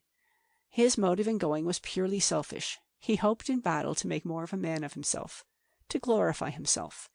It was the same impulse which had sent him to historical books and tremendous days of work, his earnest, priggish, sublime desire to perfect himself. He believed, like how many others, that he would come back from the war a new man. "I think I ought to go," he said, and was immediately ashamed of this self-righteous phrase. Angelica, to tell the truth, was not much impressed by the war. It never stirred or moved her much at any time. She felt neither belligerent nor pacifist. She simply took it for granted. She was one of those peasant natures for whom it is quite impossible to feel either love or hate in the abstract. She could have hated with a royal hatred a German who molested her, but she had no ill will toward a German who invaded Belgium. And as for fine phrases about her, her rough and vigorous mind rejected them all. Ought to go? Why ought he to go? Just what did he expect to accomplish? However, she didn't say any of this, any more than she allowed the least hint of her great relief to show. That was the first thought that crossed her mind. How much better it would be if Eddie were away. Mrs. Kennedy shook her head. "It's too bad," she said. "Think of your poor mother." Eddie could find nothing to say to that. "Suppose you should be killed," Mrs. Kennedy went on with a sort of severity, as if she were speaking to a person who persistently sat in a draught. "It wouldn't matter very much," said Eddie with a faint smile. "Good night, Mrs. Kennedy. Be sure to take care of yourself." Angelica followed him out and climbed into the car beside him. Those last words of his had hurt her, had brought to her mind the thought of his loneliness and memories of his kindness, and of his little oddly touching traits. She was pursued by a great remorse and a great regret. "I'm sorry you're going," she said, with a break in her voice. "I know you are, but don't be sentimental about it. I couldn't stand that. Be cheerful." "I'm not sentimental," she said, forcing her voice to be steady. "Only, I think a lot of you. Everyone will miss you." "No," replied Eddie, "no one will miss me, except perhaps you. No one else at all, Angelica." They were spinning along dark country roads now, and he could not see her stealthy tears. She was thinking, wasn't she perhaps a fool to let him go? "Oh, I am sorry," she said again. "I wish I could have—" "I know," he said. "You can't help it. I don't blame you. I'm not lovable." "You are." "No, I'm not. There's nothing about me that a girl like you could fall in love with. I know that with women that's the chief thing, love, but men are made of coarser stuff. Even if you didn't love me, Angelica, I wish you would marry me. I'm not boasting, but I could do a great deal for you. If you could only hear how other men speak of me. I'm doing bigger things in business all the time.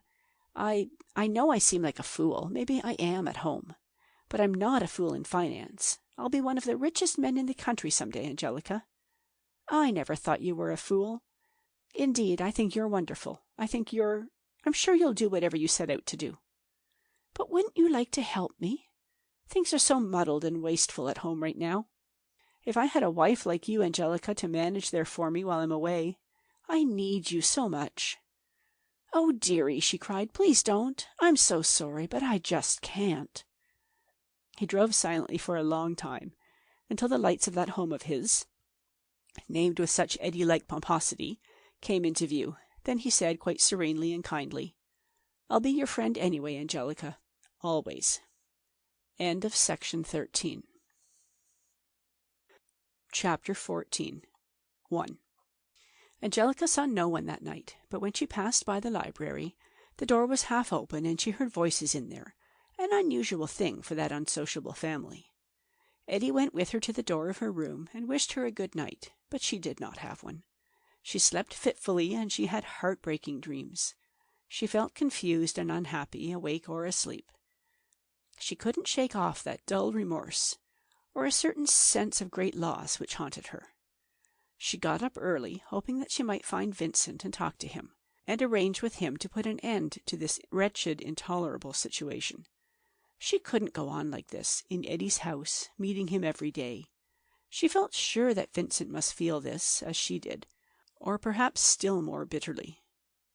She looked forward to it as an exquisite relief, to pour out her heart to him, sure of his apprehension, sure, too, that he would admire her fine feeling. She was surprised, when she reached the breakfast-room, to see them all at the table together. Polly and Mrs. Russell up and dressed hours before their usual time, the doctor serious, Vincent in a neat dark suit and a new air of decorum. He glanced up as Angelica entered and smiled casually, the meaningless smile of his mother. Then his eyes turned away. It wasn't a ruse. He wasn't pretending to be indifferent. She could see that he really was so. Polly made polite inquiries about Angelica's mother, and then they had finished with her, and returned to their own absorbing preoccupation, the war. In this one short week they had plunged into the war with fervor, led by Vincent. They cared for nothing else. Mrs. Russell had organized a tennis tournament for stricken Belgium. Her specialty was getting up entertainments and recounting atrocities of a certain sort. Ordinarily there were all sorts of fascinating subjects which one couldn't discuss, all sorts of the most interesting semi-medical details which were unhappily taboo. But now, provided one told of it as done by a German, one might say anything. Nothing was too degenerate, too shocking.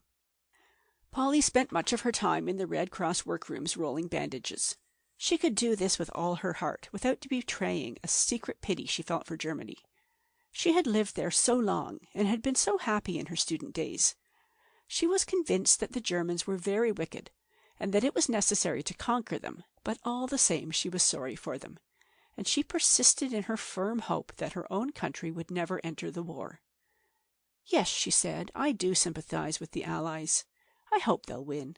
I'm glad and willing to help them, but I'd rather see them lose than see any of our own boys killed. She kept to herself the horror she felt at the idea of some nice American boy killing one of those magnificent, insolent German officers that she had always so admired. Moreover, she didn't like the English. She had all the resentment, all the prejudices of her little Ohio town against that lordly race. It wasn't Vincent's fantastic Irish hate. It wasn't really hate at all, simply a stubborn dislike. She found a compromise, as he did, by a preposterous worship of all things French. They were apparently fighting the war alone against overwhelming numbers of Germans, somewhat hindered by a small and very stupid British army. Vincent gave a sort of inspired dissertation upon the French, which deeply moved his family but failed to move Angelica. She was too stunned by this change of atmosphere. She was of no significance now. She wasn't useful. She wasn't interesting.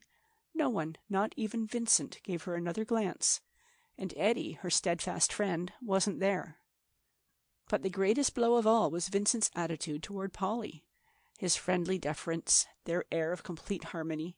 She watched them, saw them exchange smiles and glances, listened to their familiar talk.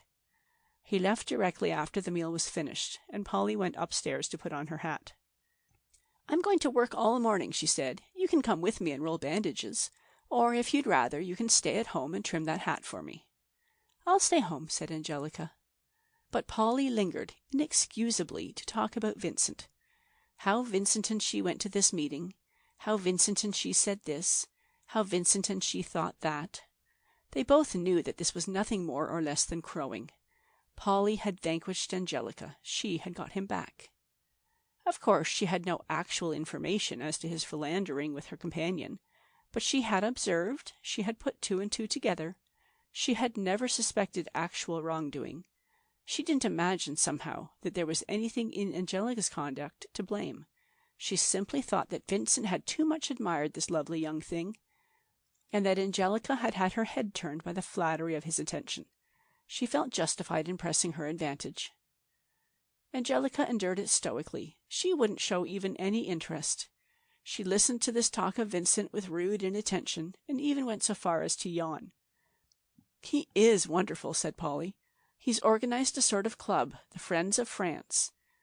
Men that can't go themselves, but pledge themselves to get recruits. He says the war has stirred his faith. I'm very glad. He's doing wonderful work." "Why don't he enlist like Mr. Eddy?" "My dear, he'd never serve under the British flag. Eddy's in the Canadian service. Vincent's Irish, you see." "Well, isn't Mr. Eddy the same as he?" "Oh, yes, I suppose so, but he's a different sort of Irishman." "Well, why don't he serve under the French flag, then, if he's so fond of it?" "He can do more good as he is. There are plenty of men who can fight, but there are very few who have Vincent's wonderful eloquence." "He said he was crazy to go," said Angelica, "but I notice he doesn't." "He's married, too, you must remember," said Polly. "That makes a difference. Married men aren't supposed to go till the very last." Their eyes met. "Take him," said Angelica's glance. "I don't care." But after Polly had gone, she took out Vincent's letter and read it again. She couldn't understand it. She felt bruised and weary and sick at heart and baffled. A letter like that, entreating her to come back to him, and when she came, to find him on the best terms with his wife and quite indifferent to her. "Perhaps later, when we're alone," she thought, "he'll say something." But all that day and that evening not a word, and the next day too, until it grew plain to her that he didn't intend to see her alone, that he was avoiding her. So the next morning she wrote a note and slipped it under his door. "I want to see you." He made no sort of answer. He went on all day as if she didn't exist. He wouldn't even meet her eye. When he wasn't going out in the motor to make speeches for the Friends of France, he was sitting in Polly's room telling her what he had said at the last meeting and what he was going to say at the next one. But Angelica was not to be disposed of so simply. She made up her mind that he would have to speak. He would have to tell her outright that he didn't love her. "He won't find it hard to get rid of me," she thought bitterly, "but he's got to say. I want to understand. What does he write me a letter like that for, and then be this way?" She had a feeble little hope that perhaps it was only his feeling of duty that kept him from her, that he loved her and didn't dare to see her. She felt that if he would just say that he loved her, but that they must give up all thought of each other, she would be satisfied. She could go on living if she had that knowledge. Something, however, he must say. On the third evening she lay in wait for him. Polly and Mrs. Russell had gone to bed, and he hadn't returned yet from a lecture he was giving in the village. So she turned out the light in her room and sat in the dark with the door open, waiting. It was a melancholy October night. The leaves from the linden rustled against her window as they were blown from the branches, and a constant monotonous low wind blew, with a sound like rain. She sat as still as a spider in a web, grim, unhappy, filled with apprehension. In the course of time he came in. She saw him hurry down the hall in his wet ulster cap and go into his own room. She was after him before he had time to close the door. "I want to speak to you," she said. "Why didn't you let me? Don't you want to see me?" "No," he said. "No, Angelica, I don't." He hadn't even removed his cap. He put his hand on the knob of the door. "You shouldn't have come here," he said. "Someone might see you." "I don't care. I want to know. What's the matter? What happened?" "I hoped," he said quietly, "that you'd let it drop without an explanation, which is bound to be painful for both of us. I want to know where I stand. I want you to say." "Sit down," he said. "I suppose we'll have to have it out." She did sit down, and waited while he took off his wet things, brushed his hair, and put on a smoking jacket. She was interested by his room. For a few moments it distracted her unhappy heart. It was a curious room, splendidly furnished in black and gold enamel. There was a sort of Chinese idea about it, shockingly adulterated by European luxury. Long mirrors, armchairs upholstered in purple, great bookcases, a black and grey velvet rug on the polished floor, a marvellous lacquer screen concealing the bed, a little stand on which was a tea set of pale grey porcelain with an odd black design. There were pictures on the wall, shocking, startling things, obscene subjects in brilliant colours, and in the corner a great ebony crucifix. This exotic and voluptuous setting dismayed her. It proclaimed a Vincent of whom she knew nothing, and whom she could never comprehend. How in heaven's name was she to understand the poetic side of the man, she so unpoetic, so crude, a man with tea-sets and crucifixes and such pictures? He sat down opposite her in a low-cushioned chair, his head bent, his hands clasped between his knees. Her foolish eyes could see, with tears, that rough, bright hair, those fine, strong hands. "Angelica," he began, not looking at her, "I've been a coward with you. I've shirked this because it's so intolerably hard to do." She waited in anguish, with no idea of what she was to hear. "You see, Angelica, the war has opened my eyes. I was just going on, lost in your beauty and loveliness, not thinking, drifting to hell and taking you with me. And then came this thing, this deafening, colossal call to self-sacrifice, this monstrous revealment of the glory and holiness of duty. I'm not callous. I couldn't help but heed it. I couldn't go on in my old gross self-indulgence. Angelica," he said, looking up and meeting her eyes, "this war has brought me back to God." "But," she faltered, "what does—" "It means that I must give you up. My love for you is a sin. For me, a poet, slave and servant of beauty, you are temptation incarnate. You can't understand that. You are as cold, as pure as an angel. You don't realize what love like mine is." "I'm not," she cried pitifully. "I do understand. I'm not cold." "Compared to me, you are. My love for you was madness. I couldn't think of anything else. It wasn't the gentle affection you felt." "I didn't feel a gentle affection," she cried in tears. "You couldn't love me more than I love you." "Do you?" he asked in a sort of stealthy triumph. She didn't see that. She was utterly sincere, and her beautiful sincerity, her tears, suddenly moved him to one of those tempests of remorse to which he was so prone. "Oh, God!" he cried, "what a brute I am! I talk about giving you up, and all the time I'm watching your face for signs of love. How can I find the strength to let you go?" "Don't," said Angelica with streaming eyes. "Don't let me go, Vincent, darling. Oh, if only we have each other!"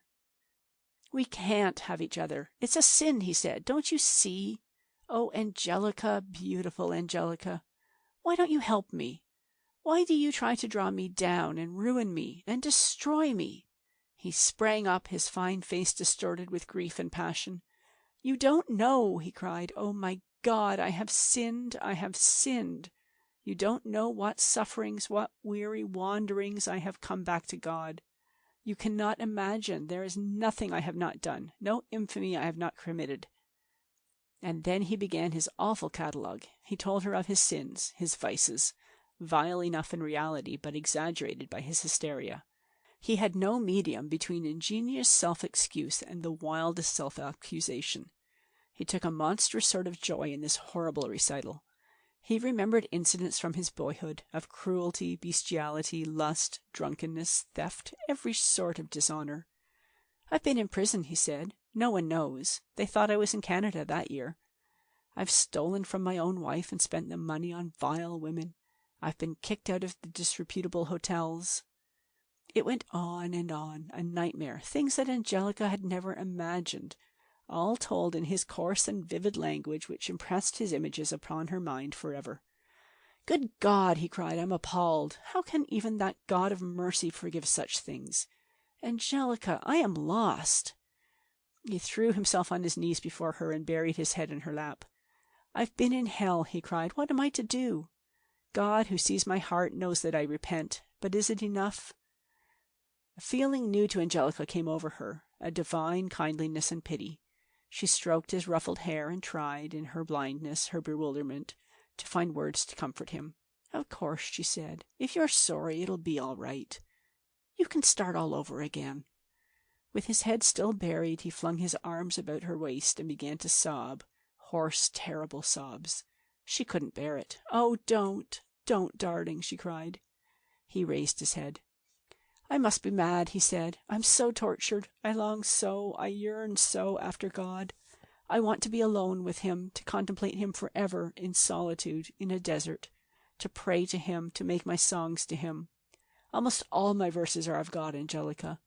And then I see a lovely face, I drink another glass of wine, I read a line of voluptuous beauty, and I am lost again.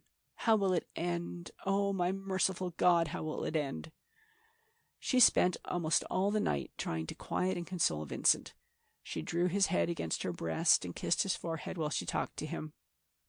She found, almost miraculously, words and ideas which gave him comfort, but with an effort which was torment for her. She had a sensation of fishing in the depths of her mind and painfully hauling out some thought which she had not been conscious of having there. Her love lent her insight. She discerned the grain of terror that lay beneath the chaff of his theatrical eloquence.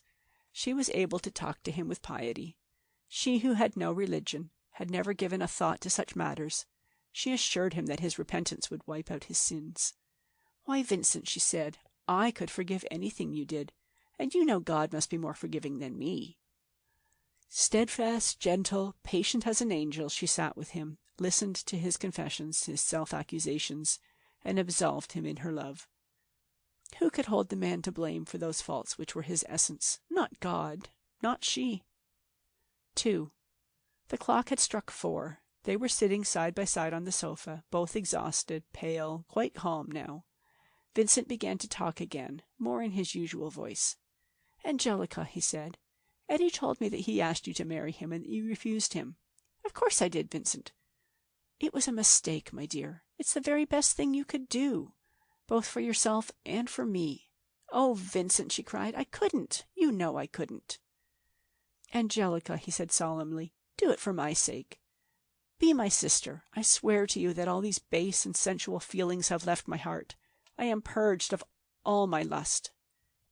Well, so he was, for the moment, but by weariness, not by religion. He had talked himself into exhaustion. "You couldn't do better," he went on. "I'm not selfish, not jealous. My wish is to see you happy. And you would be happy with Eddie. He's a good man." He was, in fact, so worn out after his outburst that he felt compelled to get rid of Angelica, not only for the present, but forever. He didn't recognize the feeling. He was conscious only of a great desire to dispose of her, which he fancied was concern for her welfare. "I want to see your life happy and blessed," he said. "I want to see you with your children about you. You and your beautiful Madonna face. I want always to be near you, but only to worship you. I will be your brother, your friend. I long to see this, Angelica." "No," she said, "I don't want to. It wouldn't suit me. I'm not so crazy about getting married anyway. For me, Angelica, I beg you." "No, not even for you. I don't want to, and that's enough. I'm young, Vincent. I have all my life before me. You needn't worry about me." A mortal weariness assailed her. "I guess I'll go now," she said. "I'm pretty tired. Good night, Vincent." He kissed her solemnly on the brow and opened the door for her. She shut herself into her own room. "Oh, God," she sighed, "now what? This is getting too much for me. Can't even think any more. I don't know." She undressed and got into bed. Though the sky had grown gray in the east, she felt obliged to sleep, even if it were only for an hour. But before she closed her eyes, "One thing's certain," she said. "I'm going away from here right away. I can't stand any more of this." End of section 14. Chapter 15. 1. This one idea remained with her when she got up from her brief sleep, this determination to get away. Except for this, she was drained quite dry of all ideas, all feelings. She was not poetic. She hadn't the astounding variations of a poetic soul such as Vincent's. She was not at all easy to move, and when she was thoroughly aroused, to pity, to love, to grief, to whatever it might be, it took a very long time for the tempest to calm. She wanted now simply to get away alone, where she might examine this turmoil in her heart. She packed her bag, put on her hat and coat, and went to Polly's room. Polly was dressing in her very leisurely fashion, going to and fro in the room, stopping now and then before the table where her coffee and rolls were laid. She was in petticoat and underbodice, with her thin, sallow arms and neck bare, and her black hair hanging about her face. She had a forlorn and jaded look, for which, however, Angelica had no eyes. "Mrs. Geraldine," she said, "I've got to go. I want to go right away, today. I don't feel well." "I'm very sorry, my dear. What's the trouble?" "I'm just tired. I just got to get away. I want to go home." "But if you're not very well, wouldn't you be more comfortable here?" "No, I want to go home. You know how it is, Mrs. Geraldine, when you feel you just got to go home." Indeed, Polly knew. "For how long?" she asked. "You don't think you're really seriously ill, do you? You think a little rest at home will set you up in a very short time?" Angelica hesitated a moment. "I don't think," she began. "I don't guess I'll come back." "Never?" "No." "But aren't you happy here? Aren't you comfortable? Tell me what's wrong, and perhaps we can arrange it." "You couldn't. I'm sorry, but I can't stay. Not for anything." There was no mistaking Angelica's tone. Polly saw that the girl was absolutely determined and not to be turned, not without a long argument anyway, and that she had no desire to undertake. What is more, she had too much sense to ask questions. She had a suspicion that her husband was somehow concerned in Angelica's going, and there was probably a great deal in this thing of which she decidedly preferred to remain ignorant. She wasn't jealous. That had worn off on that first evening of Vincent's homecoming. It had hurt her dreadfully then, to see his glance turn always away from her and toward this younger and lovelier face. But now she didn't care whether he was infatuated with Angelica or anyone else. She was pleased simply to be on friendly terms with him, to have him agreeable instead of contemptuous, and she knew that was the best she could expect. She had not the slightest hope of winning him back. She didn't even want to very much. She was so tired. She dreaded the necessity which love brings for effort, for keeping up in appearances, in spirits. She preferred that Vincent should never look at her at all, rather than to have to endure his old critical glance. She was only too conscious of her sad decline. So there was nothing in her heart but real regret that Angelica was going. She liked her very much and was used to her. "I'm very sorry to lose you," she said. "I'd hoped you were quite settled here. I'll miss you more than I can say." "You've been very nice to me," said Angelica. "And you must always remember me as a friend. If there is ever anything I can do for you, come to me. I mean it." She held out her hand, and Angelica gripped it. "Goodbye," said Polly again, "and good luck. I hope you'll let me know how you get on." "Yes, I will. But listen, Mrs. Geraldine, can I have my money?" "Certainly. You'll have to get it from Mr. Geraldine, though. He's in the library writing." Angelica was dismayed. "No," she faltered, "I don't want to bother him. If you'll just give me my train fare, you could send me the rest." "My dear, I don't think I have even enough for your fare. Mr. Geraldine handles all of my money for me." She was a little ashamed of this arrangement, to which she had eagerly agreed when she and Vincent were first married. It humiliated her to be thus without a penny. "You needn't mind disturbing him," she said. "He expects to do such things for me. Come up and say good-bye to me the last thing before you go, won't you?" Angelica said yes, quite absently. She was thinking how this interview with Vincent might be avoided. It was the thing above all others she most desired to avoid. She had meant to go off quickly, to get home, where she could think in peace, where she could try a little to remember and comprehend what had happened. She didn't attempt to decide whether or not she would ever see Vincent again. She knew only that she did not want to see him now. But she was too well trained in poverty, and had too much common sense to go off penniless, without even her train fare, when there was honestly earned money due to her. Shall I wait for Eddie to come home? She reflected. No, that wouldn't do at all. She wouldn't know what to say to Eddie, how to explain her leaving. She felt absolutely afraid to see him. I'll just have to go to Vincent, she decided, but I'm going. He can't stop me. I don't care what he says. It took all her courage. She went downstairs and into the library. There he sat, writing as Polly had said. He didn't look up. She stood in the doorway waiting for a few minutes. Then she said, "Mr. Geraldine?" "Yes," he asked, not looking up from his writing. "Mrs. Geraldine told me to come to you and get my money." "I can't be bothered now," he said irritably. "I'm busy. Can't you see?" "I'm sorry, but I've got to have it. I'm going." "Going, Angelica?" he said, looking up at last. "Yes, I want to catch the 10:40. So if you'll just give me my money, I'll go right away." He resumed his writing. "Too bad," he said. "I really haven't got it." "Please don't be so mean," she cried. "For God's sake, just give it to me and let me go." Her fatigue and her distress at his callousness were unnerving her. She felt ready to burst into tears. "Just give it to me and let me go," she said again. "I haven't it," said Vincent. "You haven't got any money?" "Not a sou." "But you can get it for me?" He shook his head. "No, my dear, dear girl. You'll have to wait." "How long? An hour?" "I can't say." "But what do you mean?" "I mean that I haven't any money. I said so before." "But Mrs. Geraldine said you had all her money."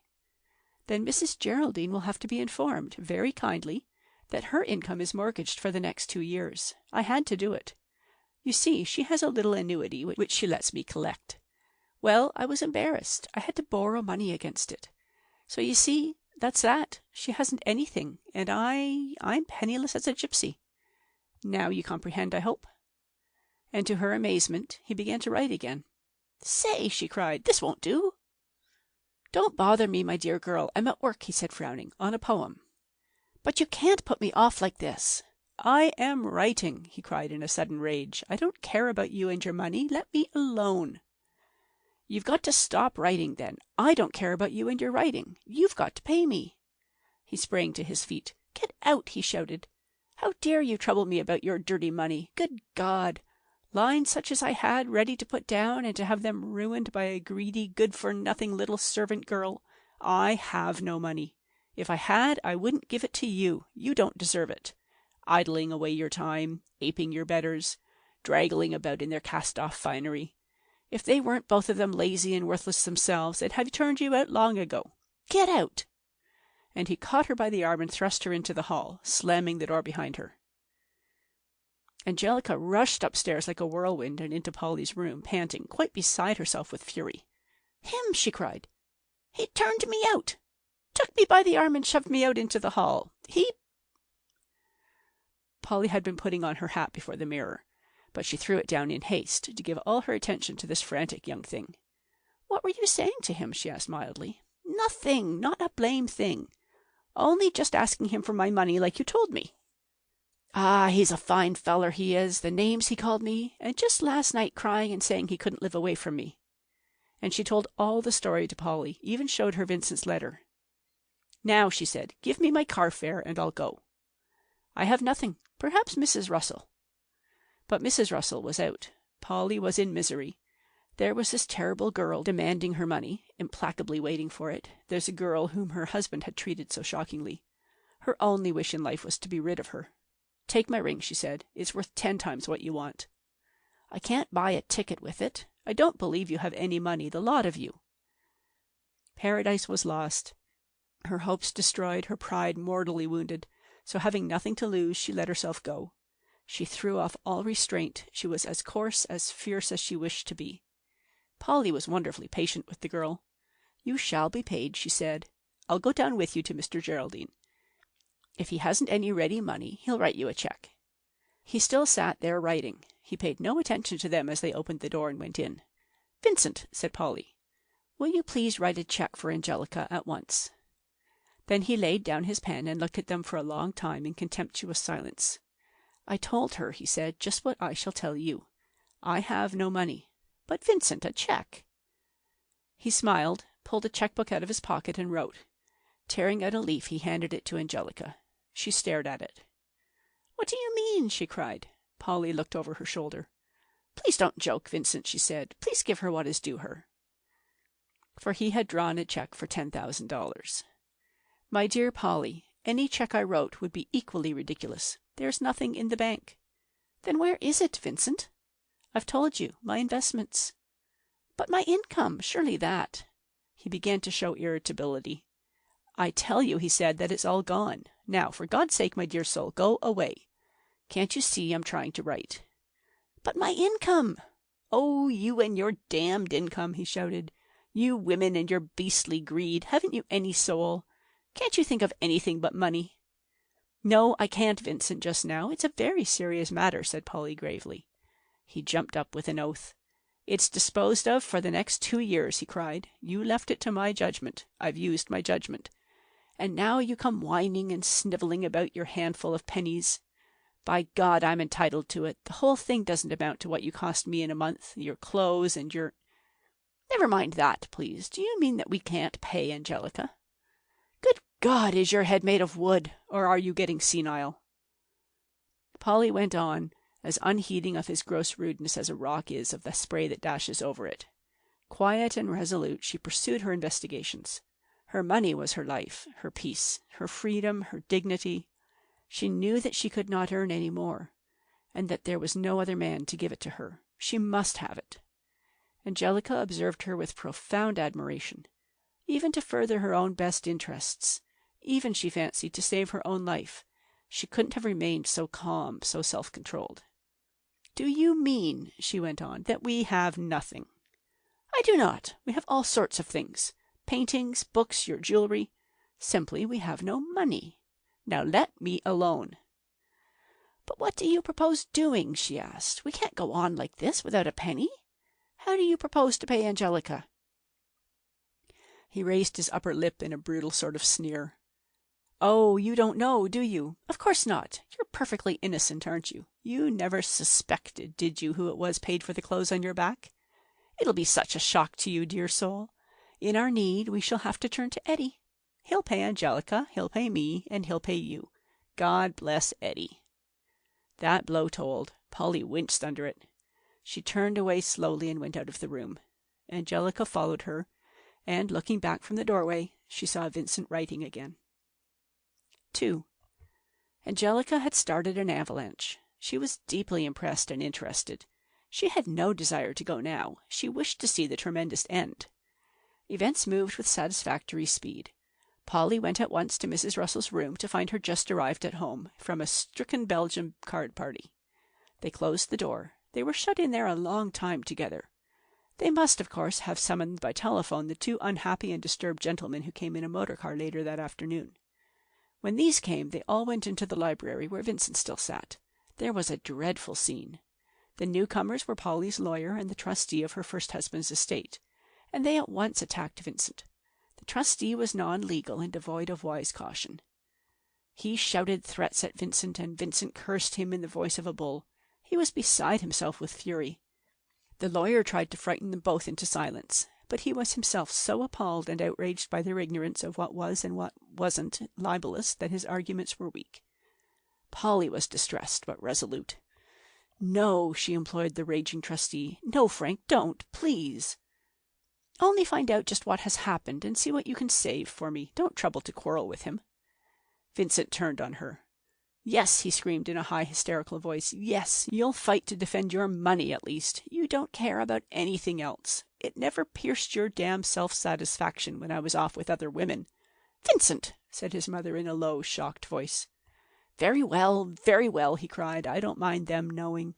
I did take her miserable little income and spend it on other women. For God's sake, who wouldn't? Look at her. Do you think she—" "Just tell him, please," said Polly to the lawyer, "that I intend to leave him immediately and to obtain a divorce, and that he must give up any authority he ever got from me." "That will be arranged, Mrs. Geraldine," said the lawyer. Suddenly Mrs. Russell began to cry. "Oh, Polly," she said, "don't give the poor boy up. Give him another chance. Oh, do, do, do." She stopped suddenly. Vincent, too, stopped his violence and his curses. Eddie had come in. Eddie's peculiar power had never before been so unmistakably demonstrated. He had never before had such an opportunity for showing how much of a man he was. He was master of the situation, master of everyone. He brushed aside the clamor, the furious arguments. He wished only for information, and he knew how to get it. He addressed himself chiefly to the lawyer, with now and then a question to Polly. He listened carefully, and one could almost read in his face the functioning of his just and clear mind. Angelica watched him through the keyhole. This wasn't her Eddie, who stammered in her presence, who could be roused by a single look from her black eyes. Here was a man quite beyond her influence, immeasurably superior to her, a man undeniably fine. She listened to him speaking. He addressed Vincent with a quiet, dispassionate sort of contempt. He told him that he would return to Polly what Vincent had stolen from her. "And I will apologize to you, too," he said to Angelica when he came out of the library, "for all this that you've had to go through here in my house. I think you're quite right to leave. If you'll go upstairs now, I'll talk the matter over with these gentlemen. You and I can discuss it later." 3. So it was over. The house was quiet again, and they were all shut in their several rooms. Angelica went to Polly's door and knocked. "It's Angelica," she said. "Anything I can do for you?" Polly's voice came after a long interval, faint and mournful. "No, thank you." So then where should she turn but, naturally, to Eddie? She was very unhappy. She felt ashamed of herself now, terribly lonely, banished, and disgraced. Of course Polly would tell Eddie, perhaps already had told him. All that Angelica had told her, all about that disgraceful affair with Vincent, and she would lose, or perhaps already had lost, Eddie's regard. Just when she needed it so, and she had been so cruelly repudiated by Vincent. "Well, anyway, I want to see him," she said to herself. "Anyway, he won't fly out at me, even if he thinks I've been awful." She couldn't find him for a long time. She wandered about the house like a lost soul, and then at last she came across him on the veranda, sitting there smoking in the chilly October evening. "Mr. Eddie," she said softly from the doorway. "Oh, yes," he answered pleasantly. "Is it you, Angelica? Do you want anything?" "I just wanted to speak to you. Shall I come in?" "I'll come out," she suggested, glad of the chance to talk in the dark, and groped her way to the corner where she saw the light of his cigar. "It's a dark night," he said. "It's sad out here," said Angelica. "So damp and all. There's a big storm coming. I wanted to speak to you, Angelica. I'm very glad you came. I've some money that's due you. You see, I'm going away tomorrow." "Going where?" "To a training camp, before I go to France, you know." "Oh, dear," she cried with genuine dismay. "Oh, Mr. Eddie, I am sorry. I hate to have you gone." "I don't like to go," he admitted simply, "and especially I don't like to leave you like this. I wish that it could have been different." She waited a moment. "I suppose I better be going tomorrow, too," she said. "I suppose so. There's nothing more for you here, Angelica. Polly's going away, you know, and—" "Mr. Eddie," she cried, "tell me honestly, do you think it was my fault? If you'd only please tell me everything they told you, Mrs. Geraldine and all. What did she say about me that?" "Polly?" he asked. "She didn't say anything about you at all, except that she liked you very much, and that she thought Vincent had behaved very badly toward you." "My God," said Angelica under her breath. "She never told him. He don't know a thing." "I don't blame you at all," he said. "Not in any way. You lost your temper. Perhaps you lost your head a little. But you had great provocation. You see, Angelica, Vincent came to me and explained the whole thing. I must say he was very candid and fine about it. He told me frankly that he had tried to mislead you, and that you refused to listen to him, and that was the reason he behaved so badly to you. Of course he has behaved badly all around, shamefully, but still he has good points. I thought it was a plucky sort of thing to do, you know, especially when we were on such bad terms. He said he couldn't bear to think of your being blamed in any sort of way." Angelica was amazed and delighted that she had been made into the persecuted heroine. She was filled with admiration for Vincent's nobility, and yet she could dimly perceive that there was something behind it, that he gained something he wanted by this false confession. It seemed a miracle that Eddie had been spared, both by him and by Polly, those very facts which Angelica was so anxious for him not to know. "He said he was sorry for the whole thing," Eddie went on. "He begged me to try to influence Polly to give him another chance. I couldn't do that. I simply said I'd tell her exactly what he had said and what he'd done. I did. I had a long talk with her, but she's finished with him. She didn't say a word against him, but she's finished with him." "But is it that about me? Is that the reason she's leaving him?" Angelica asked with anxiety. "No. As far as that goes, there are plenty of things far worse in that line, you know. No, I think it's chiefly about the money. She says she couldn't trust him again. She says it's impossible to live with him under such conditions. I suppose it is. Anyway, she's absolutely determined to leave him." Angelica sat in silence, more utterly wretched than ever. Had Vincent just sacrificed himself for her? Did he really love her? And for his love was he to be utterly cast out? "No," she said suddenly aloud. "No, what?" asked Eddie. "Nothing. I was just thinking. There comes the rain," she cried. "Gosh, what a storm!" They both got up to push the chairs back against the wall of the house. But even there it reached them, the spray from the rain falling in straight, heavy lines, dashing against the earth with a fierce drumming noise that filled the air and confused the senses. The smell of the soil, the dead leaves, the grass, came to them with its own invigorating freshness, and in spite of the chilly sprinkle in their faces, they lingered, fascinated by the noise, the wet odors, the great black uproarious void before them. They stood close together with their shoulders touching, their backs against the wall. "Angelica," said Eddie's voice in her ear, curiously flat and faint in the surrounding din. "Angelica, can't you? Just think. If I could only know while I'm away that you were waiting for me." "Eddie," she replied, "I couldn't. Not now, anyway. Perhaps later. I don't know." "You mean you think some day it's not impossible? You could then? I mean, I'm not repulsive to you?" "Dearie boy," she protested, "of course you're not." "Do you think you could kiss me?" he asked. "I'm going away tomorrow." She turned, put a hand upon his shoulder, and kissed him on the cheek. "There," she said. "Now you see." He didn't move, stood there like a statue. "I guess we'd better go in," she said. "We're getting wet, and I've got to pack up my things." To go home. She began for the first time to imagine her homecoming, to think of her future. This was all over. She would never get another such job, never again be in a house like this, never again have a chance like this. She began to think of the kitchen, of the factory, of their suppers of tea and bread and margarine, of her mother, listless and hopeless, all of it hopeless, even Vincent. What could he ever do for her, even if he had the inclination? Who was there on earth who cared to do anything for her, who could give her in any way the things she craved? Panic overwhelmed her. "Eddie," she cried, "I could." He was suddenly galvanized into life. "Could?" he cried. "Could what?" "If you want, I'll marry you." His arms went around her, pressing her tightly against his coat. A smell of damp tweed and cigar smoke filled her nostrils. She couldn't see or move at all, her head was so buried in his clumsy embrace. "Oh, my darling," he cried. "Oh, Angelica, to think that I have to go now." "But I'll be waiting for you," she said. End of section 15. Chapter 16. She stood on the front steps long after he was out of sight, lost in a painful reverie. The rain was still falling steadily and violently, without wind, from a pale grey sky.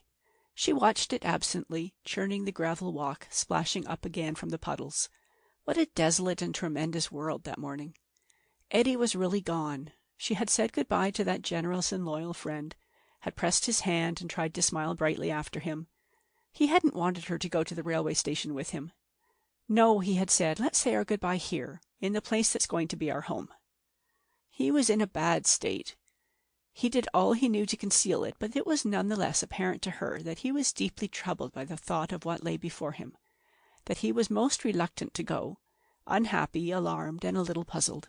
He was ashamed of all this. He wished to be a man, like Vincent, and he naively believed that a true man was practically devoid of any emotion except love and anger.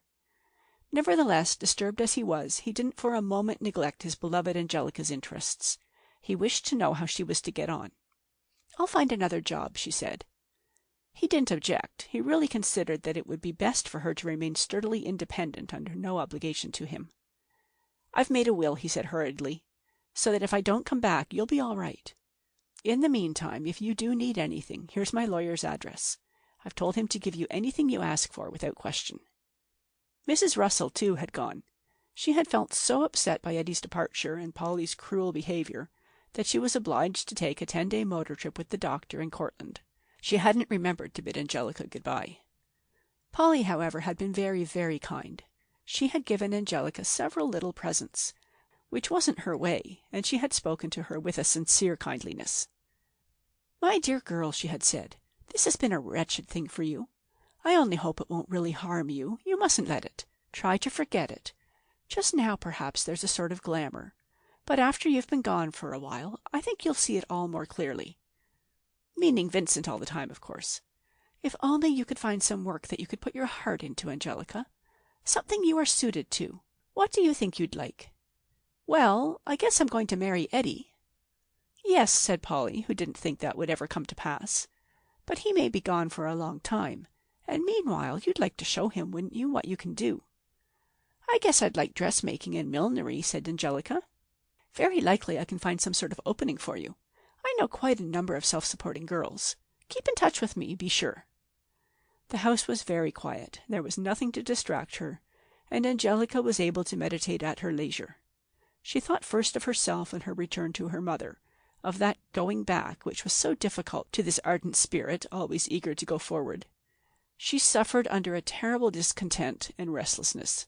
She was ashamed of the past, disgusted with the future. She felt that life, real life, was ended, the adventure finished, the mysterious charm lost. Try as she would, she could not keep her mind from straying to Vincent. He was adventure and charm, life itself, for her. She told herself that she was going to forget him. He had treated her very badly, and she was done with him. She was going to marry Eddie and be done with Vincent forever. But she knew that she could not. Wouldn't she see forever in her dreams that big, arrogant man with his hawk-like face and his bright hair? He had hurt her, but he had made her happy, too. He had come upon her with violence. Everything about his brief love-making had been startling and disturbing. She had often hated him, but she had always loved him. Always, from that moment when she had seen him standing in the doorway of Mrs. Russell's room. Then she gave her attention to Eddie, with a queer soreness of heart. She felt that she was taking advantage of Eddie, that he was too good for her. She was so sorry for him, so full of affection and respect for him, and so disinclined to think about him. She fancied she saw coming the taxi which was to take her to the station, and she ran upstairs to fetch her bag. Her familiar room was neat and desolate, with the green blinds pulled halfway down, the bureau and the dressing-table stripped bare, the bed covered over with a sheet. All trace of her was obliterated. It saddened her. She took a last glance at herself in the darkened mirror and went out, closing the door behind her. She almost ran into Annie, who had been on the point of knocking on her door.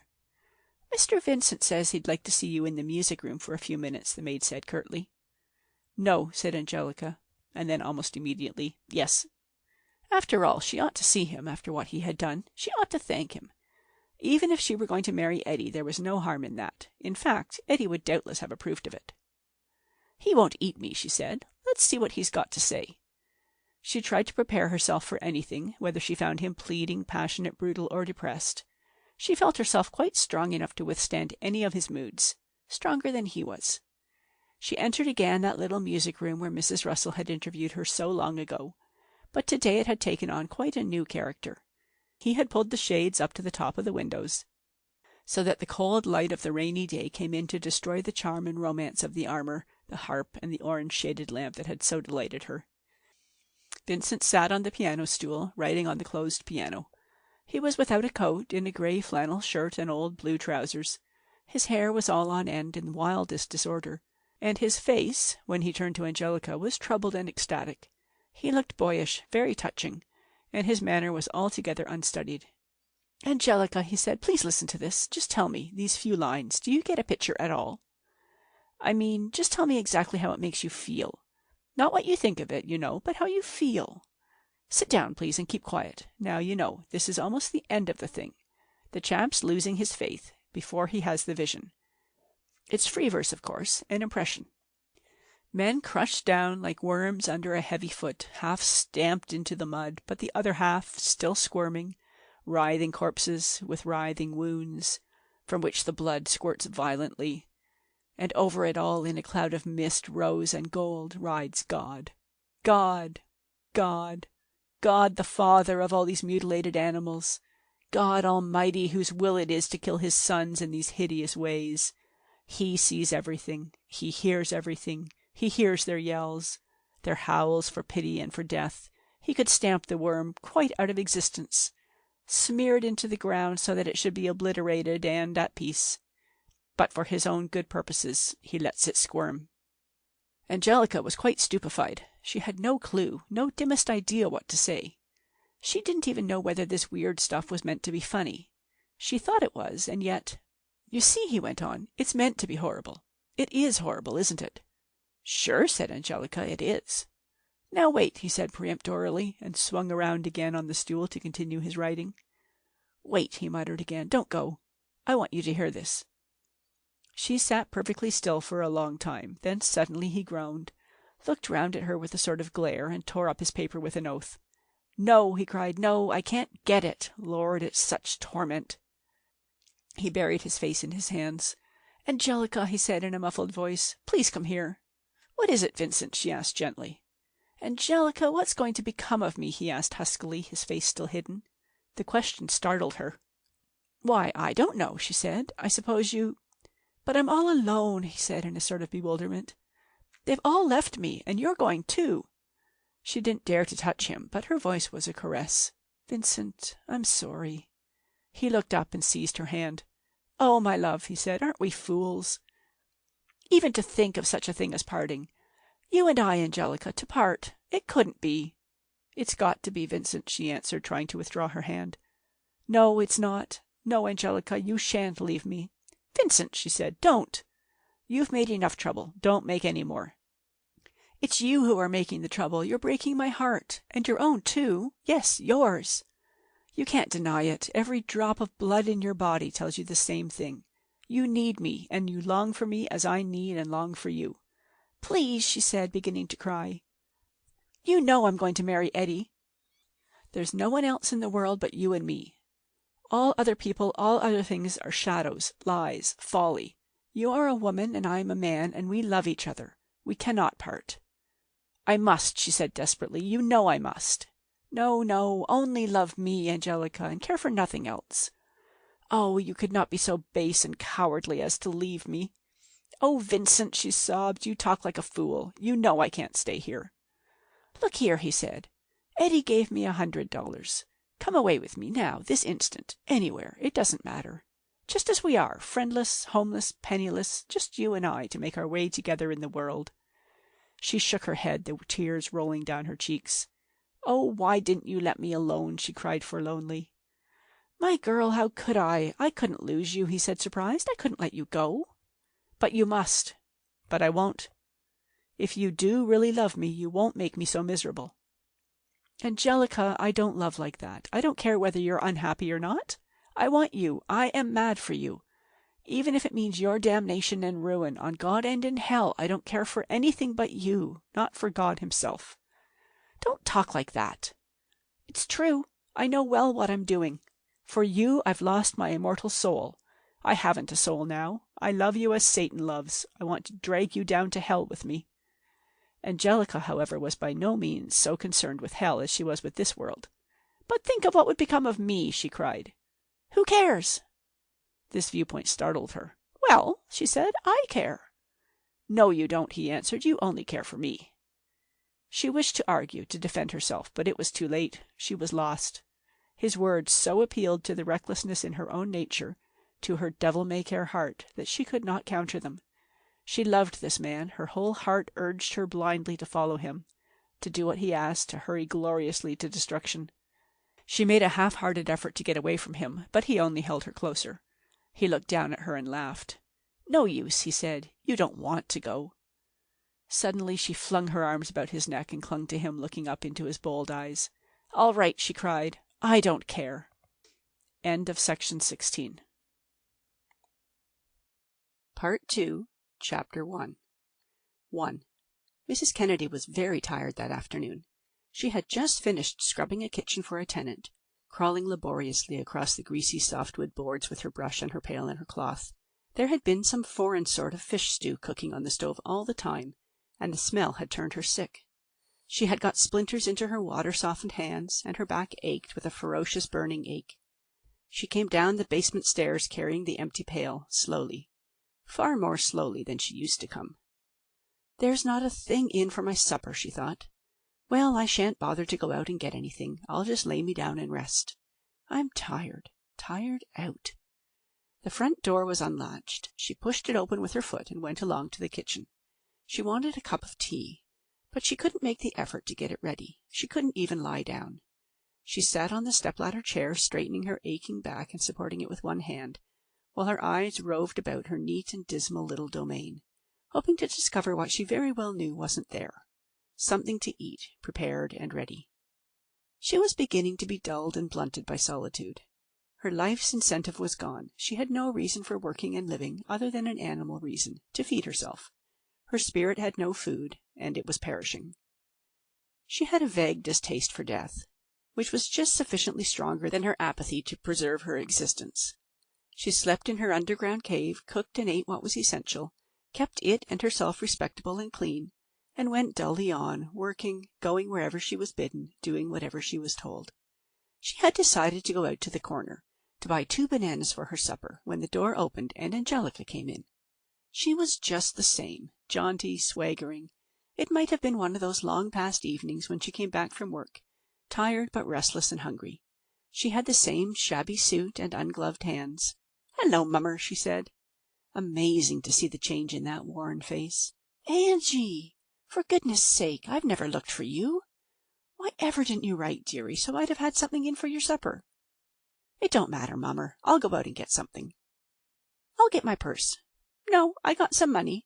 Listen, Mummer, I'm going to stay home with you a while. Mr. Eddie's gone to the war, and Mrs. Geraldine's gone away. Now, for God's sake, don't begin to ask a lot of questions. I'm dead tired.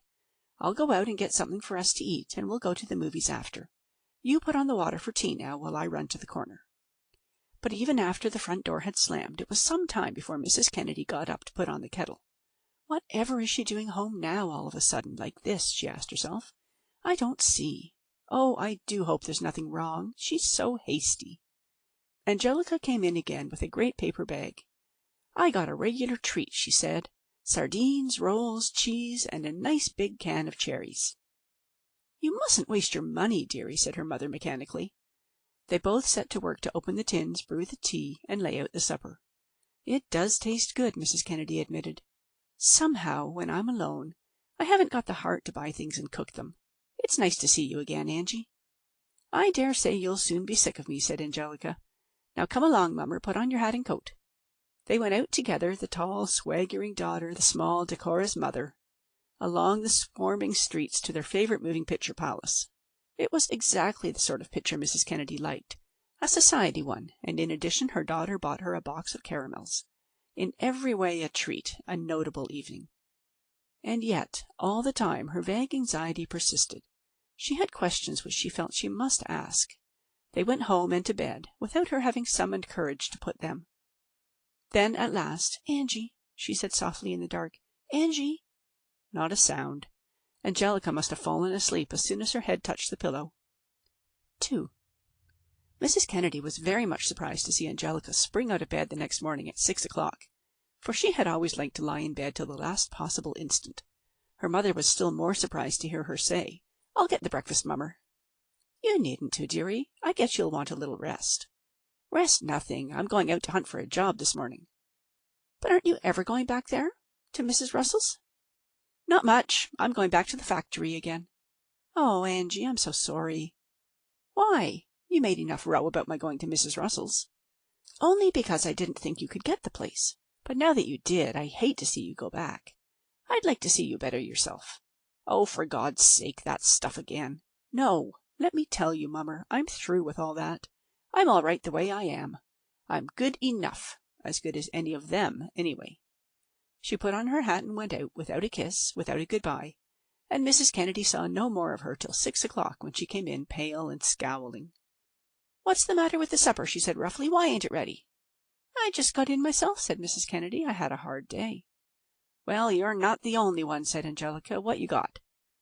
"I'll have to run to the corner." "Now see here," said her child, "I won't stand this. I'm not going to wait this way. If you can't have my supper ready when I get home, I won't come home. Do you understand?"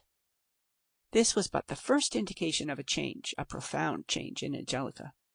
Her mother saw it with anguish. She was rougher, coarser, more cruel. She was brisk with her mother in a way quite different from her old careless fashion.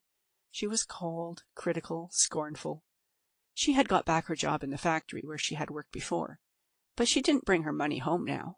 Her mother was obliged to ask for some when she had nothing left to buy what her child demanded. And then, fiercely reluctant, Angelica would throw down on the table a crumpled dollar bill. Her habits were altogether changed. She spent no more evenings with her mother at home or at the movies. She went about with other factory girls to dance halls and cabarets of the cheapest sort. She bought herself daring blouses, thin as a veil, through which her lean brown shoulders shone. She wore short skirts and had gauzy silk stockings on her long legs. She painted her face with exaggeration. "Angie," her mother remonstrated, "you don't look decent." "I don't want to," she replied. Night after night she stopped out until 1 o'clock. Then her mother would be awakened by voices in the courtyard, a kiss, very likely a scuffle, a slap. That was Angelica and her escort saying good night. Then she would come in, jaded, irritable, the paint very brilliant on her pale face, and begin undressing. Not in the dark, as she had done formerly, to avoid disturbing her mother. She would come into the room with no effort to be quiet, light the gas, and dawdle about, while the poor anxious woman lay in bed watching her, sometimes asking questions, but timidly, dreading a rebuff. "Bah! I'm so sick of it," Angelica told her one night. "Those cheap dances, those smart Johnnies mauling you round with their sweaty hands, and then a glass of beer and a whole lot of their cheap talk. Cheap, all of it. I'm sick of everything." She had flung herself down, fully dressed on her cot, her solid white shoes on the clean spread. "Just sick," she repeated, with a break in her voice. Her mother was moved. "Maybe it's because you got used to better sort of people at where you were," she said. Angelica raised herself and looked at her. "Better? Well, maybe they were, I don't know, only I don't know. I did get to like having things nice and hearing nice voices. All this is kind of a sudden change. And the bunch I go out with, Lord, what a bunch!" "Then why do you go out so much, dearie? Why don't you stay home?" "Oh, for God's sake, Mummer, after working all day, a girl my age can't sit home alone all evening." "Alone?" The poor woman winced. "You could read magazines or get books out of the library." "I don't want to read. There's nothing in books. I want to live. I want to find out if there's anything, anywhere." "What do you mean, dearie, if there's anything anywhere?" "Oh, it don't matter. I'm going to bed. Good night." They went on this way for weeks. What misery for the mother! She was nothing to her child. She could not even serve her. Angelica had become completely independent. She didn't want to talk to Mrs. Kennedy, to go out with her, to stay at home with her. Moreover, she had grown indifferent to the little niceties about which she had once been so fastidious. Sometimes she would get in earlier than her mother. Then, without waiting, she would get some sort of meal for herself, eaten off the tub tops, from the saucepan in which it was cooked. She would spend a long time dressing herself in her vivid finery, leaving the dirty pots for her mother to wash. Then again she wouldn't appear until late, long after Mrs. Kennedy had disposed of her meal. "We met some of the fellers," she would say, "and we hung around a while and ate a lot of candy. I don't want any dinner." One evening her mother weakly reproached her for her lateness. "There, I had a nice bit of chopped meat fried and ready for you," she said. "You ought to let me know when you're not coming in. It's a trouble to me and a waste of money to buy things and you not to touch them." "Forget it," said her child. "I'm never in any hurry to get home, I can tell you. To this hole? Why should I?" "To see me!" cried her mother in desperation. "Been seeing you every day for 19 years. No, Mummer, you can't keep me hanging round you any more. I got to be free." "That don't mean you're not to be kind and loving to—" "Well, I'm not kind and loving. God didn't make me that way." Her mother grew more and more certain that Angelica had met with some disaster in her past situation. She thought over it at night when she lay in bed, in the day while she worked, thought of it with anguish and terror. Her peasant soul forgot its acquired American sophistication, and craved that age-old solace nowhere to be found in her present mode of life, a priest, a pastor, someone in authority to reassure her. She hadn't even neighbors to gossip with, as people had in the old country. There was no one who had seen her child grow up, who knew all about her and could and would discuss her with kindly penetration. A stranger in a strange land, but how wretchedly a stranger to whom no country was home. Certainly America was not her heart's land. Certainly Scotland, the home of her parents, would have seemed wholly alien, while her husband's birthplace, to her, was little more than a fantastic dreamland. Unto the third generation does this strangeness persist. Angelica herself had that peculiar lack of ease, that exotic quality. She was an outsider. Her factory friends, too, they were of every race, and they had all become alike. Bohemian, Irish, Russian, Italian. They all had the same air, but it was a foreign air. Their adopted country had undeniably changed them into something different, but it had not made them American. It had made them only strangers. 3. One morning Angelica didn't get up. Her mother, in great anxiety, came over to her to make inquiries. But Angelica drove her away with fierceness, swearing at her, abusing her. "Let me alone," she cried. "Shut your mouth and mind your own business." "Oh, Angie, Angie," said the poor soul.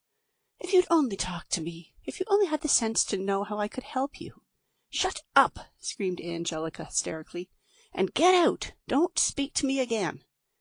Mrs. Kennedy took up her pail and went out, but halfway up the stairs she collapsed.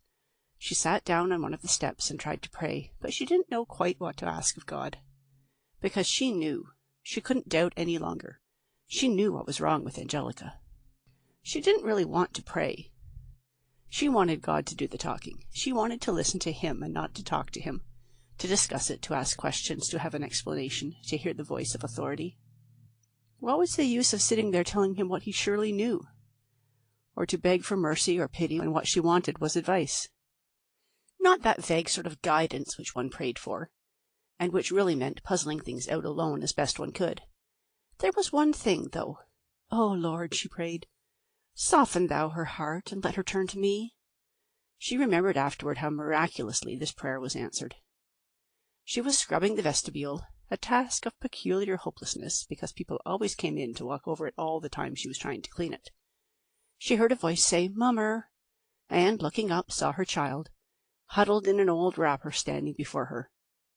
Angelica was struggling with the deadly nausea. She was frightened and desperate, her face a sickly white, her hair in dank disorder. "Mummer," she said again, "come downstairs. I feel awful sick." Her mother got up, leaving pail and brush where they were, and put an arm around this beloved child, so much taller and stronger than she, and yet, in her youth and her ignorance, so much weaker. She helped her downstairs and into bed again. "Lie still," she said. "That's the best you can do, my dearie. It'll pass away." "Can't you get me some sort of medicine, Mummer?" "Nothing that would help you, my dearie," Mrs. Kennedy told her. "You've just got to bear it, Angelica." The girl looked up with somber eyes. "Mummer," she said, "listen. What do you guess is the matter with me?" "Angelica, my dearie, I know." "Then, Mummer, I'm going to kill myself." Her mother said nothing at all, but to herself she thought, "Why not? It would be the best and the quickest for both of us. If you don't, oh, what's ahead of us, and how ever can we go through with it?" Angelica searched her mother's face, but in vain. It was impassive. "What else can I do?" she cried. "There's always something that can be done," said her mother. "We'll try and think, dearie." "Mummer." "Yes, my dearie?" "Do you feel different to me?" "No, Angelica, nor ever shall." But she did. Strong in the simple soul was the old worship of the Virgin. Angelica had been before a mystic and holy thing. She was now no more than a woman, like herself, and a woman is no fit object for worship. Mrs. Kennedy wasn't shocked in a moral sense. She didn't dwell much upon that side of the case. Her great concern was with practical problems. Above all, how they were to get the money which she knew would be needed. She always spoke of girls in similar situations as unfortunate, and that is just the way she saw it. She sat at the bedside, trying her best to make some sort of plan. End of section 17. Chapter 2. 1. But Angelica herself, that she should be undergoing this horror, this nightmare, this incredible thing she had heard of and read of. "Oh, Mummer," she cried. "Oh, Mummer, it's the worst thing I ever heard of. I'm the worst—" "Hush, dearie, don't talk so wild. It's bad, I must admit, but you're young, and I dare say you loved the man and trusted in him, to your sorrow." Angelica turned her face to the wall. That was the very worst of it. She hadn't really trusted Vincent at all. She had simply followed an instinct of which she understood nothing. She had been dazzled by his words, been deluded through compassion, through recklessness, through desire, into throwing herself away upon a man who cared nothing for her, who had no affection, no human kindness. He didn't care what happened to her. If she had been willing to stay with him a little longer, he would have been willing to love her a little longer. But when she had decided to leave him, he offered no resistance. He would quite easily forget her, she knew. Useless to tell herself that the conventional code of morality meant nothing to her. It did. She had fancied herself superior to all that, but that was because she hadn't known or imagined what such a surrender meant. Just to run into his arms without ceremony, without any promise, any covenant, without regard for any other human creature, reckless of her own future, flinging away her pride, her freedom, her decency. That wasn't beautiful. That wasn't love. What in God's name was it? She had not even happy memories. It was shame to remember her past joy. She loathed herself for her past ecstasy. A perfect terror of her own infamy swept over her. "No," she cried. "I can't stand it. Mummer, it's too awful. You don't know how awful. You don't know what I did." "Why don't you tell me, dearie?" "I can't. I don't know how." "I'll try." She sat up in bed and caught her mother's hand. "The worst is the way I treated Eddie. He was so good to me. He asked me to marry him, and I said I would. And then, the very day he left, I went away with his own brother." "Oh, Angie!" cried her mother in horror. "Oh, Mummer, if you knew Eddie, you'd see what an awful thing I've done. He's such a good man, and so kind of noble and all that. I don't know how he'll ever stand it. He trusted me." "But whatever made you do such a thing, Angelica? Are you so terrible fond of this other one?" "No, not now. No, that's what I can't explain. I don't know why I did. I just seemed to forget everything. I just thought I loved him." "And you don't? You love the other one, the good one?" Angelica began to weep. "No," she said, "that's the worst. I don't love either of 'em. What's the matter with me, do you suppose? I don't seem to have any heart." She struggled painfully to get her thought into words. "I hate Vincent, and I like Eddie a lot, but love, I've never felt it at all, Mummer, for anyone," she sobbed. "Not that love they have in books. It makes me feel dreadful. If I loved Vincent, I wouldn't feel so mean and low and bad. It would be sort of splendid. But this, Mummer—" "Well, dearie?" "Maybe there's no such a thing." "No such a thing as what?" "As love." Mrs. Kennedy had never experienced it, had never seen or heard of any authentic case of this beautiful tenderness, this undying devotion, this heavenly thing. Yet she firmly believed that it existed, this love which was not desire, not infatuation, not madness, not sentimentality, not friendship, this ecstasy which endured forever. Not experience, not common sense, nothing at all could have convinced her, for it was instinct that made her believe, nature's most cruel and most necessary deception. For life to continue, it is necessary that women shall cling to two lies: that men are capable of truly loving them, and that their children will love them in their old age. "Dearie," said Mrs. Kennedy, "I think you'd better write to him and tell him, and see what he will do for you. Perhaps he'll marry you." "He is married," said Angelica indifferently. "Yes, Mummer, I will write to him, but it's an even chance he'll come or not. He's queer. You can't ever tell with him. I'll try, anyway, and see if I can't get some money out of him." To her mother, the tragedy was somewhat lessened by the fact that Angelica didn't love Vincent.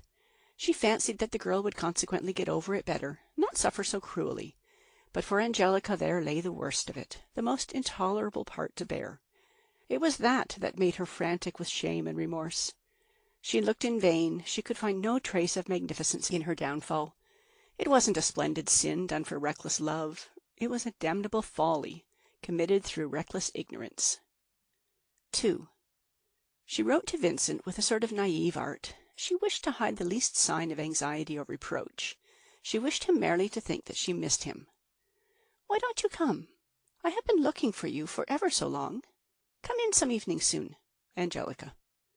The evening after the letter was mailed, she got up and dressed herself, trembling with weakness, hardly able to stand, but quite self-possessed. She didn't feel the slightest emotion at the prospect of seeing Vincent again, nothing but a dogged resolution to make him give her money. She attempted no attitude, made no plan of what she would say to him, because she knew now how helpless she was in his hands. He would direct the interview, he would give the keynote, It would all depend upon his mood. She couldn't influence him. She didn't even take pains with her appearance, for she knew that it didn't lie with her to move him. It depended upon the condition of his own mysterious soul.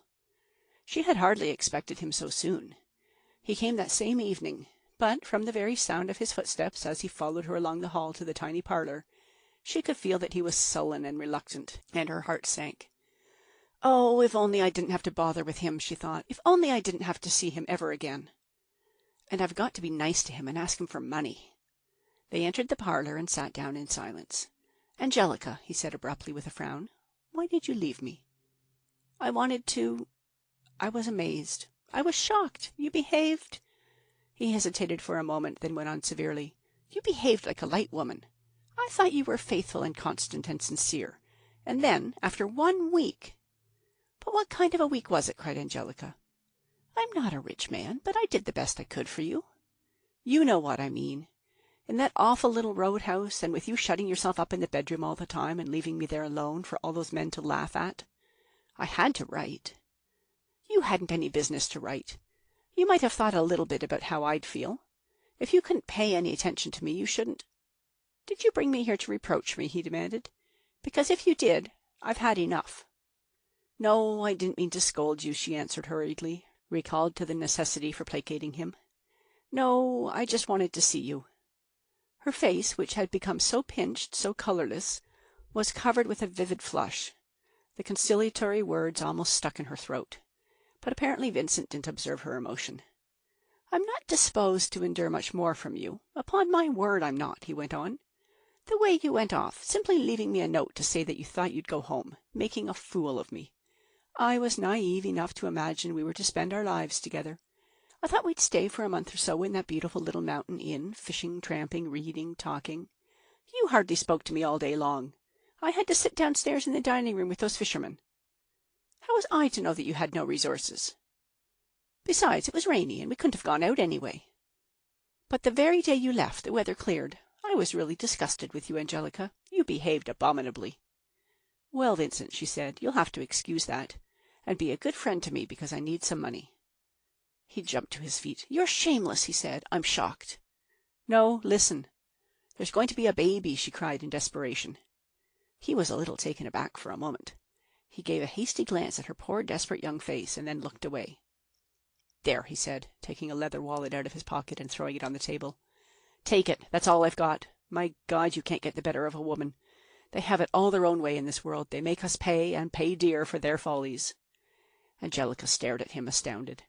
"I'm supposed to be the guilty one," he went on. "I'm the one who's held responsible. Why, the good Lord only knows. I'm the one to pay." "As for me," said Angelica, "it's just a picnic, isn't it? You're fulfilling your natural destiny at my expense." "Oh," she cried, "I wish to God I could throw the money back in your face, Vincent. But you won't. And now that you've got all you can out of me, I suppose I can go." But Angelica was weak. She couldn't endure it. "Do you mean that you're not even sorry?" she cried. "Can't you think what this means to me, what's going to become of me? Oh, Vincent, just think what's before me." "Just what was always before you. You're bad, my girl, through and through. You couldn't have ended any other way. No decency, no self-restraint. I don't suppose I was the first man." "Oh, don't!" she cried. "Don't! You can't realize—" "Oh, Vincent!" "And for this. It isn't the first time such a thing has happened in the world. Even a young girl brought up in sheltered luxury like you must have heard of such things. In fact, my dear, you must have known quite as well as I what the consequences of our adventure might be. If you say you didn't, you're lying." She put out one hand in a sort of mute and feeble protest. "But I didn't think you'd change—" Her voice faltered. She found it almost impossible to go on. "I thought that you felt like I did." "So I did," he answered. "So I do. Just the same as you. Our impulses, our reasons for going off together were exactly the same. Only I'm honest about it and you're not. You pretend to be heartbroken because I don't care for you any longer, when, as a matter of fact, you don't care a bit more for me. You're an utter hypocrite." She was confused and crushed by his words. He was taking away from her her very last support, her conviction that she had been misled, wronged, sinned against. Somehow he was putting her in the wrong. She couldn't deny that she had gone away with him of her own free will, and yet she knew that it hadn't been her own free will. She didn't deny her own guilt, but she knew that his was far greater. "I'm not a hypocrite," she said. "Then you're a fool. No, we've done with each other, Angelica. It's over for both of us." "But it isn't over for me," she cried. Her heart was flaming with resentment against the hellish injustice of it, that she should have all the suffering and all the punishment. "Just think of it," she cried. "Can't you realize, Vincent, how dreadful it is for me?" "No, I can't realize. I'm not a woman, and I don't pretend to understand them and their fine feelings. I can't understand or sympathize with this cowardly whining over physical effects which are known to everyone. Did you want anything else from me except money, Angelica?" "Yes, I do," she answered. "I do want something else, and I'll get it too. I want to make you suffer, and I will too." "Oh, I see. The wronged woman with the baby in her arms. Well, Angelica, go ahead. Do your worst.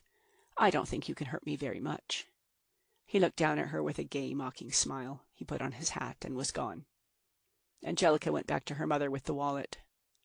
"Well," she began, but she broke down and began to cry wildly. "Oh, Mummer, Mummer, I can't bear this. I can't be treated like this. Oh, Mummer, not me, not me. It can't be true." Her mother was glad when she wept. She stroked Angelica's head in silence, pleased to see her softened, even humbled, happy to see that ferocious hardness gone, not suspecting that the ferocity and that hardness were the very best of Angelica, the very spirit of her. When she wept like this, she was submerged, perishing, going under.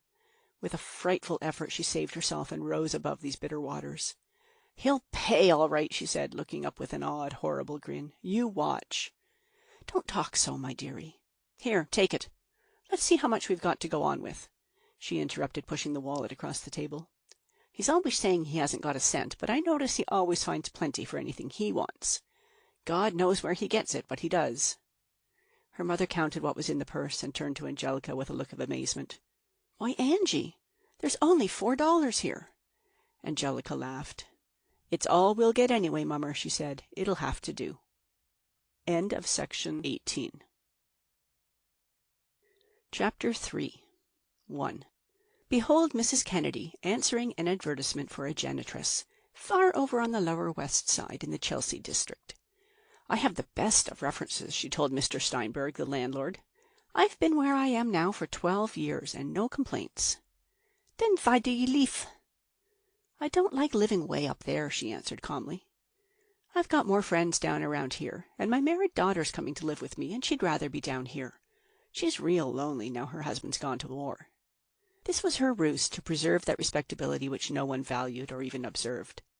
She got the place because of her decency and her references. There was nothing to be said against her in any quarter. What is more, Mr. Steinberg felt from the look of her that she was a hard worker. Like her other place, it was a cold-water flat. There was a man to look after the furnace, but everything else was to be done by her, for her rent and an incredibly small stipend. She agreed. Her sole asset was her readiness to undertake hard and unremitting labor. There was not a thing which she could do better than the average woman, so that her boast, her credit, must be that she did more. "My married daughter's thinking of taking in sewing," she said. "Maybe you could put a little work in her way." "We'll see," said Mr. Steinberg. "Later on, maybe." Now that she had secured a refuge where Angelica might assume respectability among complete strangers, the poor woman's next preoccupation was to find some way of having her pitiful furniture moved.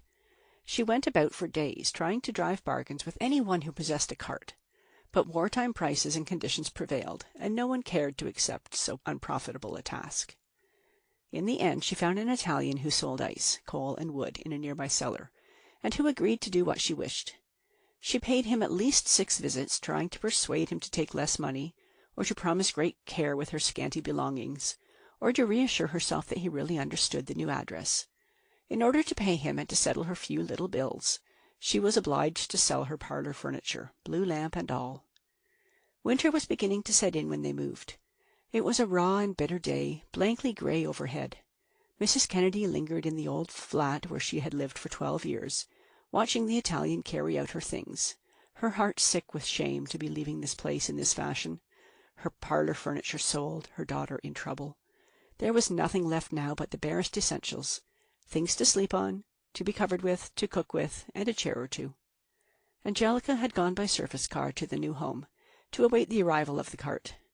For the moment each of them was alone in a dismal bare flat, hopelessly similar. It was a day of gloom. The removal had brought home to them most forcibly their desperate position, their helplessness, their desolation. They had only each other, no other friend, no other resource. They set to work at once, in the dusk, to arrange their furniture, and when a barren sort of order had been achieved, Mrs. Kennedy went out in search of the usual little shop where she might buy a bite for Angelica's supper.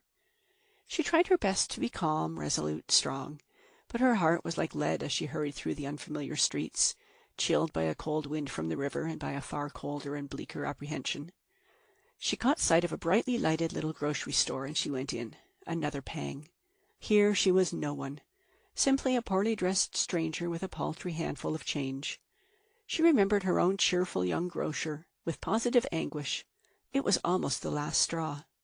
She came back half running with her little bag under her arm, entered the strange doorway, rang the strange bell. Her daughter admitted her. "I didn't do much," Angelica said. "I started to scrub the shelves, but I felt tired. Anyway, what does it matter?" She had been sitting in a dreadful apathy in the forlorn kitchen. She sank down again on the old step-ladder chair. "If only I had a bit of linoleum for the floor," began Mrs. Kennedy, looking down at the filthy boards. "A nice check pattern like Mrs. Stone had." Angelica stopped her. "I prayed," she said. "Oh, my dearie, I'm so glad. God'll hear you, and—" "I prayed it would die." "Angie! You didn't think I wanted it, did you?" "You'll feel different when it's here." "I shan't. Lots of people don't. It's a curse to me. A curse. A baby. Me with a living to earn the rest of my life. No, I'll hate it. I do now. I'd have to hate any child with his blood in it. I hope it'll die." "That's a wicked, wicked thing to say, Angie." "Maybe you'd be surprised to know how wicked I feel. My God, what I've done. The chance I've thrown away." "That's not like you, my dearie." "I'm not like me. Not like the me I thought I was. I thought I was, oh, I don't know, a kind of wonder. And after all, I'm nothing but this, going to have a baby, pretending to be married, not a cent. It's a grand end, all right." "End, Angie?" "Yes, end. I'm done. Finished." 2. Not her suffering, though. That had just begun. All that winter and through the spring she lived in a misery without relief or solace. She could think of nothing in all the universe but her own torment. She was ashamed to go out, in spite of her mother's account of her as a married daughter with a husband gone to war, in spite of the wedding ring the poor embarrassed woman had bought for her at the 10-cent store. She felt that she had in no way the appearance of a younger wife. She felt herself to be obviously and flagrantly an outcast. She was ill, too, and so hopeless, so profoundly dejected, that she saw no sense in getting up. She lay on her cot in the bedroom, dark as the former one, day after day. Now and then a bit of sewing was brought to her to do, and then she would drag herself into the kitchen and sit by the window, where there was a little more light, until the work was done. Otherwise she simply lay there, her black hair uncombed, an old shawl about her shoulders, in fathomless despair. Life was too ghastly to contemplate. She could see nothing before her worth living for. Vincent was gone, and with him love and youth. Eddie was gone, and with him security and hope. Whether the baby lived or died, she was disgraced. She could never, never forget that she had been cast aside. They were bitterly poor, and seldom had enough to eat. There was nothing to relieve their monotonous pain and anxiety. Not a neighbor to exchange a word with, not a bit of gossip to amuse them. Nothing, nothing, nothing from morning till night but their own sad faces, their own listless voices, their own leaden hearts, their own undying apprehension. "It'll all seem different, dearie, when you're well again," Mrs. Kennedy told her child. "Then you'll go to work again, and we won't be so pinched. You'll go back to the factory and see your friends and go out, like you used to the movies and dances. I won't. There'll be a child to look after and feed. Just to work in a factory till I'm old, and then, I don't know, die in the poorhouse, I guess. There's lots of things might happen, Angie. Maybe you'll marry. There's men that would be willing to overlook." "Well, I don't want 'em. I'm through with men." "Then maybe you'll get on fine in some sort of business." "No chance of that. I haven't any education. I'm too ignorant. Don't try to make up things to comfort me. I know how it'll be." But still she couldn't want to die. No matter how terrible her future looked, her strong spirit clung to life, even the most repulsive life. It wasn't that she feared death, but she resented it. It was the complete defeat, the final outrage. As her time drew near, she began greatly to dread dying. She would lie by the hour thinking of death in a sort of silent fury. 3. At last it came upon her one July morning, that most shocking and insensate of nature's cruelties. Her mother sat by her in fatalistic patience, knowing well that there was no escape, no alleviation. There was a doctor whom Mrs. Kennedy had summoned, not the noble and kindly physician of Angelica's romance, but an indifferent and callous one accustomed to the poor and their profitless agonies. He was very cheerful. He was able to look down upon that young face distorted in brutal anguish and smile. "Nothing to be done now," he said. "I'll look in again in an hour or so." He returned too late. The protesting little spirit had entered the world without him, and lay crying, wrapped in an old flannel nightdress, in Mrs. Kennedy's lap, while the young mother watched it with unfathomable eyes. End of section 19. Chapter 4. 1. Angelica sat at the kitchen table, her blouse torn rudely open at the neck, wet through with perspiration, haggard and worn almost beyond recognition. "My God," she said, pushing back her hair, "it's hot as hell, mummer." Mrs. Kennedy sighed without speaking or interrupting her work. She was standing at the ironing board, finishing a big week's washing. It was a night of intolerable and sultry heat, and the kitchen, with the stove lighted for the irons and the gas blazing for light, was a place of torment. The two women were curiously pallid, curiously alert, with the terrible activity of exhaustion. They had reached so high a point of suffering, both physical and mental, on that night, that they were no longer aware of their pain. "Listen, mummer," said Angelica. "Here's what I've written." She picked up the sheet of soft paper with blue lines on which the ink blurred and the pen dug and scratched, and on which she had written, "Vincent, the baby has been sick all the time, and now he is worse. You got to send some money for him. You got to find it somewhere if you have not got it. He is in a terrible bad state. He only weighs 6 pounds, and he is going on for 6 weeks. Angelica." She read it in her hoarse, thrilling voice, and it sounded so vehement, so passionate, so touching, that they both believed the letter to be so in itself. "Now I'll run out and mail it," she said. Just as she was, with dishevelled hair and unfastened blouse, she hurried out into the street. A man spoke to her, and she swore at him. She was back within a few minutes, panting, but her mother was no longer in the kitchen. She had gone into the dark bedroom to quiet the poor little baby. "I'll hold him, Angie," she said. "You can go on ironing." But Angelica flung herself on her knees before the child on her mother's lap. "God, little feller, little love, God, I wish he'd die and be out of this." Her mother could not rebuke her. Worn out by unending worry, by lack of sleep, by the heat, by intolerable toil for the tiny thing, she too could only wish it dead. It suffered so, it was so weak, so pitiful. Night after night they held it in their arms, close to the window, where it might get what air there was. They sang to it, rocked it, bathed its wasted little body to cool it, and all the while it wailed in its feeble voice, a weak, monotonous, heart-rending sound. They tended it by day and by night. From time to time it slept, but fitfully, the beating of its little heart shaking its emaciated body.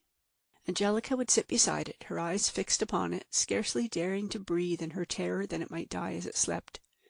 For though she said and she meant that she wished it to die and be free of its misery, for her own sake she longed for it to live to the utmost limit, no matter if every day and every night were a pain to her, and her whole life went by in its service. She wanted to be holding it in her arms every waking hour. She could not sleep unless it lay within the reach of her hand. Even if she went to the corner on an errand for her mother, she was filled with panic until she got back to it and had seen it and touched it again. She cared for nothing else whatever. She didn't trouble to dress herself decently. She no longer helped her mother about the flat. Barefooted, her heavy hair pinned in a great slovenly coil, her blouse unfastened, with a ragged skirt hanging about her lean hips, she would sit for hours with the little wailing thing in her arms, pressed against her bosom, while she sang to it in her hoarse, touching voice. She learned all she could from the doctor and the visiting nurse, and did just as they told her. She bathed the child, fed it, tended it, in the most careful and professional way, but she would not let it alone. The doctor told her to leave it in the clothes basket, which was its bed, and the nurse assured her it would be cooler and more comfortable there. But she could not restrain herself from snatching it up.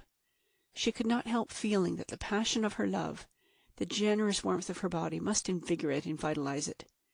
Most cruel of all delusions, that love can save. 2. "He's got to get into the country," said Angelica. "That's all there is to it. I'd sent him to one of those fresh air places, only I know he'd die without me. He's got to have me. No one else would know his ways." "Well, if Mr. Geraldine sends—" If he don't, He's got to, that's all. I'll give him just one more day, and then— Maybe he's not there. Maybe he's gone to the war. Not a chance. Well, if he's not there, I'll have to find him, and I will." There was no letter the next day. "You got to telephone," said Angelica to her mother, "and find out if he still lives there at Bonavista. If he does, I'll write once more." Her mother came in late that afternoon. "He's there," she said. "Somebody, one of the servants, I dare say, came to the telephone, and I just said, 'Is Mr. Vincent Geraldine there?' And she said, 'Who is it wants to speak to him?' And I said I only wanted to know was he at home. 'Oh, yes,' she says, 'he's at home.'" Poor woman, lugging her eternal bucket, she looked as if she were being pressed down by giant hands which were forcing her exhausted and gallant body to its knees. There was nothing ready for her now at the end of her bitter day, nothing in the house which she could cook for supper. Her bed was still unmade. There wasn't even a decent place for her to sit down, for Angelica occupied the only rocking chair, drawn up close to the window where the baby could get what air there was. Mrs. Kennedy looked at them, and for an instant she hated them both.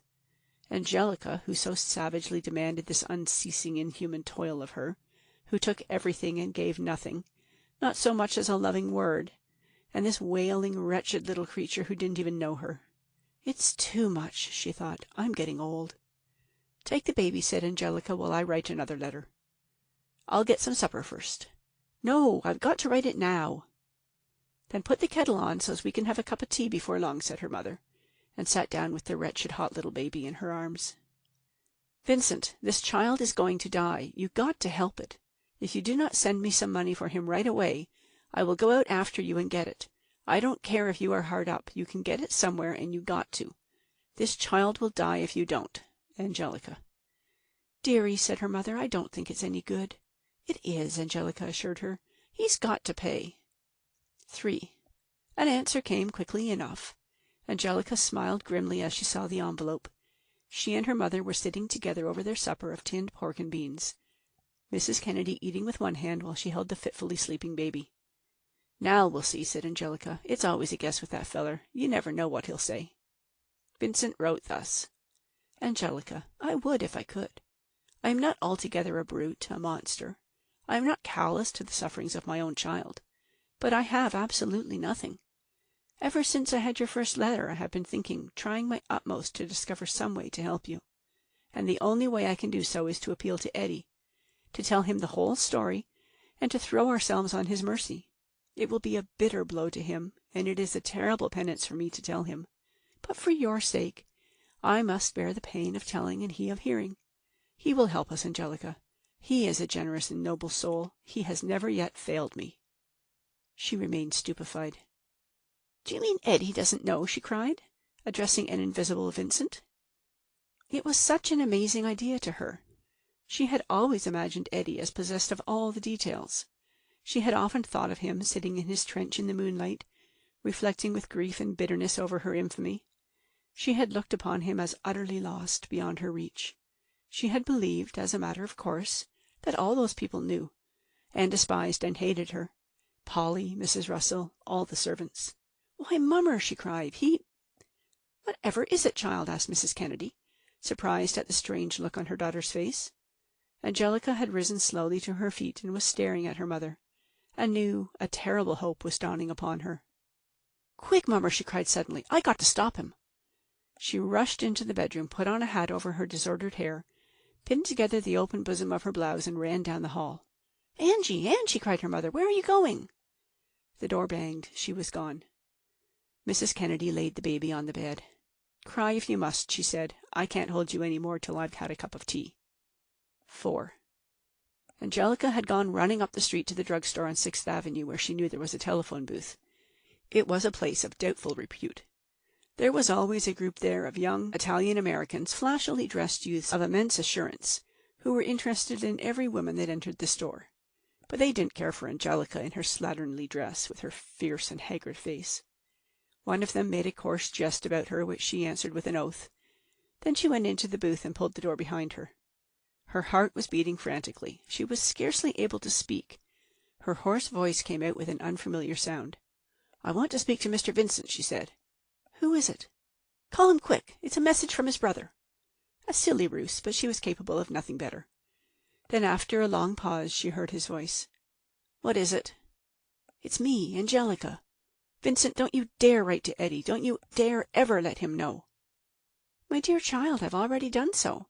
I've just put the letter in the box not 10 minutes ago." "No," she cried. "No, you must get it back." He laughed. "When once a letter is posted," she gave a sort of wail.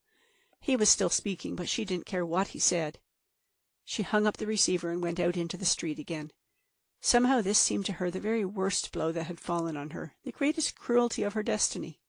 To have got, in the blackness of her despair, this glorious hope, and to have it destroyed almost before it had breathed. It occurred to her that there was one more desperate chance. She went hurrying home again. "Mummer," she said, "where's your money?" "I haven't any money, Angie, as you well know." "You have." "Only just the bit that's to last us through the week." "Give it to me, quick." She snatched up the flat little purse and rushed out again, pushing her hair up under her hat as she ran. She didn't quite know where to look. She sought in vain along 6th Avenue and crossed to 5th, and found there what she wanted, an empty taxicab cruising along Madison Square. "Say," she called, "taxi!" The man stopped and looked at her suspiciously. A queer-looking thing she was to hail a cab. "I want to go out to Baycliff," she said. "You better walk then," he said. "It's cheaper." "Oh, you'll get paid all right," said Angelica. "The people out there'll pay you good and give you a tip." He shook his head. "I guess not," he said doubtfully. "You better find someone else. I'm married. I can't afford to take no chances. Where'd I be if I wasn't to get paid? A long run like that, and got to come back empty." Angelica recalled something which had been mentioned in one of Mrs. Russell's long stories. "Look here," she said, "it's the law. You've got to take passengers." "Not outside the city limits, I haven't," said the man. They were both a little uneasy, as neither of them felt at all sure as to what laws there might or might not be. But Angelica, in her desperation, was resourceful. "Let me in," she said, "and I'll fix it up with the people out there. See, I'll give you $2 now, but I won't tell them I give you anything. And they'll pay you and give you a tip, too. I'm the waitress out there, and they'll be darn glad to see me back. You didn't ought to worry. You ought to know I wouldn't risk getting locked up just for the sake of a ride. No one would take a chance like that." "Well, they do all the same," said the driver. "It wouldn't do me no good to get you locked up, not if you didn't have no money." "It's only people out on a joyride that do that," she said. "Where'd be the sense in me doing that, taking a ride all alone and then getting locked up?" He wavered, and she hurriedly got out the $2, earned by long hours of scrubbing by Mrs. Kennedy, and gave them to the chauffeur. He was now practically won. Her insistence overcame his weak will. Her $2 charmed him. Moreover, he liked her. She was so frank and so much in earnest. "All right," he said. "Get in. Now mind you treat me fair. I'm taking a big risk for you." She was a strange enough figure, sitting there in her dusty clothes, her battered old hat, while the cab sped on through and out of the city, along dark country roads lined with trees, past fields, past marshes, past desolate buildings, past friendly lighted houses. She was consumed with a fever of haste, burning with anxiety, looking over the driver's shoulders at the road before her, which seemed so endless. Now they were going up the hill to the house, the very house. "You wait a while," she said. "The longer you wait, the more you'll get paid." The front door stood open, with only a screen door across the aperture, and a faint light from the hall shone out onto the roadway. There didn't seem to be anyone about. She stood outside, peering through the screen into the hall, listening. Not a sound. She was obliged to ring the bell, and who should open the door but the doctor? He didn't see who it was until he had let her in. Then he was frightened at the unexpectedness of her coming, at the wild disorder of her appearance. "What do you want?" he asked. "I want to speak to Vincent," she answered. "Where is he?" "He may be busy. I'd better—" "Where is he?" she demanded. When the doctor didn't answer, she pushed by him and ran upstairs. Vincent was lying back in an armchair, in a bathrobe, his slender bare feet on a second chair. He was eating biscuits and cheese from a plate balanced on his knees, and reading a magazine, in the greatest possible comfort, physical and mental, when without an instant's warning Angelica entered, wild, savage, relentless as a fury. He sat up, drawing the bathrobe tightly about him, and tried to frown at her, but he felt, and he appeared, at a horrible disadvantage. "What do you want?" he demanded. She couldn't speak for a moment. She only looked at him with her fierce black eyes, pressing a hand against her breast as if to stifle by force the tumult there. He was alarmed, really, although he tried so desperately to look scornful. "Well," he asked again, "what did you come here for?" "That letter," she said, "that letter to Eddie. You shan't send it." "I have," he answered. "No," she cried, "no, you haven't." "I tell you I have," he answered definitely. "I told you so over the telephone." She stood motionless, staring past him, oblivious of his uneasy bewilderment. Thoughts were running through her brain like fire through parched grass. She remembered things she had heard, of the English suffragettes pouring acid into mailboxes to destroy their contents. But what did they use, and where to get it? Her vigorous and subtle brain was never quite without resource. She thought and thought with passionate intensity, and at last suddenly an idea came to her. She went out of the room abruptly, so swiftly and silently that Vincent was astonished and more than ever alarmed. What in heaven's name was that damnable girl up to now? He knew she wouldn't stop at anything. He went on tiptoe to the door and peered cautiously out into the hall. She wasn't there. Where was she? He was certain that she hadn't given up and gone away. She was after that letter, and she wouldn't go without it. "She's ill, though," he muttered. "Beastly savage, forcing her way in like this. My God, I'll never be rid of her. What the devil was the matter with me to get mixed up with a girl like that? I wish she'd break her neck. I wish I had the courage to wring it." He stopped suddenly and turned pale, for there on the mantelpiece before his eyes was the letter. Cortlandt had forgotten to mail it. He flew at it and tore it into bits like a criminal concealing some trace of his guilt. He was actually capable of imagining that by this he had got the better of Angelica. 5. Angelica ran downstairs to the kitchen, which was deserted but quite brightly lighted. There on the back of the coal range stood what she expected to see, the tea kettle gently steaming. She lifted it and went to the back door. There was a couple, probably Annie and her young man, sitting in the dark on the steps. She turned back, went through the laundry and out of a side door, down the hill through the grass where she wouldn't make a sound. Once she stumbled, and a few drops of scalding water spilled upon her instep. She smothered a shriek of pain and hurried on. There wasn't a soul in sight. The road was quite empty even of passing motors. She crossed to the other side where the postbox stood, and, raising herself on tiptoe, she poured into it the entire contents of the kettle. Then she ran into the woods behind the box and hid the kettle in a clump of thick bushes. She was satisfied that the letter must be destroyed, together with anything else the box may have contained. Her conscience did not reproach her in the least for this possible injury to others. There couldn't be anyone, she reflected, who could want anyone else to get a letter so much as I don't want Eddie to get that one. 6. She rang the front doorbell again, but this time the doctor didn't let her in. He looked at her through the screen door and shook his head. "No," he said softly. "Better go away. Don't make any disturbance, for your own sake." "I only want to speak to Vincent," she said plaintively. "Better not. Go away now. Nobody's seen you. Vincent and I are alone in the house. I'll never mention it. I'm your friend, you know. You must be my friend if I need one, won't you?" He had heard rumors, which he didn't quite believe, that Eddie was to marry this remarkable young woman. He knew that Eddie was capable of extraordinary quixotic deeds, and he thought it just as well to have a friend at court in case. Moreover, he liked Angelica, and was well disposed toward her. The rebuffs he had received, rude as they had been, hadn't hurt or discouraged him. The Lord who had made him so vulnerable to the charms of the fair sex had likewise provided him with a sort of protective armor. "Of course I'll be your friend," said Angelica, "but I just must speak to Vincent." "I thought you had seen him," said the doctor. "You went upstairs." "I forgot to tell him something very important. If you don't want me to come, just please make him come down here. Please." She knew how to be meek enough to serve her ends. "Please," she said again with all her cajolery. "Please, doctor, just get him to come down and speak to me through the door. Just for an instant." He hesitated. "I want to do anything I can for you."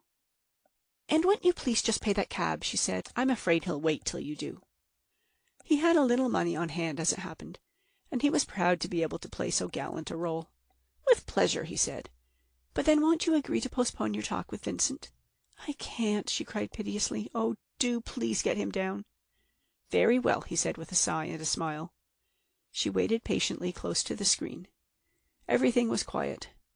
The waiting chauffeur had shut off his engine and sat on the step of his cab smoking. Far away from some other house came the thumping rhythm of a piano player, and quite close to her the busy chirping of little nocturnal insects. Before very long, Vincent's heavy tread sounded on the stairs. His big body loomed up in the dim light of the hall and drew near to her, but he did not unlock the door. She suppressed a smile. He was afraid of her, that big, masterful poet, forever proclaiming himself a man. "Well?" he demanded sternly of the girl outside. "I spoiled your letter," she said. "Eddie'll never get it." "What? I'll write another." "You better not do that, Vincent. He wouldn't be pleased with the way you've acted." "Perhaps not, but it's my duty." "Don't any of them know? Not your mother or anyone?" "Of course not. I'm not the sort to tell such a thing. If it wasn't my duty now, I wouldn't." "I thought it was to get money to help me out." "Well, yes, partly, but he really ought to know in case he still thinks of marrying you." "No," she said quietly, "he mustn't know. Look here, Vincent, I've done this one bad thing in my life. I never did anything bad before, and I never will again. But if it was known, I'd never be forgiven.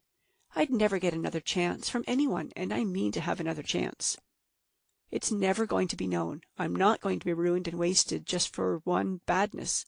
It's going to be wiped out, I tell you." "It'll never be wiped out. You'll never forget Angelica. You'll never, never forget me. You can't love again. You've lost heaven, my girl." She was still for a moment. "Maybe I have," she said. "Maybe I have lost heaven. But," she went on, "I'll get what I can anyway. I'm going to have my chance, Vincent." Her voice was so low that he had to press against the screen to hear her, and her words came in an incredibly ferocious whisper that turned his blood cold. "If you ever tell him, Vincent, I swear to God I'll kill you." End of section 20. Chapter 5. 1. Through the front basement window, Mrs. Kennedy saw Angelica returning, a shockingly disheveled figure in the sweltering midday heat. She hurried to the door with the baby in her arms. "Oh, Angie," she cried, "you cruel, cruel, bad girl, where have you been?" "I've been near crazy, left alone here all night and morning with the baby, and not a penny in the house. Of course I couldn't do my work." "Hush," said Angelica sternly. "Don't bother me. I'm too tired. I had to walk all the way back. Make me some tea." She took the child in her arms and sat down in the rocking chair, holding it pressed against her breast and staring over its head, indifferent to its crying and the feeble beating of its little hands. She had her tea and bread with it, and then she lay down on her cot, always with the child in her arms, and fell asleep. Mrs. Kennedy looked in upon them, saw them both quiet, the little downy head resting against Angelica's shoulder, and she devoutly hoped that this period of rest might solace her daughter after whatever demoniacal adventure she had undergone that night. She picked up her pail and went out to work. When she came in again at 5 o'clock, they were both gone. Part 2. Polly was reading, stretched out on the sofa of her charming little room, near the window which gave her a fine view of the Hudson and a cool breeze. Her maid had gone out, and she was quite alone in her little flat, content and languid, rejoicing in her dignified solitude. Here she was, living as she liked to live, with her music, her books, her very few and very casual friends, and long, long hours of delicate idleness. She enjoyed the blissful serenity of a convalescent or a freed prisoner. After her 2 heartbreaking experiences of married life, after the anguish of her dear child's death, she was happy now to be quite alone, to love no one, and to be hurt by no one. She wished to spend the rest of her life alone. Eddie had arranged her affairs so that she once more received her decent little income. She didn't inquire as to how he had done this. She suspected that for the present it must be coming directly from his pocket, but she preferred not to know. She had a vague intention of some day divorcing Vincent, but she was never capable of action without some spur. There wasn't any cause now. She was rid of him, and she had her money again. Her deepest instinct, the instinct of a woman by temperament unfitted to make her own way in the world, caused her to value her money above anything. It meant all that was desirable in life: ease, dignity, and freedom. How happy she was in her loose, fresh white wrapper, looking so much younger, so much more charming, smoking her thin little cigarettes and reading some book which entirely engaged her attention. agreeably conscious, none the less, of a nice little supper left by her devoted servant in the icebox. It was only 5:30, but she was growing hungry, and she was dallying with the idea of this supper when the doorbell rang. This was startling, for the boy in the hall downstairs was supposed to stop intruders and to telephone up to her before admitting them. And so loud a ring! Again! She got up and opened the door. She gasped at the spectacle of Angelica with a baby in her arms. "My dear Angelica!" she cried. "I never—" "Let me sit down," said Angelica. "I'm dead tired." So she came into Polly's tranquil sitting room, as out of place there as a wild animal, the fierce, rough Angelica with her wailing baby. She sat down on the sofa and held the child up, a wretched, frail little creature with a wizen, troubled face. "See him? 2 months old." "He's sweet. But, my dear, I didn't know you were married." "I'm not married." "Listen, Mrs. Geraldine, I got to have a talk with you." "Of course. But, my dear, isn't there something you could do for your baby? He seems so—" "He's sick. He's sick all the time, but the doctor says if he gets good care, there's no reason why he shouldn't grow up strong and all right. It does make him kind of an extra trouble now, but after you've had him here a few months, Mrs. Geraldine—" "I've had him here?" "Listen," said Angelica in anguish. "Please, please, Mrs. Geraldine, don't say no. Wait till you hear. Wait till you think. Think about that baby you lost." "Oh, do, for God's sake, Mrs. Geraldine, take this baby." "My dear girl," cried Polly, "you must be mad. What in the world are you talking about? Oh, please, please, please, for God's sake, just think of the poor little fellow you lost. Take this one instead." "I can't keep him, Mrs. Geraldine. He'll only die." "You're too good and kind to let a little baby die. You've got to take him. You'll never have a moment's peace night or day if you don't." "But, Angelica, it's outrageous." "I don't know the words to use. I don't know how to make you— Oh, Mrs. Geraldine, I can only just beg and pray to you to take him." "My dear, I'll help you if I can. I'll be glad to lend you money or help you in any other way." "No, I can't keep him. You see, Mrs. Geraldine, I'm going to marry Eddie, and I can't ever let him know about this." "Angelica," cried Polly aghast, "I certainly won't help you to deceive Eddie."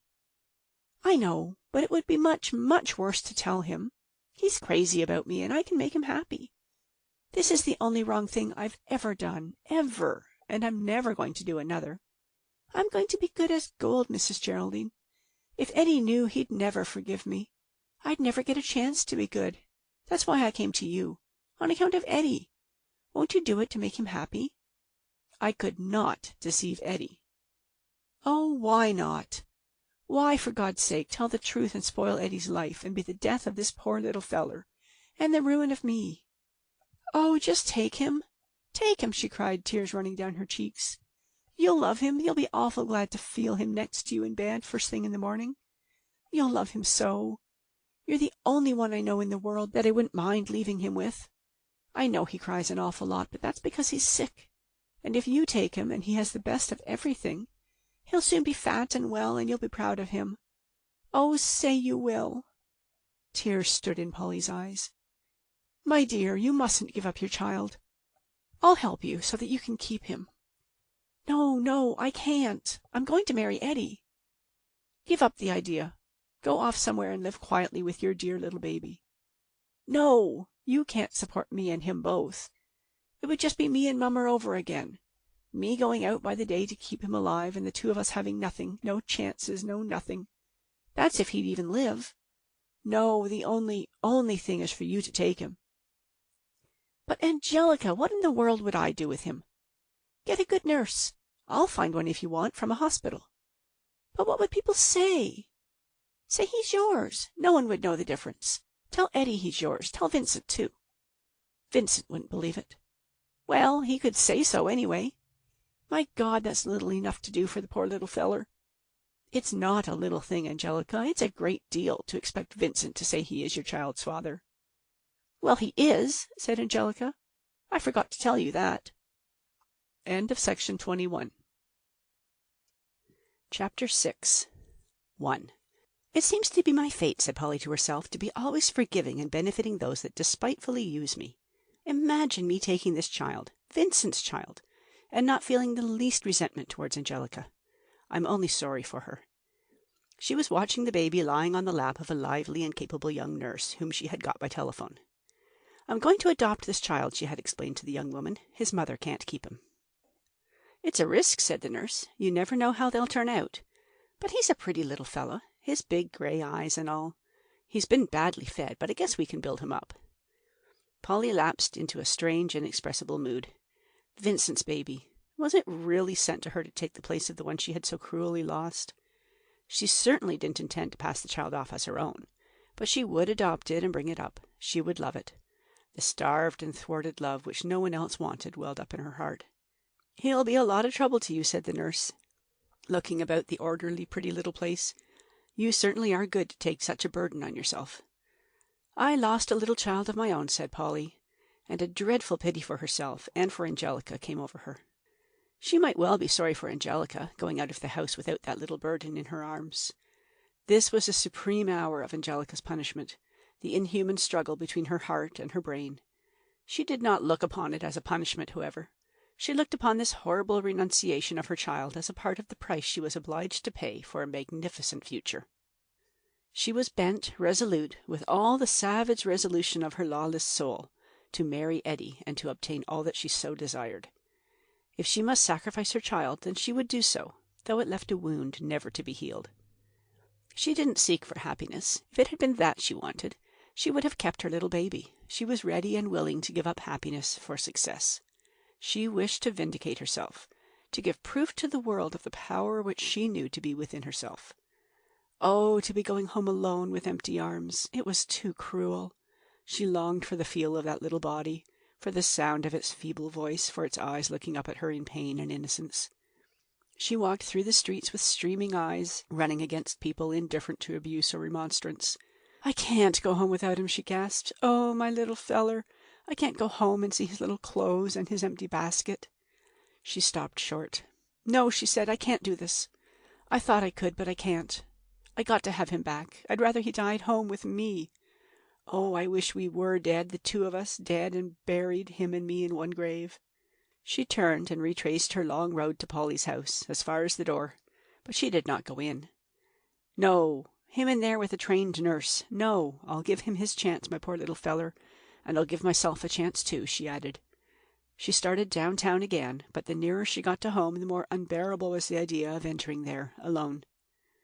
"If only I was over this first night," she moaned. "If I could only just forget him till tomorrow." 2. Mrs. Kennedy kept on working. She didn't dare to stop, to give herself a moment to think. They were both gone. Very well. She would simply expect them back, resolutely refusing to think where they had gone, what they might be doing. At 5 o'clock in the afternoon she began to clean her flat. Then she cooked a nice little supper and set it in the oven to keep warm. She mixed condensed milk and water in a bottle for the baby. She boiled its dirty clothes. Then, in a desperate search for work to do, she found an old pair of white shoes of Angelica's, and began to clean them, singing all the while in a weird, cracked voice. "After the ball is over, after the ball is done." She was trying with all her might to keep out of her head a terrible vision of a young mother standing on a bridge at night with her baby in her arms. Still humming, she went into the bedroom, undressed, and got into bed in a waking nightmare, half hypnotizing herself with her monotonous little song. She was too far gone even to feel relieved when she at last heard Angelica's footsteps in the hall, heard her go into the kitchen and light the gas. Then silence. She lay listening for the baby's cry. There wasn't a sound. "What can she be doing in there?" she thought. "And what makes the baby so quiet?" Fear struggled against the lethargy that engulfed her. She got up, went to the kitchen, and stood in the doorway in her long old-fashioned nightgown, regarding her child. Angelica sat beside the table with a small box in her lap. "Angie, where's the baby?" cried her mother. "Gone," said Angelica. "I got a lady to take him." "Your own child?" screamed her mother. "Your own little baby? Oh, shame on you!" "Shut up! You don't understand. Do you think I like to give him away?" "Then get him back. Get him back, Angie." "I'll work for him until I drop. Don't give him up." "He's gone, I tell you. Let me alone. Can't you see how I feel?" "Then why did you do it, Angie?" Angelica stared at her somberly. "I don't know," she said. "I had to. I thought it would be the best thing for him. The woman that's taken him, she can do a lot for him. She's kind and good. You'd like her." "Who is she?" Angelica did not intend to tell. She was too well aware of the preposterousness of having taken Vincent's child to his wife. "No one you know," she said. Her mother was completely softened by this new idea that Angelica had given up her dearly loved child for its own good. "You poor girl," she said. "I suppose you meant to do what was best for him. But I thought it would help me, too," said Angelica. "I couldn't keep him." Mrs. Kennedy was shocked. She opened her mouth to speak again, but Angelica stopped her with a quick gesture. "No more," she said. "I've had enough. Now you better go back to bed." "I don't want to leave you," said her mother. She could imagine how hideous would be Angelica's loneliness. "You better." "Why? What are you going to do?" Angelica held up her tiny box. "Heroin," she said. "I got it off a feller I know. I don't want to think about anything tonight." For an instant the small figure in the long nightdress wavered. Then, with a pitiful scream, she ran out of the room and cast herself on the bed. "It's too much, God," she cried. "I can't bear any more. Take me tonight, oh, merciful God." 3. Mrs. Kennedy listened in vain all through the night. From time to time she dozed, to wake with a start of fright. She had no knowledge of drugs, only horrible superstitions. She expected Angelica to be changed in some way beyond recognition. Would she be violent, fight and struggle with her? Would she kill herself, set the house on fire? At dawn she waked from a brief nap, resentful to find herself still alive. Sick with apprehension, weary beyond all measure, she went into the kitchen to see what had become of her child. Angelica was asleep with her head on the table. Beside her lay her tiny package, unopened. She raised her head and looked at her mother with dark and heavy eyes. "All right, Mummer," she said. "It's over." "What? What's over?" "All of that. I'm going to start all over again." "You can't, Angie. You can't undo what's been done." "I have," she said solemnly. "I've just wiped it out. I haven't done any harm to anyone but myself, and I'm going to forget that. All traces of it are gone. Eddie'll never know, and so he'll be happy. I have undone it, Mummer. It's just the same now as if that had never happened." Her mother, shivering, racked by her night's anguish, looked sternly at her. "That's because you don't know," she said. "You don't know yet what you've done." End of section 22. Chapter 7. 1. Mrs. Kennedy made no preparation for going to work that day. She suffered from a strange and inexplicable malady. She didn't want to go to bed. She sat upright in a rocking chair, still in her nightdress, staring at the kitchen wall before her with a faint little frown. Angelica washed and dressed herself neatly, and got ready some breakfast. Not very quickly, for she wasn't accustomed to cooking, but with the care and deftness that were so natural to her. It was, when done, a daintier and better meal than her mother had ever served. "Now, Mummer," she said, "come on, sit down." "I can't eat, Angelica." "You can drink some coffee, anyway." And she took her mother by the hand and led her to the table, a poor, frail, barefooted little thing with her gray hair hanging about her haggard face. "Sit down," said Angelica. "Now then." Her mother drank a cup of coffee greedily and gave her a familiar little sigh. "That was nice," she said. Her daughter succeeded in making her eat a little as well. "Now you got to lie down," she said. "I can't. I've got to clean the halls." "I'll do it, Mummer." "Nonsense, Angelica. You don't know a thing about it." "I guess I can learn. Go on, Mummer, lie down." She straightened the bed and patted the thin little pillow. "Now, Mummer, tell me. How do you do it? Where do you start?" "Angelica, I can't let you. You're tired to death, child." "I'm more used to it." But Angelica would not listen to her. She went out resolutely with the pail and the cloth and the scrub brush, to do for her mother for one day what her mother had done for her for 19 years. It was not Angelica's disposition to enjoy martyrdom. She never felt sorry for herself. She didn't now. It was work which must be done, and she was anxious to do it properly. She was in that state of intense fatigue when one craves more and more physical activity. She scrubbed all the stone stairs, mopped the corridor, went on working and working and thinking and thinking. She came downstairs at 1 o'clock and went out to buy something for lunch. "What is there to do this afternoon?" she asked. "Nothing," said Mrs. Kennedy. "I haven't got half the work to do in this place that I had in the old one. Only 3 washings." "I know. Well, Mummer, I suppose we'll have to get some more money from somewhere. I'll go out and look for a job, I guess." She found one without much trouble.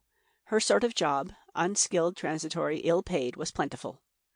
"I'm starting in tomorrow morning," she told her mother when she came home. "Now, if there's any ink, I guess I'll write to Eddie." "Why?" asked her mother. "Well, it seems you don't know anything about what happened, and I guess we'll be married after all." "You mean to say you're still set on that, Angie?" cried her mother. "It's wicked, downright wicked, to deceive a good man so."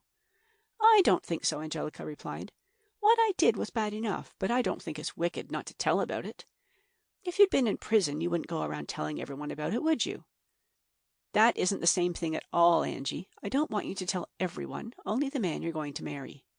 He wouldn't be the man I'm going to marry very long if I tell him. He'd never speak to me again. I know Eddie, and he's too good to lose," she added. "Of course, something may go wrong, but I don't think so. I think I've got him." So she wrote, "Dear Eddie, I guess you think it is very queer not hearing from me for nearly a year. I did not think I would write to you, because when I thought it over I thought I better not marry you. I thought maybe we could not get on account of being so different. But I have changed my mind, and now I will if you still want. Let me know if you feel the same about it, and then I will write again and tell you all about how I am getting along. I have not got any letters from you because we moved away from the old place, and I was sick a long time, and did not go up there to see if there were any letters. And then when I got well and did go, the woman there was very cranky and said she gave them all back to the postman because I did not leave any address behind. Well, let me hear how you feel about this. Angelica." "Now," she said as she dropped it into the box, "now if only I can have my chance." 2. One might imagine that her mother would be pleased with the new and complete change that came over Angelica, her third phase, so to speak, but she wasn't. This cool, quiet resolution seemed to Mrs. Kennedy more profoundly immoral than all her daughter's past wildness. It would be a horrible thing. It would upset all her universe if she were forced to see such guilt as Angelica's going undiscovered and forgotten. Even a sinful life would have seemed to her more hopeful, for it would have presupposed a girl driven to desperation by shame and remorse. But Angelica going off to her work in the morning, neat and alert, her old-time swagger supplanted by a steely self-assurance, was an outrage. She was actually ambitious, too. She didn't seem to know that her life was ruined and ended. She studied in the evening, writing exercises, learning things by heart, going at the English tongue, spelling, composition, and literature as the books decreed, fiercely concentrated upon her work. She wouldn't go to the movies or take a walk. She wouldn't even talk. She just sat there with her books.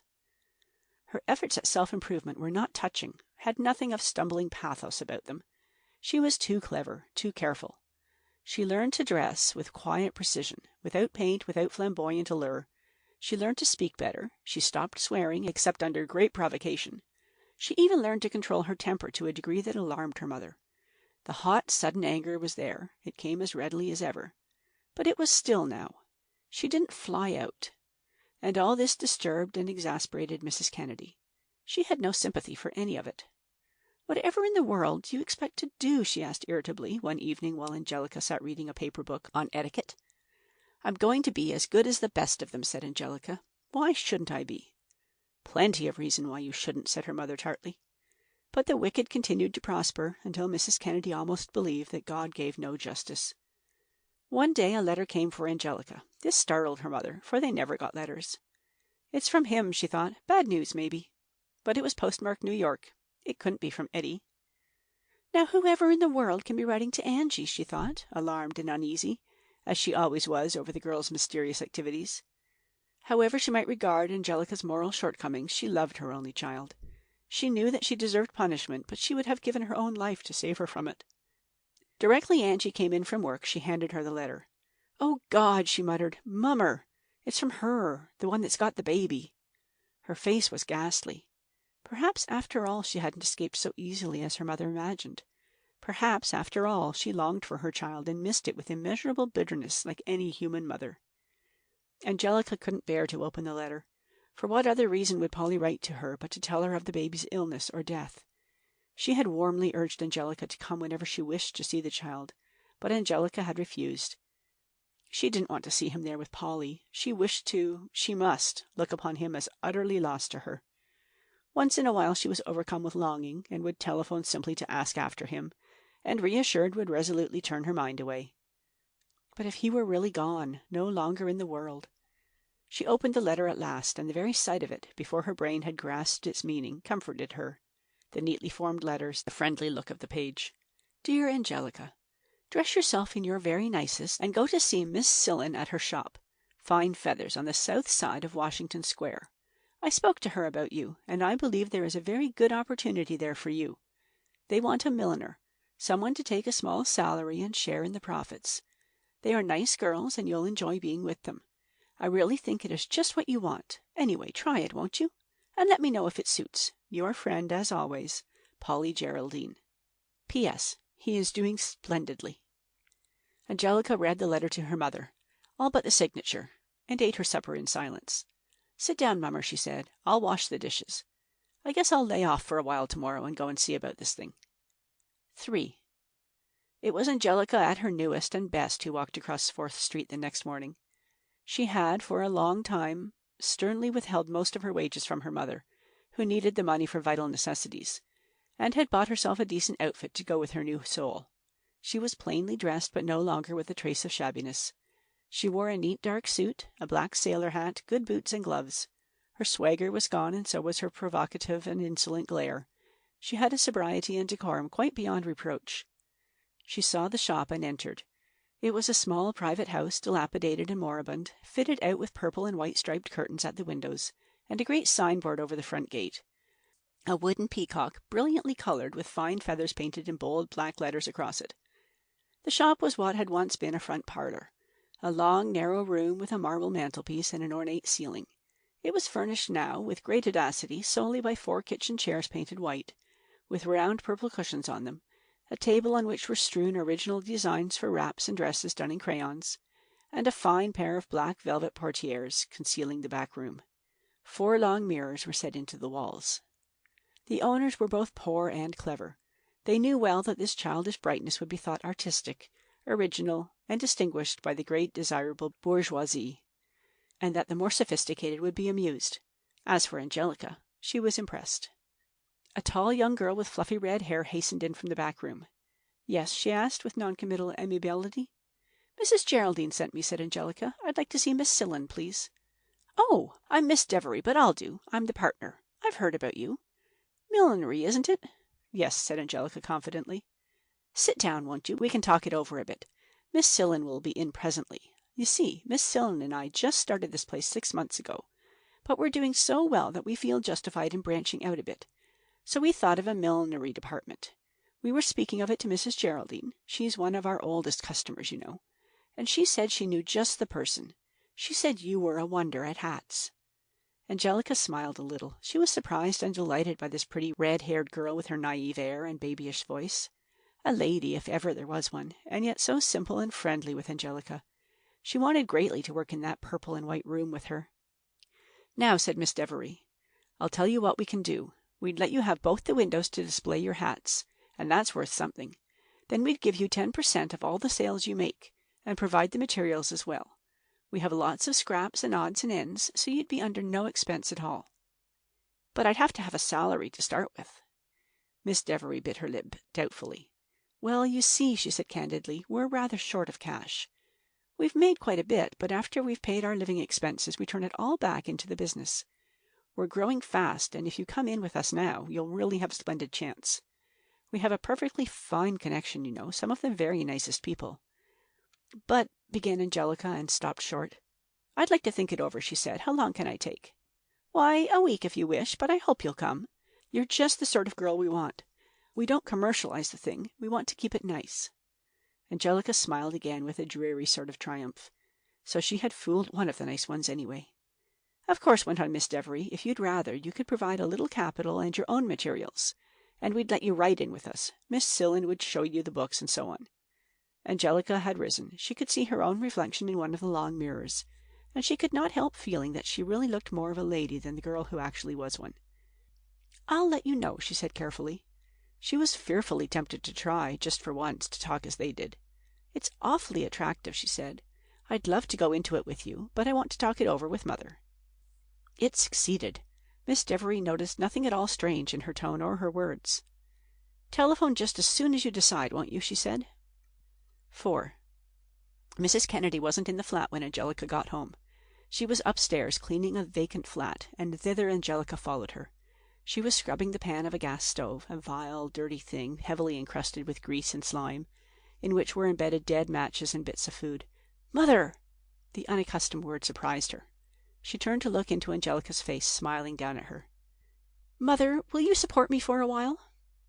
"Why, child, of course. I'll do whatever I can for you. Have you lost your job?" "No, but I'm going to try something new. It may not bring in anything much for quite a while, but I think after a time it'll be a regular gold mine. And it's very nice. I know Eddie would like me to do it." End of section 23. Chapter 8. 1. She hadn't allowed herself to think about Eddie's reply. She insisted to herself that it would be, must be, favorable. But when the letter came, when at last she held it in her hand, she was panic-stricken. She reverted. "Oh, God," she murmured, "what if he's changed his mind?" This is what she read. "My dearest girl, you can't possibly imagine how I felt when I got your letter.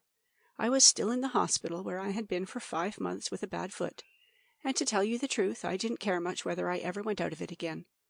I can't explain it very well, but there is something about the war and this filthy, brutal way of living that makes it unbearable to lose any pleasures or joys out of life. You get to believe that nothing matters except being happy, and you are my happiness. When I thought I'd lost you, I didn't care about going on. Of course there's your country, and your family, and your ambition, and so on, but somehow they don't seem real. I thought of you all the time. I wrote and wrote, and didn't get any answer. Then I asked Vincent to look you up, but he wrote that you'd moved, and he couldn't trace you. I don't quite see how I could have gone back to the firing line again if you hadn't written. It's bad enough anyway, but it wouldn't be bearable without some sort of guiding star. Don't think I'm getting sentimental, Angelica, but you are that, you know, to me. I hope this will soon be over. It's worse than I thought it would be, but I'm glad I came. I wouldn't like other fellows to be doing this job for me. But when I get home, it seems like a vision of paradise, you waiting for me, and my home, and good food, and a nice clean bed, and hot water. I don't want you to think that I've deteriorated, that I'm always thinking of physical things, because I'm not. When you're always uncomfortable, you can't help thinking too much about comfort. But I think much more about other things. I think a lot about what is the best way to use a life. I can see lots of things I've done wrong. I look forward awfully to making a fresh start. It will all seem so new, like being born again. Everything will seem remarkable and interesting. All sort of things I didn't used to notice. And to think that there was a time when I used to think quite calmly about being married to you. Of course, my dear, I always did look forward to it as the greatest possible happiness. But I more or less took it for granted, the sort of happiness a fellow always expects.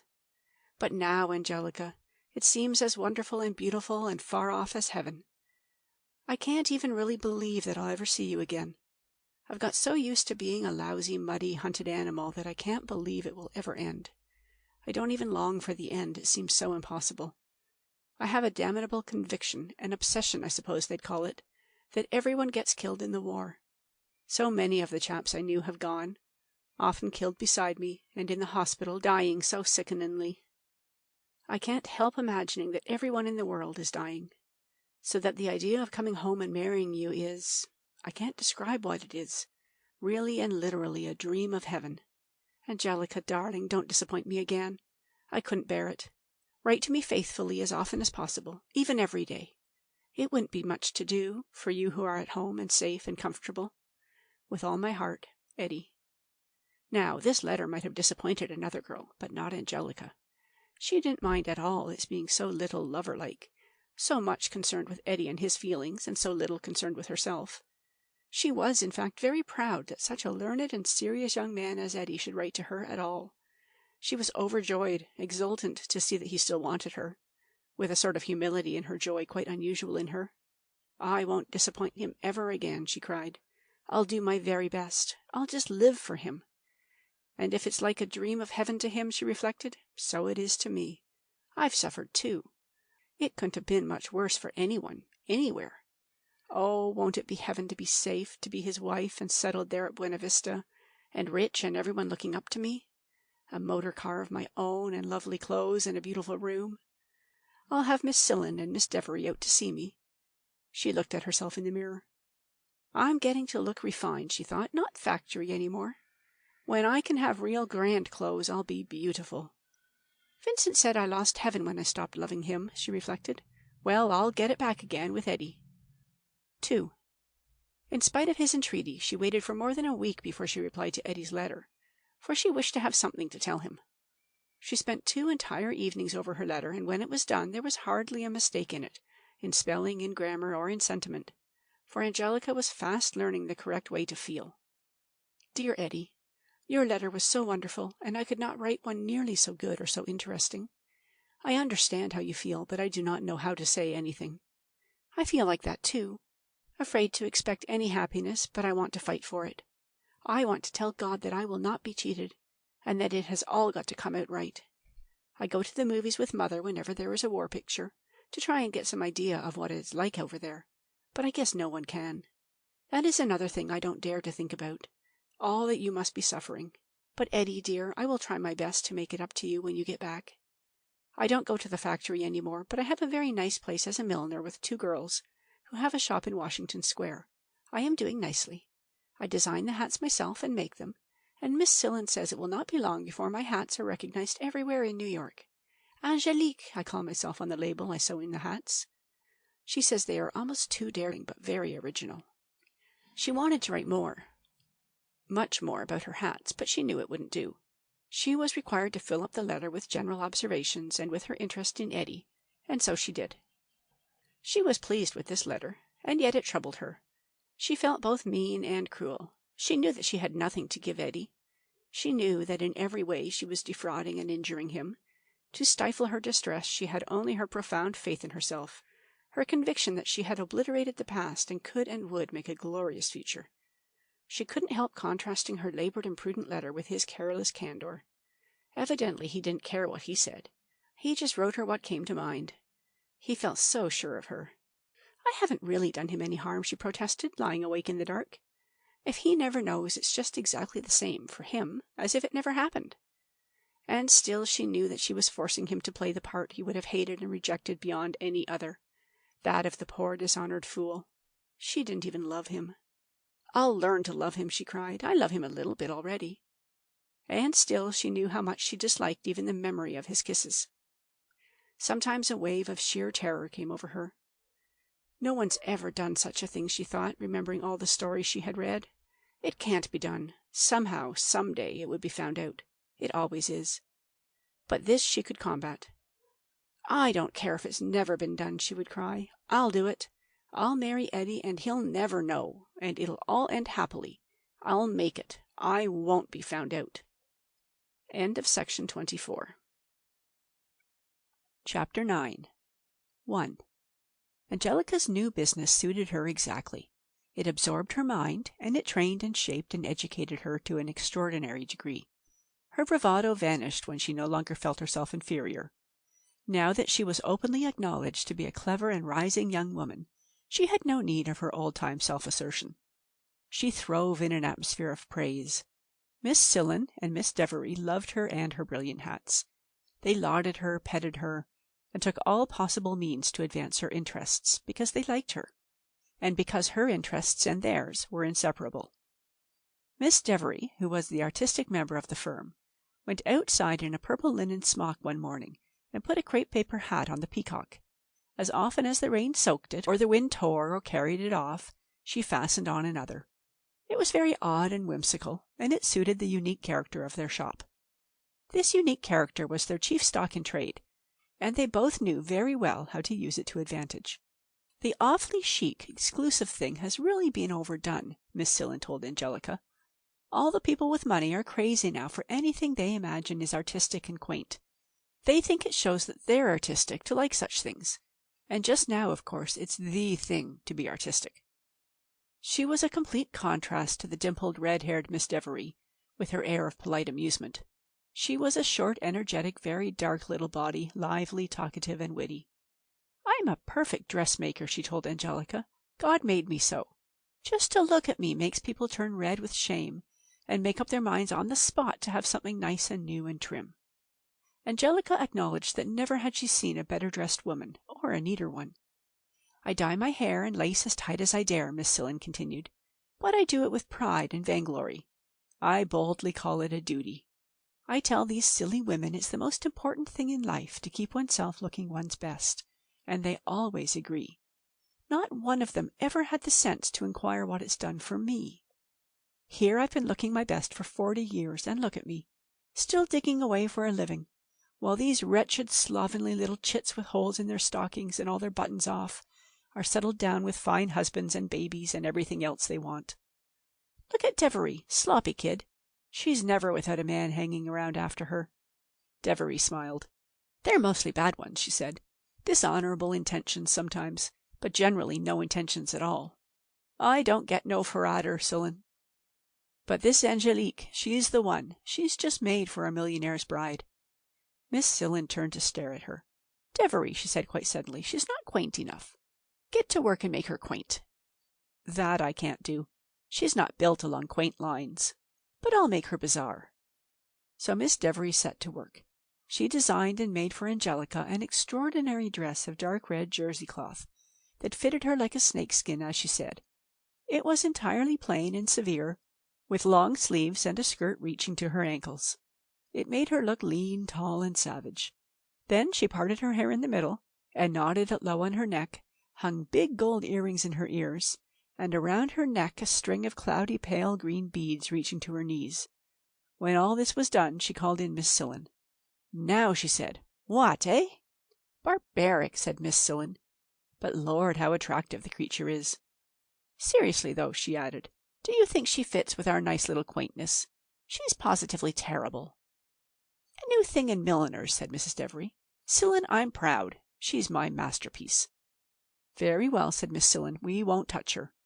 She shall stand as you have made her. But Angelique, my child, how you will have to design to keep up with your appearance."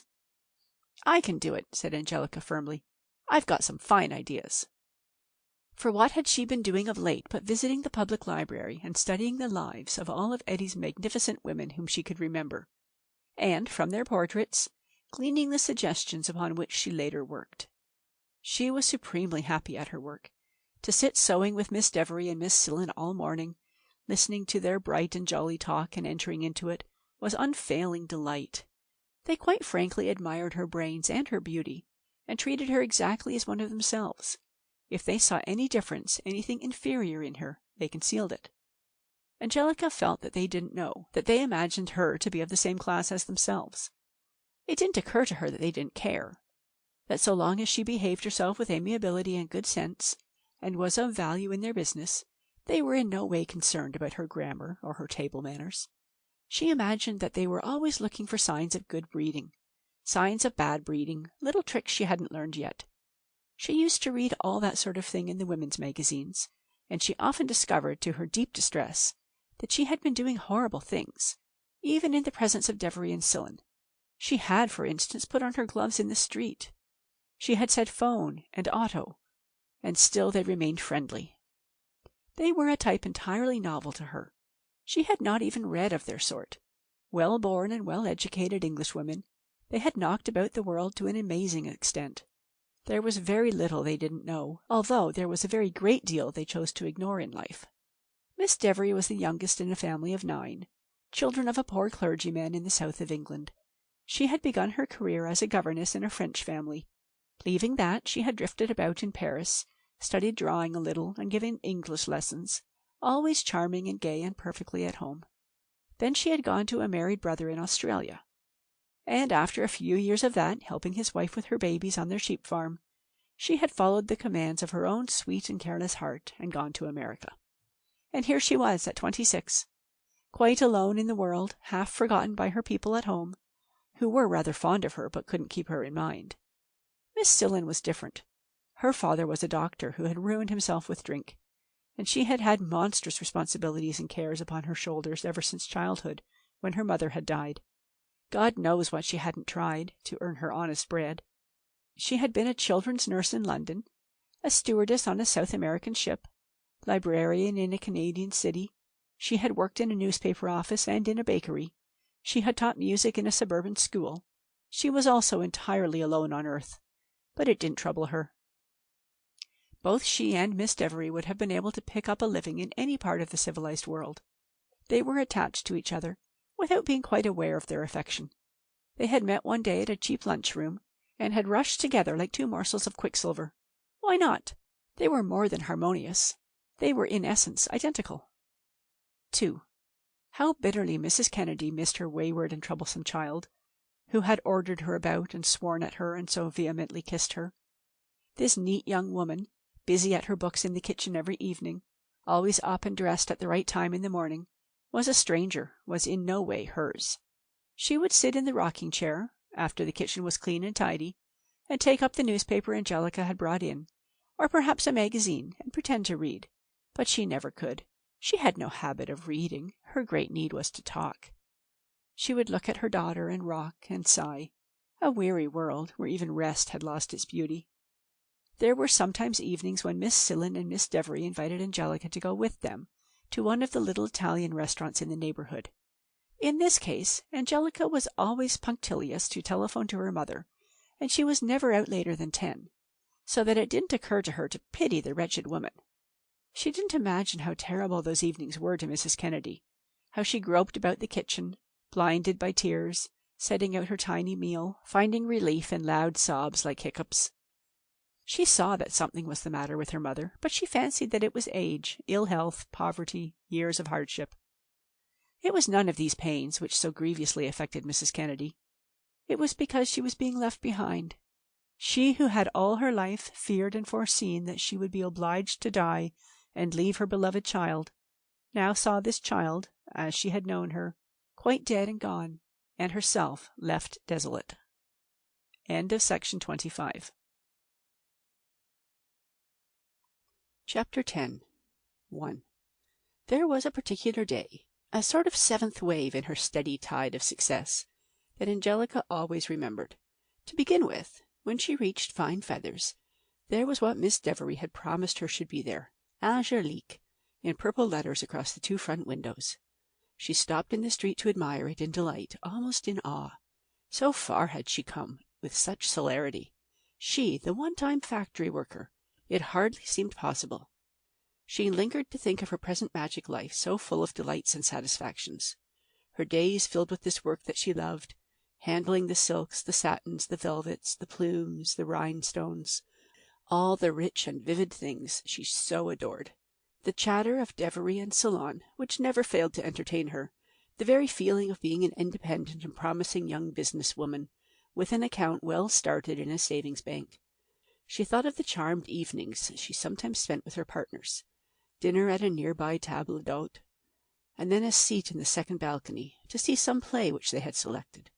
She thought of those long, quiet evenings of study at home, in the tidy kitchen, with the clock that ticked so loudly on the tin tubs. She was able now to give her mother a respectable sum every week. She was, in fact, rapidly becoming the most important member of the Fine Feathers establishment, and she had, some time ago, entered into a new and far more advantageous arrangement with Miss Salon. Devery and Salon were clever and good workwomen, and they had built up a nice little business for themselves. But Angelica was something beyond that. She was the one person especially adapted at that instant of time to design hats which would superlatively please the women of that particular city. She catered to women with money, of course. She raised her prices fantastically, and when women came in, shamefaced and apologetic because of the fierce denunciations of the war posters they saw outside, she knew just what to say. "Yes, madam," she agreed. $150 is a large price for a simple little hat. Of course, you can get some sort of thing for 10. She, who not so long ago had been used to buy one for $1 and trim it with all sorts of little scraps. But it's much more economical to get one really good one that will keep its style until it's worn out, than half a dozen cheaper ones. None of her customers had yet pointed out that one could buy 15 cheaper hats for this price, which, allowing 3 months for the season, would require of each hat less than a week's endurance. Every one who came to her really wished to pay too much for a hat. They all knew, of course, that the bit of fur and lace and satin she gave them didn't cost 1/5 of the price, but they paid the surplus for the style, that Angelique style. She went into the back parlor, where Salon and Devery were draping a collapsible form and a green tulle. "Hello," they both said cheerfully. "Wouldn't you know this dress was for a fat woman? Or should I say a well-rounded figure?" said Devery. They're all wild about green, the big ones. I wonder why." "Congratulate her," said Solon. "Angelica, tell her how nice your name looks out there." There she was, all Sunday afternoon, painting it and talking about your greatness and your coming rise to fame and fortune. Angelica sat down. "It is lovely," she said. "It makes me as happy as can be to see it there like that. But I've been thinking, isn't it all queer and silly, about their saying my hats are so becoming and all that? Why, they could get lots of things that really suited them better for almost nothing. Do you know what I think it is? I think it's because when I make 'em pay so much, they take more pains in putting the things on, and that's why they look better. They dress their hair so carefully, and try to have everything harmonious." "That's a trade secret," said Solon. "It isn't at all the thing to say. Our line is, of course, if you want anything really good, you've got to pay for it. Stick to that, Angelique." "Down with the rich," said Devery. "Bleed them white and drain them dry."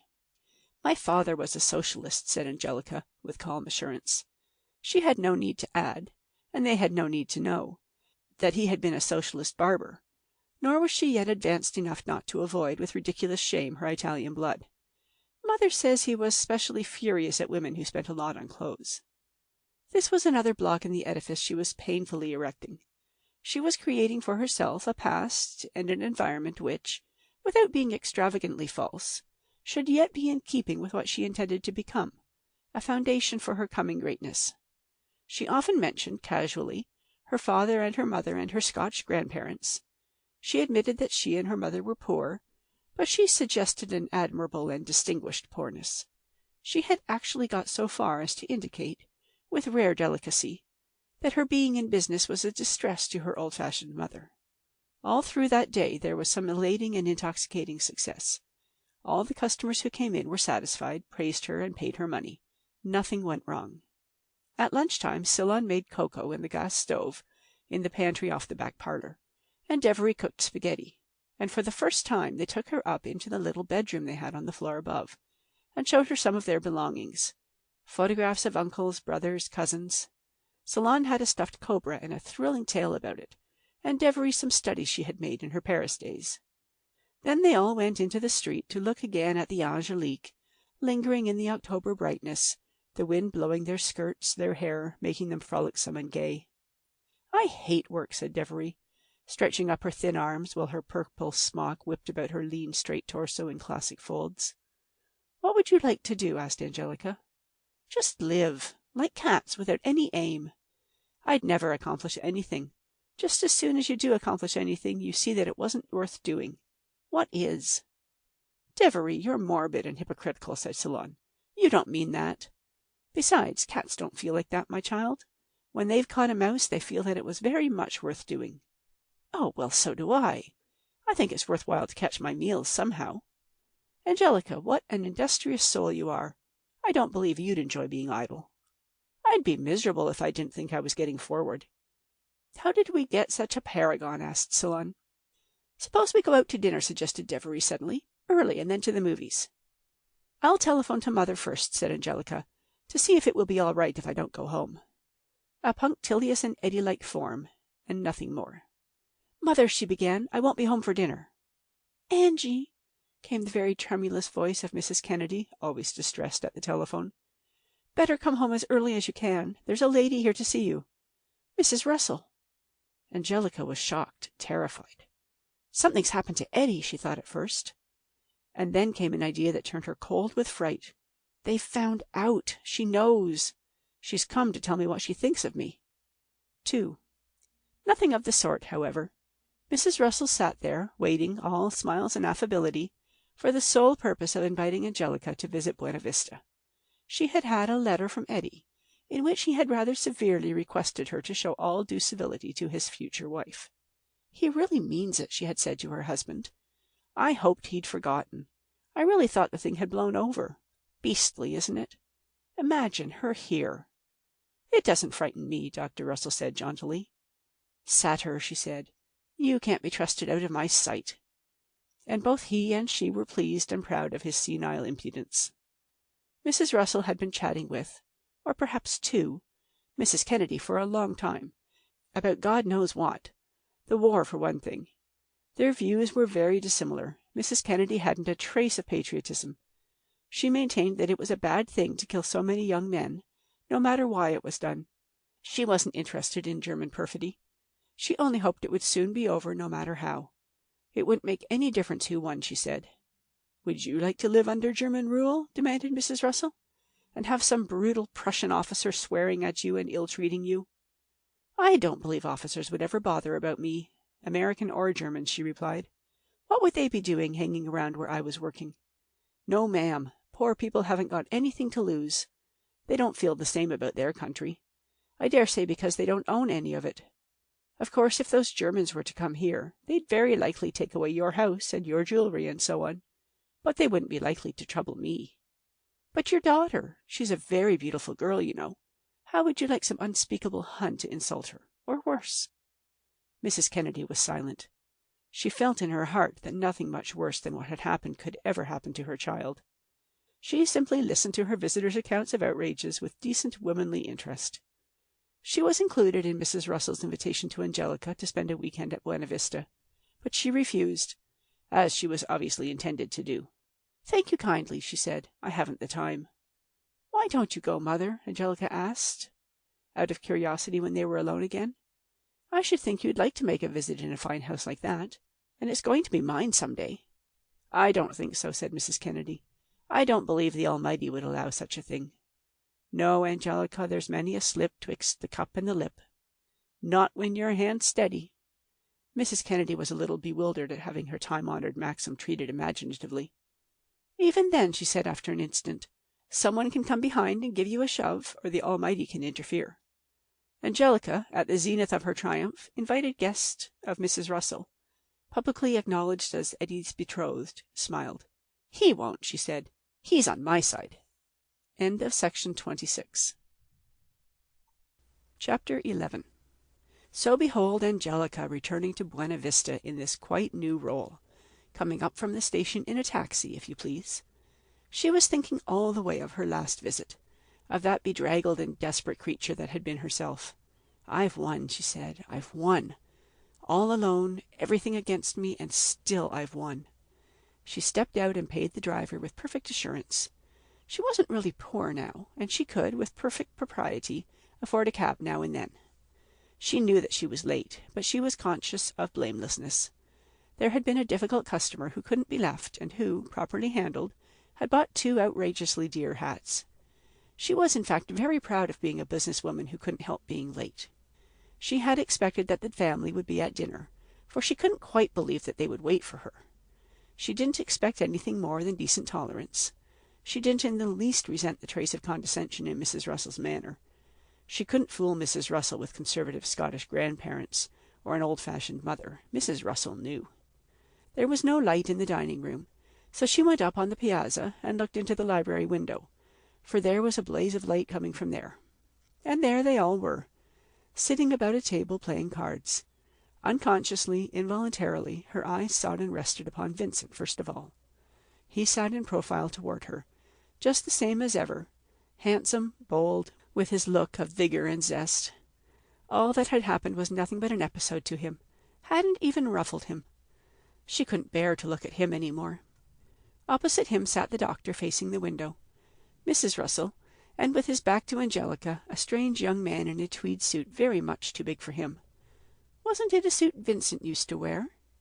Now who's that, she wondered. Suddenly Mrs. Russell flung down her cards with a slap. "Oh, you chumps," he cried. "It's no use. You'll never be any good." An aggrieved voice, which Angelica recognized at once, answered, "Well, what of it? I never said I wanted to play, did I? You said I had to learn to make it 4. Well, then, I can't, and that's all there is to it." Cortland in there playing cards with them, thought Angelica. What would Eddie say? The doctor got up and stretched. "What of dinner, Marianne?" he asked his wife airily. "I'll see," she said, and went briskly out of the room. Angelica rang the bell, and Cortland came to admit her. "Hello," he said. "What do you want?" She repressed the too ready answer that was at the tip of her tongue, and said with dignity, "Mrs. Russell expects me." "Well, she's in the kitchen," said Cortland in conversational tone. "She helps Annie now while—" "All right," said Angelica. "I'll go down." She had reached the dark passage at the foot of the kitchen stairs when a hand on her shoulder arrested her. "Angelica," said Vincent's voice, "what are you doing here? Go away. I'll send you money, I swear I will. Only go away. You won't get anything out of me by hounding me this way. I didn't come here to get money out of you. I don't expect anything more from you." He couldn't see her face, but her voice was steady and quiet. He grew yet more alarmed. "What did you come here for? What do you want?" "It's none of your business," she said slowly. She was struggling with a terrible fury against him, this careless young man who was living so well without her. She longed to let herself go, to turn on him with a torrent of abuse, to swear at him, strike at him. But she must not. She dared not antagonize him. He too had a temper, and if he lost it, God only knew what irreparable harm he might do her. She had now, as always, either to propitiate him or to frighten him, by some means to make him hold his tongue. Vincent's arm tightened on Angelica's shoulder. "You've got to tell me," he said. "I'll have no more of your damned nonsense. What do you want here?" She made no answer, but stood motionless in the dark. "Tell me," he said fiercely. "What do you expect to get here?" Still she was silent. "You answer me," he hissed, "or I'll—" She laughed. "You'll what?" she asked contemptuously. "Throw me down the stairs? Choke me?" He released her. "You damnable woman," he said. "You've some outrageous scheme, I know, but you'll get nothing out of me, nothing, not a penny." "I don't suppose I will," she said, half to herself, as she turned away and went on into the kitchen. There, on a high stool before the table, sat Mrs. Russell, wearing an apron and, unaccountably, a little housemaid's cap. Her great feet were twisted about the stool, and she was bent forward intently over the salad she was mixing. Annie was at the stove, stirring, tasting, lifting covers, peering into the oven, and listening with an air of complete incredulity to her mistress. "My dear!" cried Mrs. Russell, catching sight of Angelica. "How nice!" She had, to tell the truth, quite forgotten that she had invited her. "I'm sorry I'm late," Angelica began. "It doesn't matter. We're late too," she answered. "I help Annie every evening now. We haven't any cook, only Annie and that nice little Molly, and a woman who comes in by the day. War economy. But I really rather like it, and Annie has taught me so much." She looked at Annie with an ingratiating smile, of which Annie took not the slightest notice. "After all," she went on, "I suppose we really ought to know how to cook, all of us women, shouldn't we? The men do their part so nobly going off to fight, and—" She stopped, suddenly bored with her subject. "So you see," she said inanely, smiling again. Angelica looked about the enormous kitchen, so spotless, so brightly lit, so marvelously equipped. "It's a nice place to work in," she said. "See here, won't you teach me? I'd like to learn." Annie stood looking at her with a highly displeased expression. She didn't understand this return of Angelica, and Mrs. Russell's great friendliness toward her, and no one explained anything. "Of course we will, my dear. You ought to learn. Let's see, what can she do, Annie?" "Nothing, ma'am," said Annie firmly. "It's all done and ready to serve." "Nonsense, it isn't." "I know it isn't. Let's see." "My dear, I'll show you how to do a spinach puree. It's delicious and frightfully good for the blood. We're all eating spinach almost every night now. Watch me." Angelica was hungry and weary, but she profited to the full by this novel lesson in her great course of preparation. She watched, she questioned, she tried her own hand at it. Mrs. Russell praised her. "You're very quick," she said. "Now we'll help Annie to put the dishes on the dumbwaiter. Then we've just half a minute to wash and brush up." She led the way to her room, lively, cheerful, almost affectionate, and although Angelica knew how very uncertain and shallow this good humor was, nevertheless it helped her. She had decided upon a step which dismayed her. She had decided to talk to Vincent, to reason with him, to threaten or cajole him. He was the one danger, the one person she had to dread. No matter how carefully she went, he could in an instant destroy all that she had built up. He could really ruin her. She had been trying for a long time to devise some method for ensuring his silence, for gaining a little security. She had begun and torn up more than one letter. Now that they were once more under the same roof, she felt it a unique opportunity which she was too brave to shirk. She couldn't go on, never feeling sure, never knowing what he would do, what he had done. She was startled to find Cortlandt sitting at the dinner table, but as the others took him as a matter of course, she showed no surprise, although she was not at all pleased to be seated next to him. The doctor had an evening paper. "The news," he said, "isn't good. Not in Eddie's section.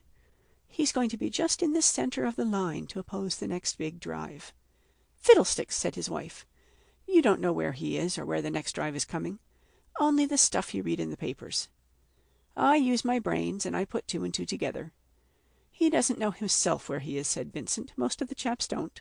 They're driven like sheep." "Of course they know," said Mrs. Russell. "You don't suppose they're blindfolded, do you?" A loud and violent discussion followed, all three of them talking at once, under cover of which Angelica addressed her neighbor. "What are you doing up here?" "Just what you're doing," replied Cortlandt. "Eating my dinner." She had no opportunity to say more to him, for Mrs. Russell peremptorily ordered him to fetch the car, and after gulping down his pudding in sullen resentment, he left the table. "I've got to take Vincent to the country club," she said. "He's going to sing Sambre et Meuse at an entertainment there. My dear, you should hear him. Of course we're all supposed to be strictly neutral, and all that, but up there at the club the pretense is frightfully thin. All really decent people, you know. We have a dear little wounded Belgian officer who's going to speak, but I've heard him simply hundreds of times, so I won't wait. I'll be home in half an hour. Make yourself at home, won't you?" Angelica reassured her light-hearted hostess that she would be altogether happy and comfortable until her return, and, after the motor car had gone, wandered back into the library looking for a book. But she couldn't read. She began to contemplate her coming interview with Vincent. She could not trust him for an instant. She never knew when he would be moved to tell the entire story to Eddie, or to his mother, or to anyone else. If he were attacked by one of his fits of remorse, he would be almost certain to do so. She held him only by a threat made in a mood of supreme passion, which she could never recapture. Despair crept over her. This step along her stony path seemed too difficult. She had no violent emotion to carry her forward now. No impetus remained from her former terrific onslaughts. She had simply to state a request of the utmost importance to all her future life, and she felt quite sure it would be refused. Her very unpleasant reverie was broken into by the entrance of the doctor. He came, he said, to apologize on behalf of Mrs. Russell for her lateness. She wouldn't be able, after all, to escape the entertainment. He had brought Angelica a large, marvelous box of sweets, which he offered with a sort of subdued gallantry. She accepted it carelessly, and for a while listened to his talk. He had quite changed his tune now. He couldn't keep an irrepressible jauntiness, or a sort of airy flattery from his conversation with so pretty a girl. But he was deferential and decorous. He and his wife were both entirely resigned to the idea of Angelica as Eddie's wife. If Eddie had to be married, one woman was as good as another, and Angelica was perhaps a little better than a possible alternative.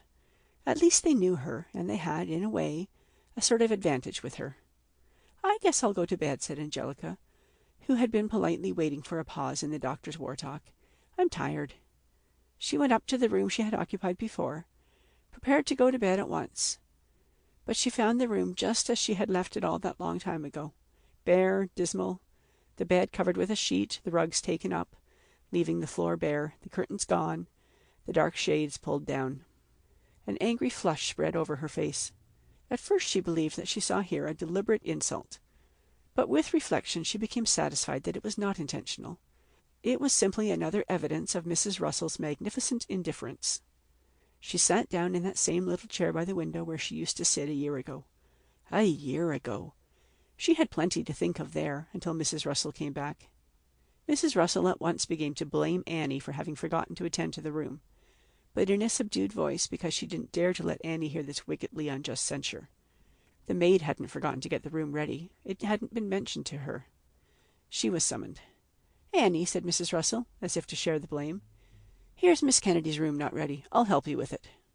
All she really contributed was her curious ability to create an atmosphere of bustle and cheerful confusion, the quality which had won her so much praise for her war work.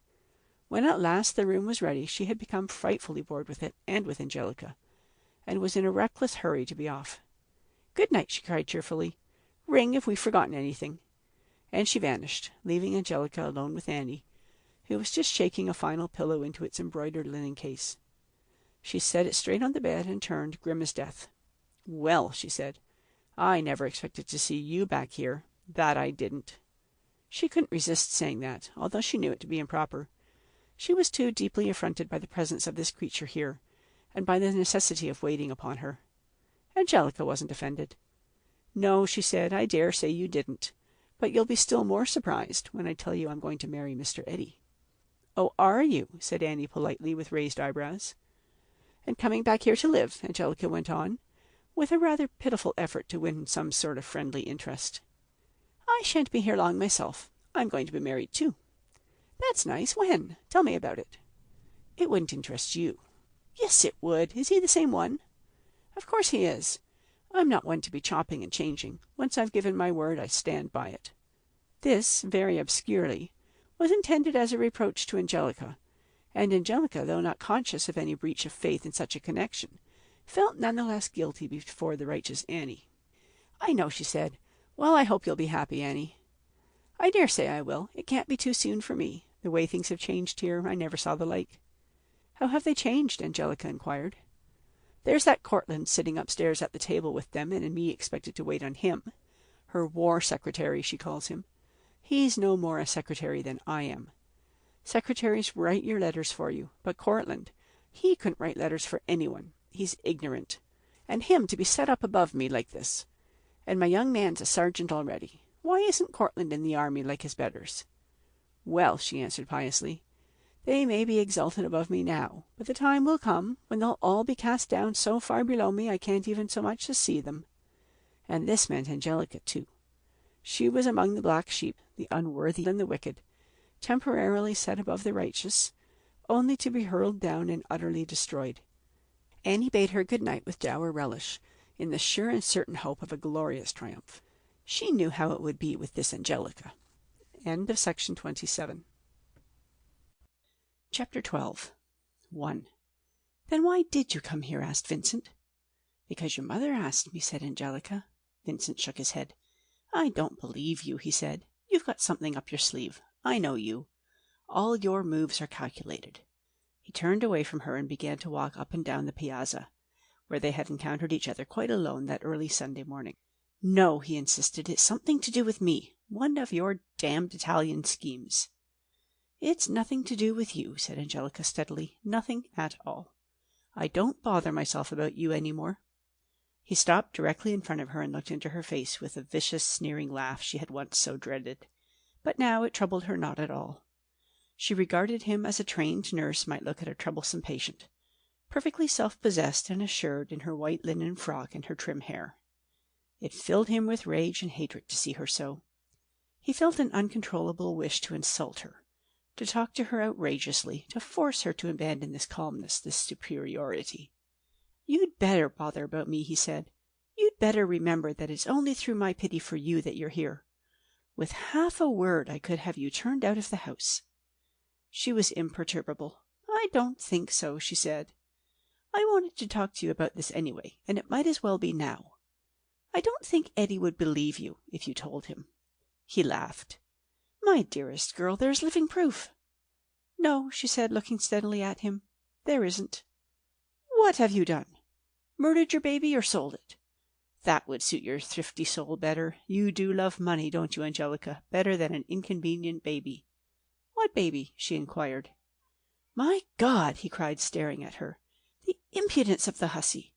So that's the tack. You're going to lie out of it, going to deny you ever had a child. And how do you know I did? You never saw it, did you? How do you know it wasn't just a trick to get money out of you?" That astounded him. "Do you mean you dared to try that game on me? You little gutter-bred liar!" Suddenly he began to laugh. "But you didn't get much, did you?" he said. Angelica smiled grimly. "Now then," she said, "let's have it out. I'll own up that I don't want you to tell that to anyone, and especially to Eddy. It would give me a lot of trouble, but it wouldn't spoil things. I have two good reasons for not worrying about being found out. In the first place, I deny it all, and I'm just as likely to be believed as you. You haven't got a name for being so awfully truthful, you know. I'd say you were making it up out of spite, because I wouldn't have you. And then I don't think you'd run the risk of telling Eddy. You're too fond of yourself. You know what would happen if he didn't believe you. He'd kick you out for telling such lies about me. And if he did believe you, he'd never forgive you. You'd never get anything more from him. No, it wouldn't suit you a bit to get Eddy down on you. So you think you're going to manage me like a marionette? You think you can make any sort of fool out of me? You've made a fool of yourself, she said. She wanted to stop there, but she could not resist the terrible temptation to hurt, in her turn, this man who had hurt her so brutally. She didn't care if it were vulgar or if it were imprudent. She wanted only to hurt. You made a regular fool of yourself, she went on. You acted like a monkey, going down on your knees to me and raving the way you did. Do you remember? She was smiling a little, the subtle and cruel shadow of a smile. Don't you think you were a fool, so weak, first in one of your childish rages, then crying and whining about your sins, and then beginning? Never mind the means I used, he said. I got what I wanted. I knew how to get you, and I knew how to get rid of you when I was tired of you. No, it was too unequal a battle. She suffered too much. Every memory of that dead love was too bitter, too shameful, too full of a strange, heart-rending pain. He had all the advantage. She couldn't wound him as he could wound her. She was mortally stricken. But she wouldn't give up. You'll pay for all this, she said. I'll be the mistress here, and if you don't act as I please, out you'll go. I'll see that you're kept in order. You won't be able to fool Eddie when I'm here. He cursed her savagely. Go on, she said, smiling. I like it. I'm glad I've made you feel like this. Vincent pulled himself up with a strong effort. Well, he said, with all your melodramatic threats of revenge, you'll never be able to do me much harm. Not 100th part of the harm I've done you. You're ruined. No good. Bah, she cried. You and your talk about ruining me.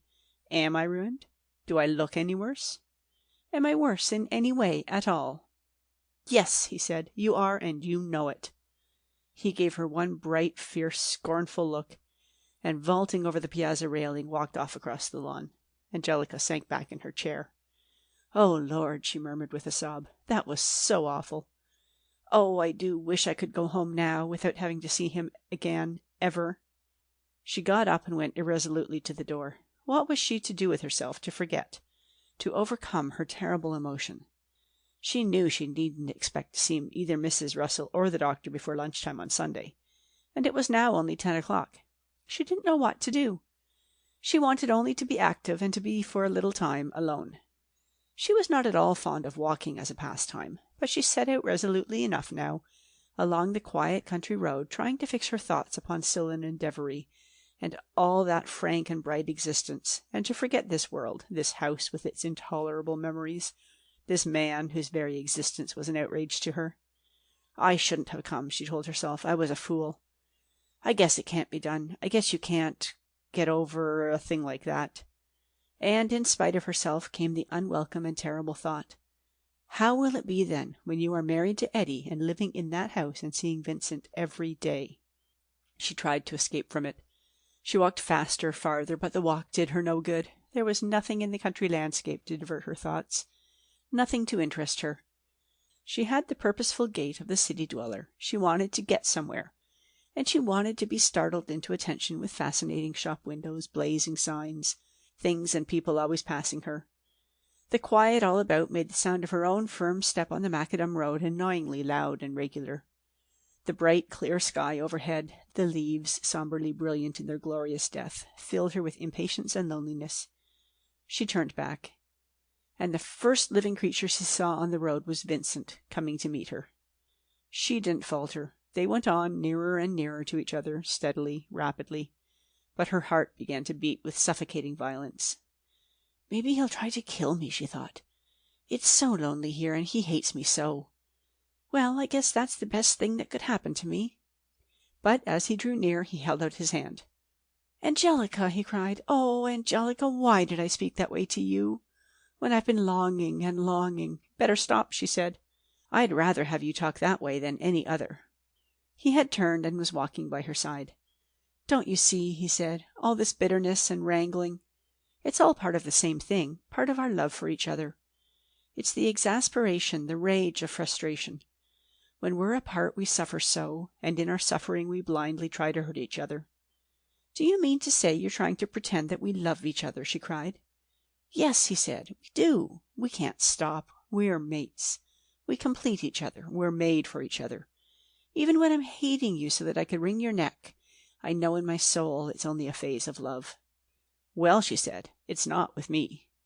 But she was trembling with a mysterious and unfathomable emotion, a wicked and irresistible feeling of kinship with this man. Not love, not tenderness, not any feeling that she could name.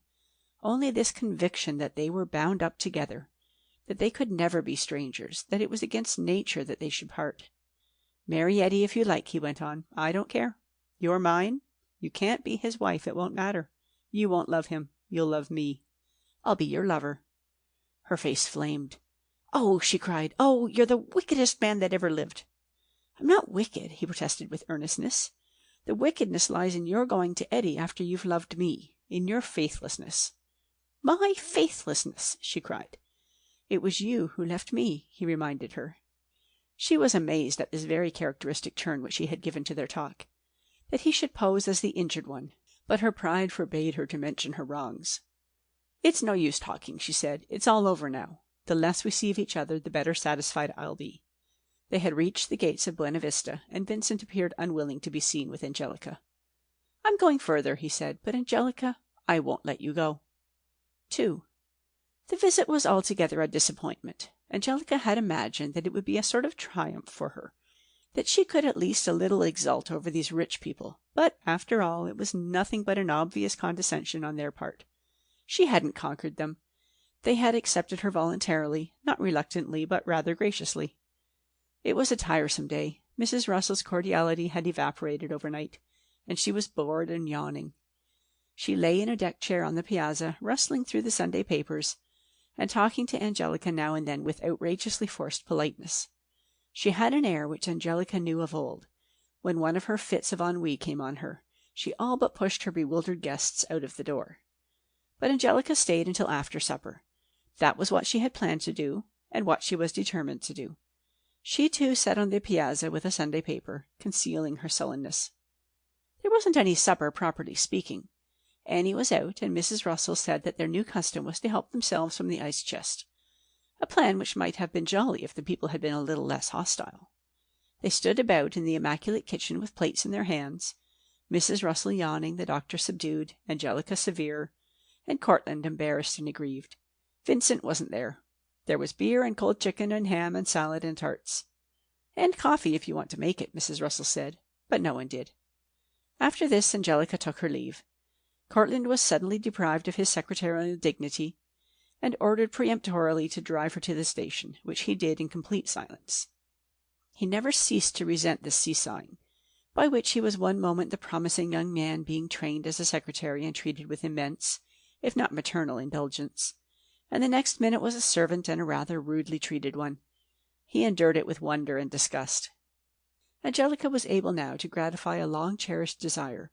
She was travelling in the style which she had so much admired in suburban ladies. It was, of course, out of the question to expect Cortland to help her on the train. Nothing in the world could have induced him to do so. But at least she was able to alight from a motor, to buy 3 or 4 magazines and a box of sweets, and enter the train thus burdened with the proper air. She sat down near a window and opened a magazine. A hand covered the page. "Angie," said a voice, and she looked up into Vincent's laughing face. She couldn't repress a smile herself. A sudden throb of joy, that exquisite feeling of comradeship again. "Are you glad to see me?" he asked. "No. Why should I be?" "You can spare this one little evening for me," he said. "No matter what wonderfully upright sort of future you're planning. It won't hurt anyone. I'll be irreproachable. I won't make any demands, any requests. I won't evoke old memories. Before we say good-bye, let me have a few hours with the old Angelica. My beloved, reckless, adorable Angelica, just to make a memory." "No," she said, "we better not." It might well, she thought, make a memory which would last far, far too long. "Why not, Angelica?" "I don't want to, Vincent, that's all." He didn't urge her. He sat quietly beside her, suddenly dejected. The train ran on past dark woods, wide fields, lighted houses, stopped at lively little stations with their lines of motors, that world of bourgeois smartness which Angelica so admired. It turned her thoughts again to Eddie, and to all she would gain through Eddie. She would be coming home to one of these little stations, met by her own motor, to be whirled off to her own lovely home, with servants to wait on her, with dignity, security, peace. and a sudden disarming pity for Vincent rushed over her. Poor Vincent, who had nothing to give. She glanced cautiously at his face, gloomy, perplexed, his eyes clouded with a sort of hungry dissatisfaction. He couldn't help but look bold all the time, but even that boldness was pitiful to her who knew his weakness, his faults, his vices, his follies. She had never felt so sorry for anyone else. "Walk home with me if you like," she said. They came out into the bewildering brilliance of 42nd Street side by side, and began walking east slowly in that astonishing hurly-burly of crowds, of glittering signs winking, flashing, pouring out into the night sky a flood of radiance, of hurrying taxis, immense motor cars, trolleys, strings of fiercely lighted little shops, the windows filled with inane and shamelessly overpriced trinkets and souvenirs, noise, blinding light, crowds and crowds of people. "Let's turn down Madison Avenue," suggested Vincent. "That's out of my way." "But you're in no hurry. Please." She consented. She had no particular reason for not doing so. He took her arm as they turned into the darker, quieter street, and went on with her so, like a young lover, his head turned toward her, listening eagerly, watching her face. "Now tell me about it," he said. "Tell me what it is that's made you change so." She didn't answer. "It was you, and all the dreadful pain you caused me," she thought, but without bitterness, with only immeasurable sadness and regret that it should have been so. "I've been working with 2 very nice girls," she said aloud. "They've helped me, and I've learned a lot from them." He asked her a great many questions. He was really interested in it all, and in the effect of this commercial adventure upon her crude soul. It was the first time anyone had shown a real interest in her heart and her mind. He didn't care so much about what she did as what she felt. She could not help talking freely with a sense of great relief. All the observation of her shrewd and intelligent mind, so friendless and so little understood, came to her lips now. Not the naive egoism of a young girl in love, but the wit, the vigor, the soundness of a woman of character. They turned into Fifth Avenue at 23rd Street, and went on downtown, for Angelica had promised to show Vincent her millinery shop. "There," she said with pride. They stood in the silent and deserted square, looking at the house, at the peacock, at the windows where in the light of the street lamp the purple letters of Angelique might be deciphered. A clock struck 11. "I'll have to hurry home," said Angelica. "Mother'll worry." She was reluctant, for she had been happy in her fool's paradise. Of course it couldn't last, this friendly communion with the man she found above all other people in the world supremely interesting, supremely attractive. She knew all about him. She didn't trust him. But it was something just to be with him so happily for this one last time. All the old magic came flowing back into her heart, there in the tiny park with the dead leaves blowing down the paths and the sharp white moon to be seen now and then as the wispy clouds drew across it. That yearning for his sympathy, for his love, positively tormented her. She longed and longed to draw near to him, to feel his arm about her. As always, his instinct warned him of his moment. His hold on her arm tightened. "Don't go," he said. "Let's have just this hour. Angelica, imagine. If we had a little room here, some little place all to ourselves, and I'd wait at home for you and write and dream about you, and long for you all day while you sat there in your shop bending your dear dark head over your work. You'd work for me until I grew famous. And then I'd make a queen, an empress of you, my beloved woman. Don't begin that," she entreated. "We've had such a nice time. But think of it! Think of sitting together in the dark in our poor little room, our arms about each other, weary, harassed, finding our joy and consolation only in those hours together, living just for that. Oh, Angelica, Angelica, hasn't this long, weary parting been just an interlude? Can't we begin again? Take me back, forgive me and love me, and make me over. Make me what you wish. Come back to me, come back to me. I need you so terribly." "Don't," she begged again, profoundly troubled. "I don't know how to tell you, how to make you see how useless it is. I can't. I don't feel as I used to. All that is dead. I'll never care that way for anyone again. For me you can." She shook her head dumbly. "Vincent, you've done me enough harm. For God's sake, let me alone. Now, just when I'm struggling up out of the mud, you come and try to pull me down, right here before this very house." She stopped, unable to explain, even to suggest to him all that fine feathers meant to her, how it was her honor, her dignity, friendship, self-respect, ambition. You see how I've changed, she said, and how I've improved. Why don't you try to help me? Changed, he said, stooping to look into her face. Not a bit of it, Angelica. You're nothing but my Angelica, my beloved girl, the mother of my child. Oh, stop, she cried. Oh, it's too horrible. It's too horrible that you should repudiate me. Angelica, let us take back our child and start again, a decent, honest life. You talk of improving yourself. Why don't you think of improving me, of helping your poor little child? Let's help each other. You wouldn't do it. You know you wouldn't, she cried. The tears were rolling down her cheeks unnoticed. You've never even seen the poor little thing, or asked about him. But I've thought of him. I've been haunted by that little son, yours and mine. Oh, Angelica, don't for God's sake turn away from me. Polly will set me free, and I'll marry you, and we will have our child again. She felt as if she were sinking in a whirlpool. An intolerable pity for this man confused her, overwhelmed her. Her troubled glance, leaving his beloved face, fell upon the ridiculous peacock with its jaunty little paper hat, fit image for her nightmare. A little trickle of cold, sane daylight began to filter into her darkened and suffering mind. Angelica, let us begin again, you and I and our little son. No, she cried in a ringing voice. No. His face fell. He looked at her, startled. No, she said again. I'd never believe you. Not a word you said. I won't forget. I'll never forget, and I'll never forgive what you've done. You're a liar. You're a beast. I hate you. End of section 28. Chapter 13. 1. Angelica was working in the back parlor the next afternoon, when Cillin and Devery brought her in a letter. She smiled ironically and tucked it into her blouse, for she knew the writing. I wonder how he'll be this time, she reflected. You can never tell. Maybe in an awful rage, or sad, or making love. Well, it doesn't matter to me now. I've finished with him. But I was really nearly gone last night. She had stopped short in her work and sat looking vacantly before her. I don't know why I'm such a fool about that man. I don't know what it is about him. 2. She didn't trouble to open his letter until she was ready to go home. Then, alone for a minute, she pulled it out and opened it, half sadly. No, she cried suddenly. No, I don't believe it. What is it? Devery called out from the next room. Nothing, said Angelica with stiff lips. She hid the letter in her blouse in terror at the idea of its being seen.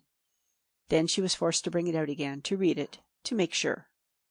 Wanton, without a heart, you thing from the gutter, willing to give your body to any man, while you keep your cold and poisonous heart to yourself for your own sordid aims. I swear to you I will never let you destroy Eddie as you have me. It would be an outrage to call you sister, to permit you to bear our name. I would rather die, and I shall die. I have enlisted in the army. I shall soon be sent to France, and I shall find Eddie there and tell him your little history. Then I shall die. Nothing on earth can stop me.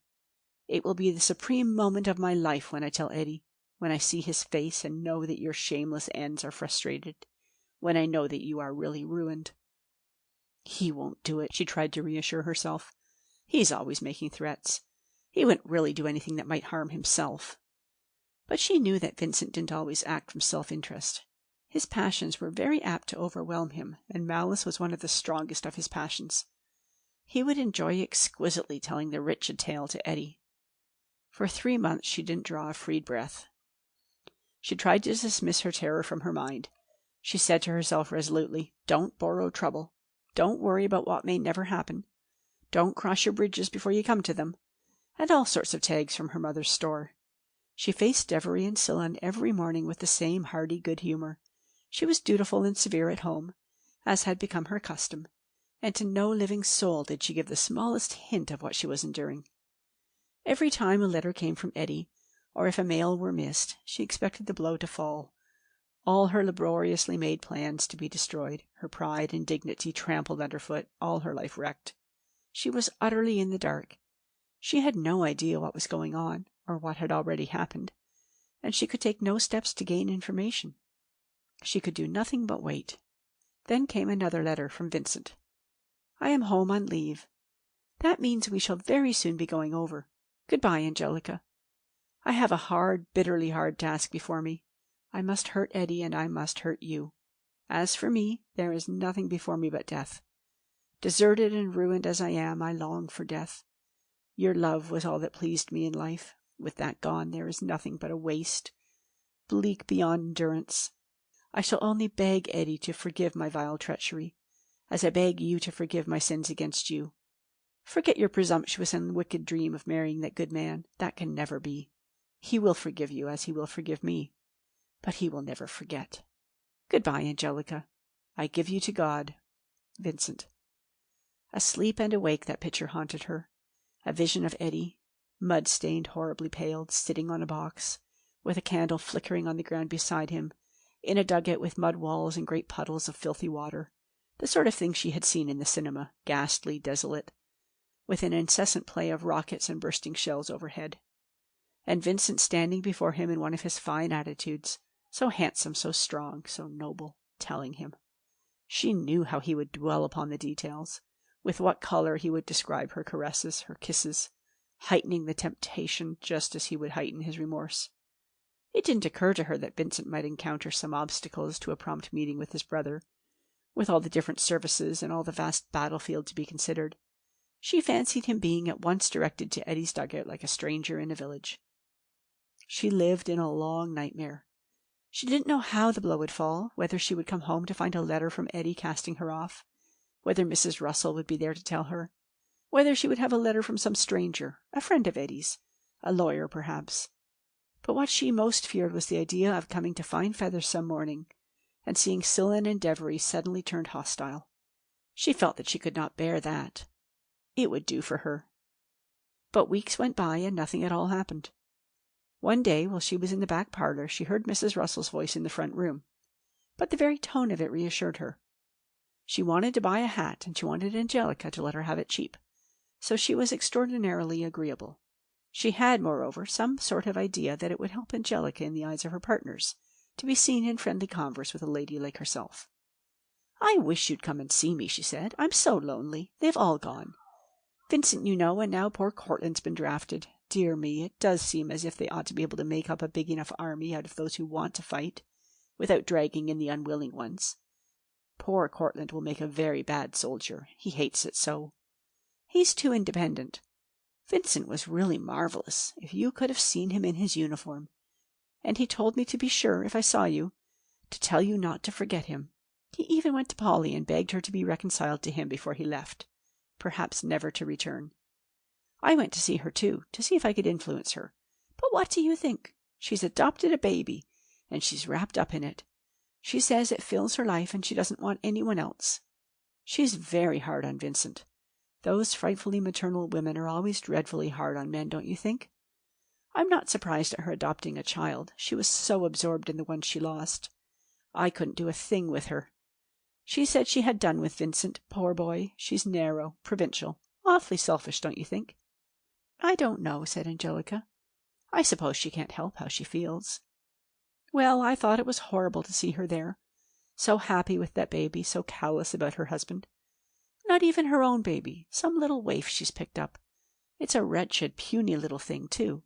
She has to give it the most unceasing care. I shouldn't be surprised to hear any day that she's lost it. Oh, my dear, what's that heavenly mass of purple? That's a negligee I'm making, said Devery, thus addressed.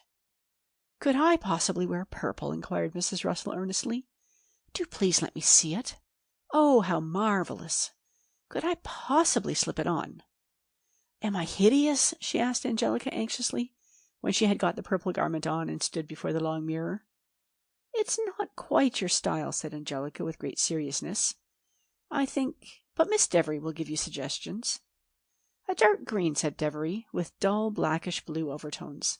And not a floating thing like this, Mrs. Russell. You're slender enough to stand a straight, narrow garment. Not exactly a negligee. I never advise them.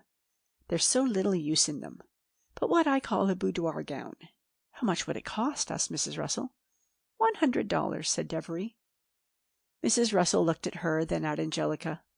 They both had their professional manners, polite, deeply interested, but firm. There was no mercy to be had from them. She ordered the gown, then she bought a sports hat of Angelica for a staggering sum, and prepared to take her leave.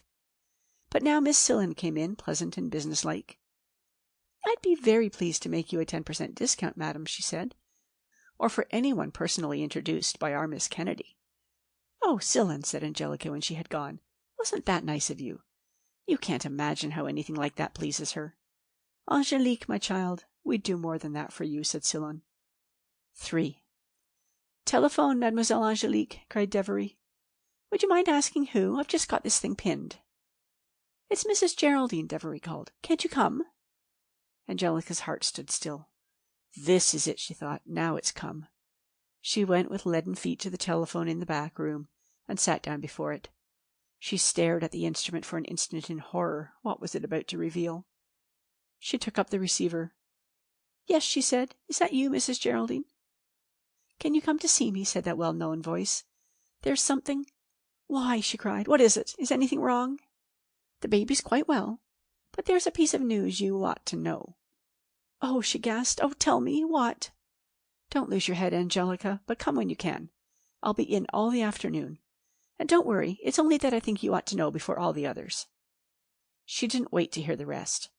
She left the telephone and turned to her friends, a distracted and blanched face. "I've got to go," she said. "Is anything wrong?" asked Cillin kindly, alarmed by her look. "Yes, I've got to go." "Can't I go with you?" "No, no, no." Angelica was pinning on her hat, without even a glance in the mirror, and was starting out when Devery stopped her. "Your bag," she said, "or are you coming back today?" "Never," she cried. "Never." They stood together watching her go. "Poor kid," said Devery. "It must be something very wrong." Angelica was out of sight, hurrying along the street, trembling with eagerness to embrace this anguish, to get it over, to be done with her torment. She rang Polly's bell, and Polly herself admitted her visitor. She looked ill and haggard, with eyes heavy and dull, and reddened with sleeplessness. Or was it with tears? "Come in," she said pleasantly. "Sit down, Angelica. Will you have a cup of tea?" "Oh, no," she cried. "Hurry up and tell me. They all know it. Eddie's written." "Oh, Mrs. Geraldine, I knew right away. Eddie's written to say that Vincent's told him. Oh, my God. He said he would, and he has. That's what he went for. Oh, my God, all my life ruined. Oh, Mrs. Geraldine." "My dear, try to calm yourself," said Polly. "There, sit down. You're making yourself ill.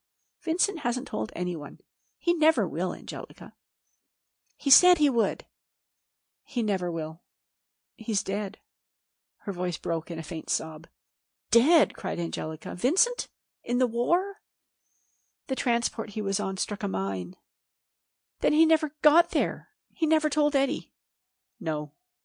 "Oh, Mrs. Geraldine," she cried, "then I'm safe." Polly turned away. "Don't you feel sorry?" she asked. "He was very young to die." Angelica shook her head. "No, I can't," she said. "Not just now. I can't feel anything but glad." 4.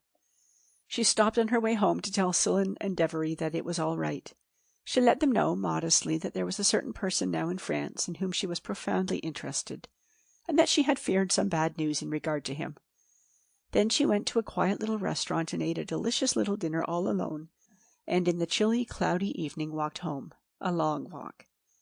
She was enjoying a feeling of exquisite and complete triumph. She had won. She was safe now, her troubles over. Certainly God had helped her. She was young, beautiful, beloved. She was about to be rich. She had made a gallant fight against great odds, and she had conquered. She greeted her mother with unusual affection, and was willing to talk with her for quite a time about her business, about the shortcomings of the tenants, about everything in the world except what had happened. That she didn't mention. She began slowly to undress while her mother was still in the kitchen, ironing a collar for her to wear the next day. She looked at herself in the mirror, in her dainty camisole. A beautiful woman with her delicate bare arms, her slender shoulders, her curious glowing black eyes, and her pale and lovely face. And suddenly, almost as if she saw it in the glass beside her own, another face, fierce, hawk-like, rigid and white, with bright hair spread out and floating as if in the sea. Her dead lover. End of section 29. Chapter 14. The parlor now rejoiced in a new and pretty little set, put in there only the week before in order to receive the visits of Eddie. On one of the chairs sat Mrs. Kennedy, dressed in silk, her hair skillfully fluffed by her daughter, her hands manicured, her feet in soft new boots. She was well aware that she had never looked so common, so perfectly the janitress and scrub woman. Her strained, haggard face, her faded eyes, Her blunted and withered hands belied her fine attire. They could have belonged only to a woman who had worked brutally and hopelessly. She was years younger than Mrs. Russell, but she might have passed for her mother. Her patient hands were folded in her silken lap. She had nothing to do and very little to think about. The blasphemous triumph was accomplished. She was about to see sin crowned and rewarded, innocence betrayed and abandoned. In other words, Angelica married to Eddie. She was disgusted with life, thoroughly disappointed with her God. She took no pleasure in these preparations or in any of the comforts and enjoyments before her. Nothing sustained her but a vague sort of hope that her just God would retrieve himself by stopping this wedding in some way, with thunderbolts or the flaming swords of archangels, and she was well aware that one couldn't really count upon anything of that sort. Out in the kitchen she could hear the servant, she, the charwoman, servant of servants, sitting in the parlor while another woman drudged for her. In half an hour an automobile was coming to take them to the church, and then they were going off to Buena Vista, going to leave all this poverty and humiliation behind forever. She had been given to understand that she wasn't to live with her child, only to visit until a suitable home could be found for her. She was to have an apartment and a servant all of her own. She was to furnish the place as she wished, and she was to be provided with a new wardrobe. And start a new life, Angelica told her. "I'll need to," said Mrs. Kennedy. "This one is about done." And although a great deal of this was paid for by Angie herself, out of the money she had saved, her mother had never expressed gratitude. She didn't feel any. She had never at any moment of her life been so utterly dissatisfied. She glanced at the new clock. "Angie," she called, "what are you doing?" "Dressing," called back a too gay voice. "He'll be here in half an hour." "I'll be ready." 2. She was standing before the mirror in the bedroom, adjusting her hat, very delicately touching her hair under its net, tilting her head from side to side, frowning thoughtfully, trying to foresee the effect she would produce upon Cillin and Devery, Mrs. Russell and Polly, who would be in the church. She pictured herself and Eddie walking up the aisle, Eddie still in uniform, tall, severe, impressive, and beside him his beautiful young bride. She was wearing a plain dark brown broadcloth suit, a big black hat, and a magnificent set of silver fox furs Eddie had given her. She looked like a princess. They couldn't, any of them, find a flaw in her appearance or in her bearing. None of those born ladies could approach her. She looked what she was determined to actually be, the equal of any one of them. There was a position ready for her, and she was competent to fill it. Eddie had been so delighted with the change in her. She hadn't seen much of him since his return at the end of the war, but all his hours with her had been a perpetual service of praise. He had hurried to her his first free minute. He had wanted to give her anything, everything, extravagantly and ridiculously. He had been tactful and kindly with the rather contemptuous Mrs. Kennedy. He had been to see Devery and Cillin and had won their hearts. He had been quite perfect. And all these thoughts were merely flitting across her mind like birds flying above a frozen pond. Under the ice were horrors beyond naming. She did her utmost to ignore them, to think of those things as dead and buried and forever gone from her world. But she could not. All that night she had been dreaming of her drowned lover, floating horribly in the sea, and with him, directly beside him, her baby. Their baby. Its little body extended like his, tiny white face upturned. And she and Eddie sat on the deck of a ship, she facing these two corpses which came smoothly along behind them, and she was using all her wit, all her charm, to keep Eddie from turning his head and seeing them. The dream haunted her and mingled with her wretched thoughts. For now that she was within a stone's throw of her goal, now that the cup was in her hand, to be raised to her lips, she was filled with a desperate impatience, a terrible fever of haste and fear. Her hands were burning, her knees weak and trembling. "Oh, just this one more hour," she murmured. "If only nothing will happen." She looked past the moment to the heaven of happy years beyond, as a man sailing a perilous channel might look ahead to the wide and quiet sea beyond. "Something will happen," she told herself. "At the last minute someone will tell him, scream it out in the church, stop the wedding. Oh, God, just help me now. Let me get safely married to Eddie, and I'll try my best to be good." She was conscious of being a little too pallid, too worn, and she rubbed on her smooth cheeks a little rouge. It looked horrible, and she wiped it off frantically.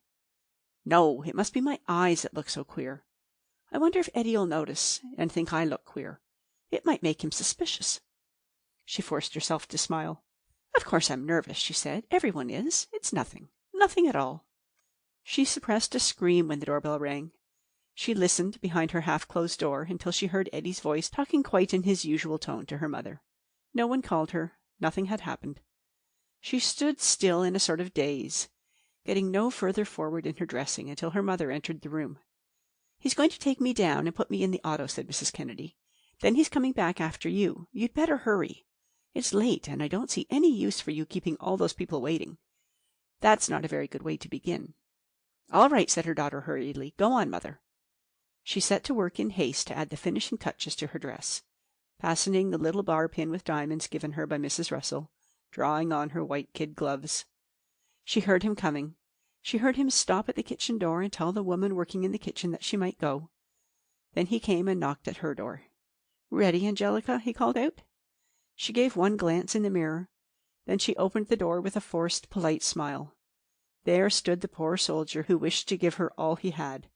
Poor, ardent Eddie, longing so to take her back to his beloved home and give it into her keeping. He stood in the doorway of her little room looking at her, and he too was smiling, a smile as strained and artificial as her own. "Angelica," he said softly. He had grown quite pallid, as he did when deeply moved, and his hands clenched and unclenched nervously. His face, his expression had changed. He was struggling his utmost to look and to be tender and respectful, but his heart was beating with an emotion neither tender nor respectful. He wiped his damp forehead and came a step nearer, always smiling, but with eyes strangely brilliant and fixed. "No," said Angelica sharply. She knew how he felt. She knew too well how he felt. It sickened and shamed her. "My darling girl," said Eddie. "My Angelica." "Don't," she said. "Don't say that. I'm not. But you will be very soon. We ought to go, Eddie. It's late." "Then kiss me, just once." She shook her head with a ghastly affectation of coquetry. "No," she said. "You'll have to wait." "Just as you like, Angelica," said the poor fellow. "You know, don't you, dear girl, that my chief wish in life is to make you happy?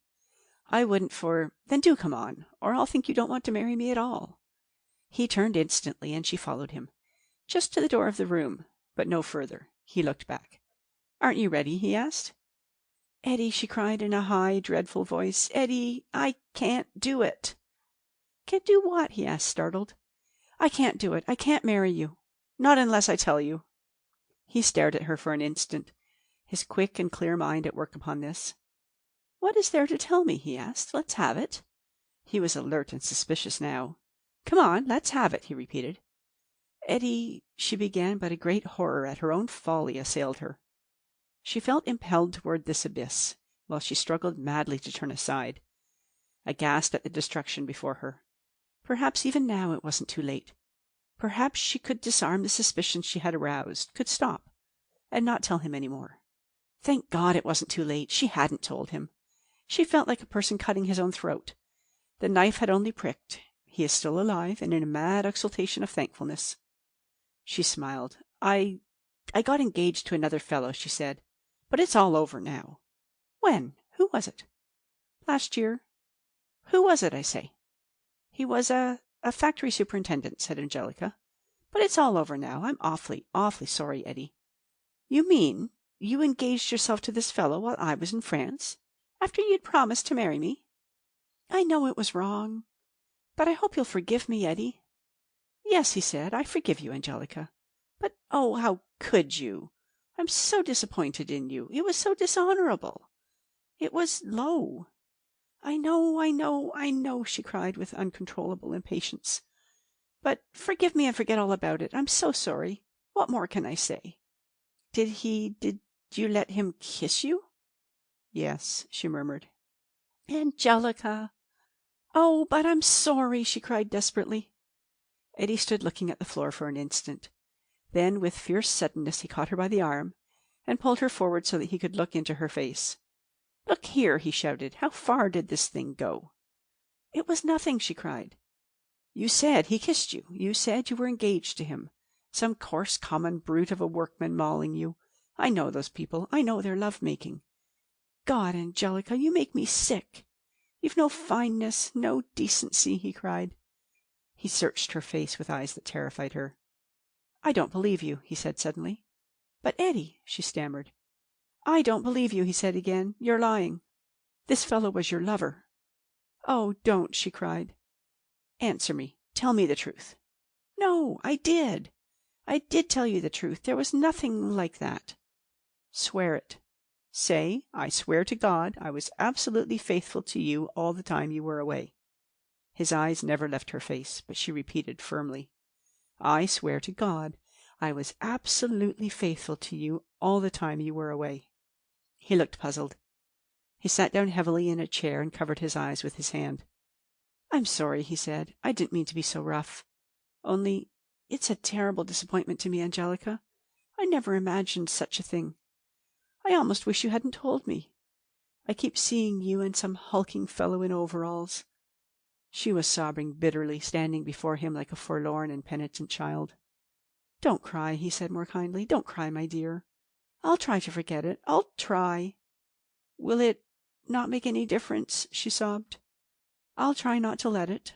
Only, Angelica, it was often so hard over there so hard to be true to you, not even to think of anyone else. And when I think of it and how I hated myself even for my thoughts, I feel like a fool. I don't believe you'd have cared what I did. You don't feel as I do. You don't value loyalty as I do." She seized this opening. "No," she cried. "I shouldn't have cared one bit whatever you did, if only we love each other now." "No, don't. I don't like to hear you say that. I want you to care, as I do. I want you to be fine and high-minded." "Eddie, I'm not. There's no use pretending that I am. I don't want you to pretend to be. I want you to try to be." "I will." He was silent for a time. "Now then," he said, "it won't do to keep them all waiting any longer. Are you quite ready?" "Do you mean for us to get married just the same?" "Of course," he said. "I couldn't be such a prig. I've simply got to forget what you've told me, and thank heaven that I've got you after all. You might have married the fellow." He was his own kind self again, but she could see that his great pride in her, his great joy, were gone. "Come," he said again, "we shall be very late." But she prevented him from leaving. She caught him by the arm and stood before him, looking up into his face. "Eddie," she cried, with a gasp that seemed to tear her heart out. "I've got to. I can't deceive you. Oh, God, it's so awful." He didn't move or speak. "Eddie," she said, "it was that." "Ah, it was," he said in a tone of polite surprise. "I had a baby." A shudder ran through him, and he closed his eyes in mortal pain. "You can't ever know what I suffered. Oh, Eddie, Eddie, I've been punished enough for what I did. And the poor little baby." "Never mind," he said in a voice so low that she could hardly hear him. "Don't tell me any more. I don't want to know." He undid her fingers from his arm. "I want to get away," he said. "Goodbye." But she stopped him again. "And the man was Vincent," she screamed. Now you know." End of section 30. Chapter 15. The next morning, just at the usual hour, Angelica entered the back parlor, where Cillin and Devery were working side by side. They both looked up in a sort of stern surprise and waited for her to speak first. She stood before them, a quivering smile on her lips. She seemed on the verge of tears, but after a silent moment she raised her eyes to look at them with a sublime and touching bravery. "Can I come back?" she asked. They were both speechless. "I don't want to explain," she said in a trembling voice. "Not ever. But if I can come back, I'll go on just the same." Miss Cillin got up. "Certainly," she said pleasantly. "If you like, we'll go on. In the old way. We'll forget all this. Don't you think so, Devery?" "Of course," said Devery. But no matter how they tried, their cordiality was strained, their looks averted. They knew, all three of them, that it would be a long time before this thing could be forgotten. Half of the letters of Angelique had gone from the windows, and how much more had gone as well. But at least their friendship had endured. They neither questioned her nor blamed her. They simply took her back, as wholeheartedly as was possible to them. Whatever incredible and discreditable occurrence may have interrupted the dazzling wedding, they would not repudiate her. She went to her cupboard, took out the box in which she had kept her odds and ends, and, sitting down at her old table, spread out the glittering gay scraps before her. "I'm going to stick to business now," she said, with a sob. End of section 31. End of Angelica by Elizabeth Sansay Holding.